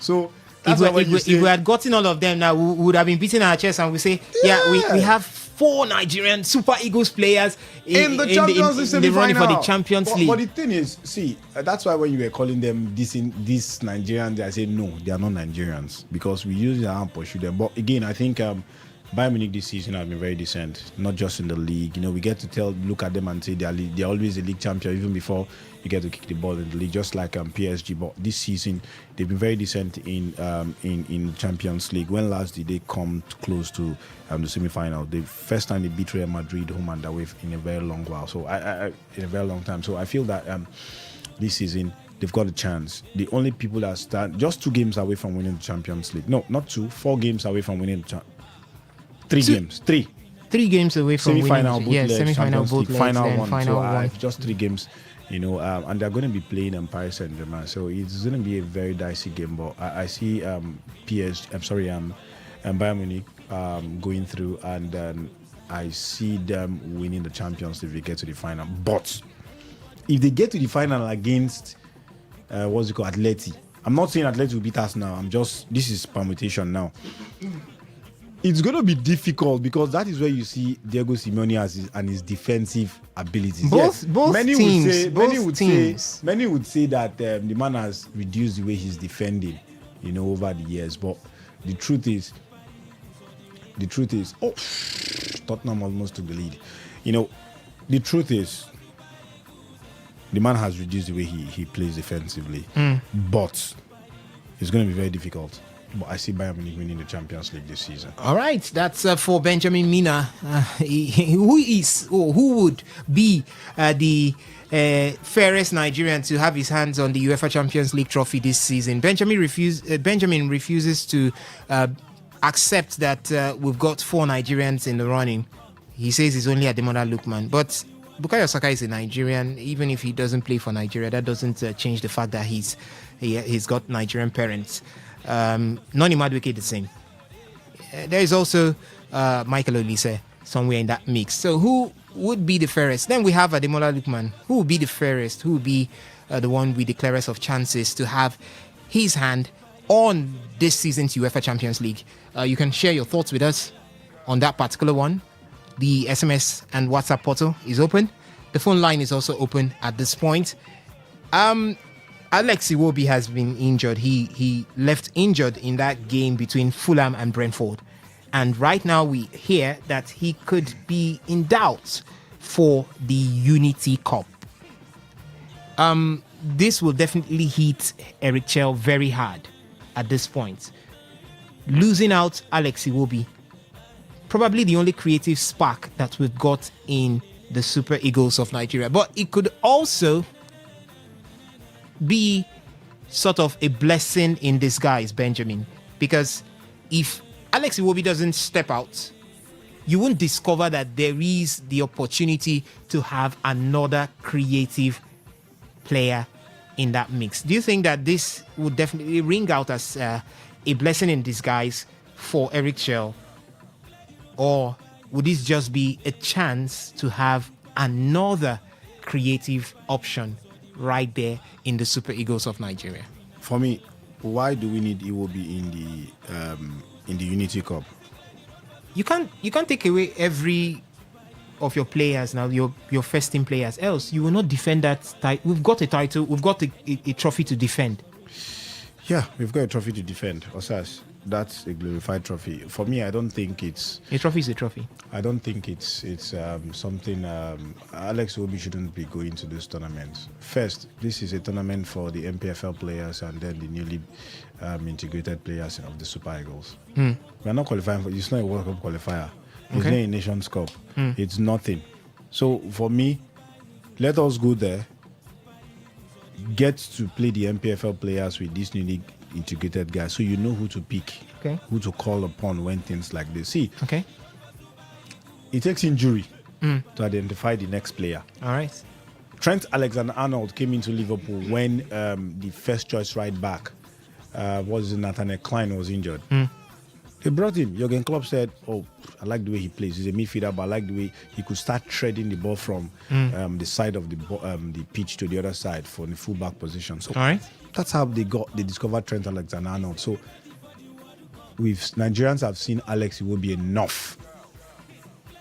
They've seen Alex Iwobi enough. It's the time for us to see someone else, new players that are coming in. So right. Alex Iwobi, there's no point for him going to the Unity Cup. But I'm not saying it's good that he's injured, but it's a time for him to be rested. All right, Alex Iwobi picking up an injury in the game between Brentford and Fulham that just ended a few hours ago, or call that minutes ago. And there is the reports coming in that he could be in doubt for the Unity Cup that comes up from the 26th of May to the 30th of May. Is this a blessing in disguise? Alex Iwobi seems to be the only creative spark that we've got in the Super Eagles of Nigeria. Is it time for Eric Chell to begin to look for other creative options right there in the middle of the pack for the Super Eagles of Nigeria? Remember, I asked earlier before now about the Nigerian that's got the clearest of chance to touch the UEFA Champions League trophy for this season. We've got the semi-finalists in Arsenal, in Atletico de Madrid, in Bayern Munich, and in Paris Saint-Germain. And for Arsenal, two Nigerians are there.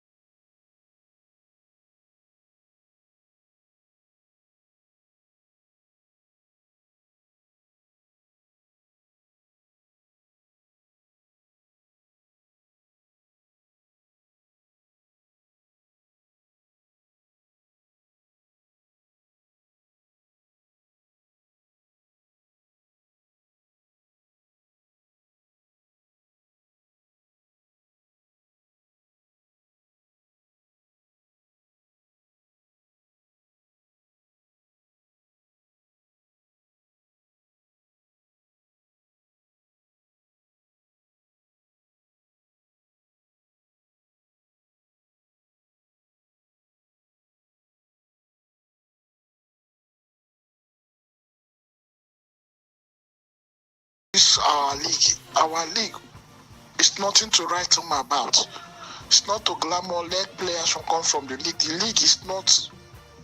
Which player now, even from the one you've got, the ones that are doing well, can come in and bench any player in the Super Eagles? That's one.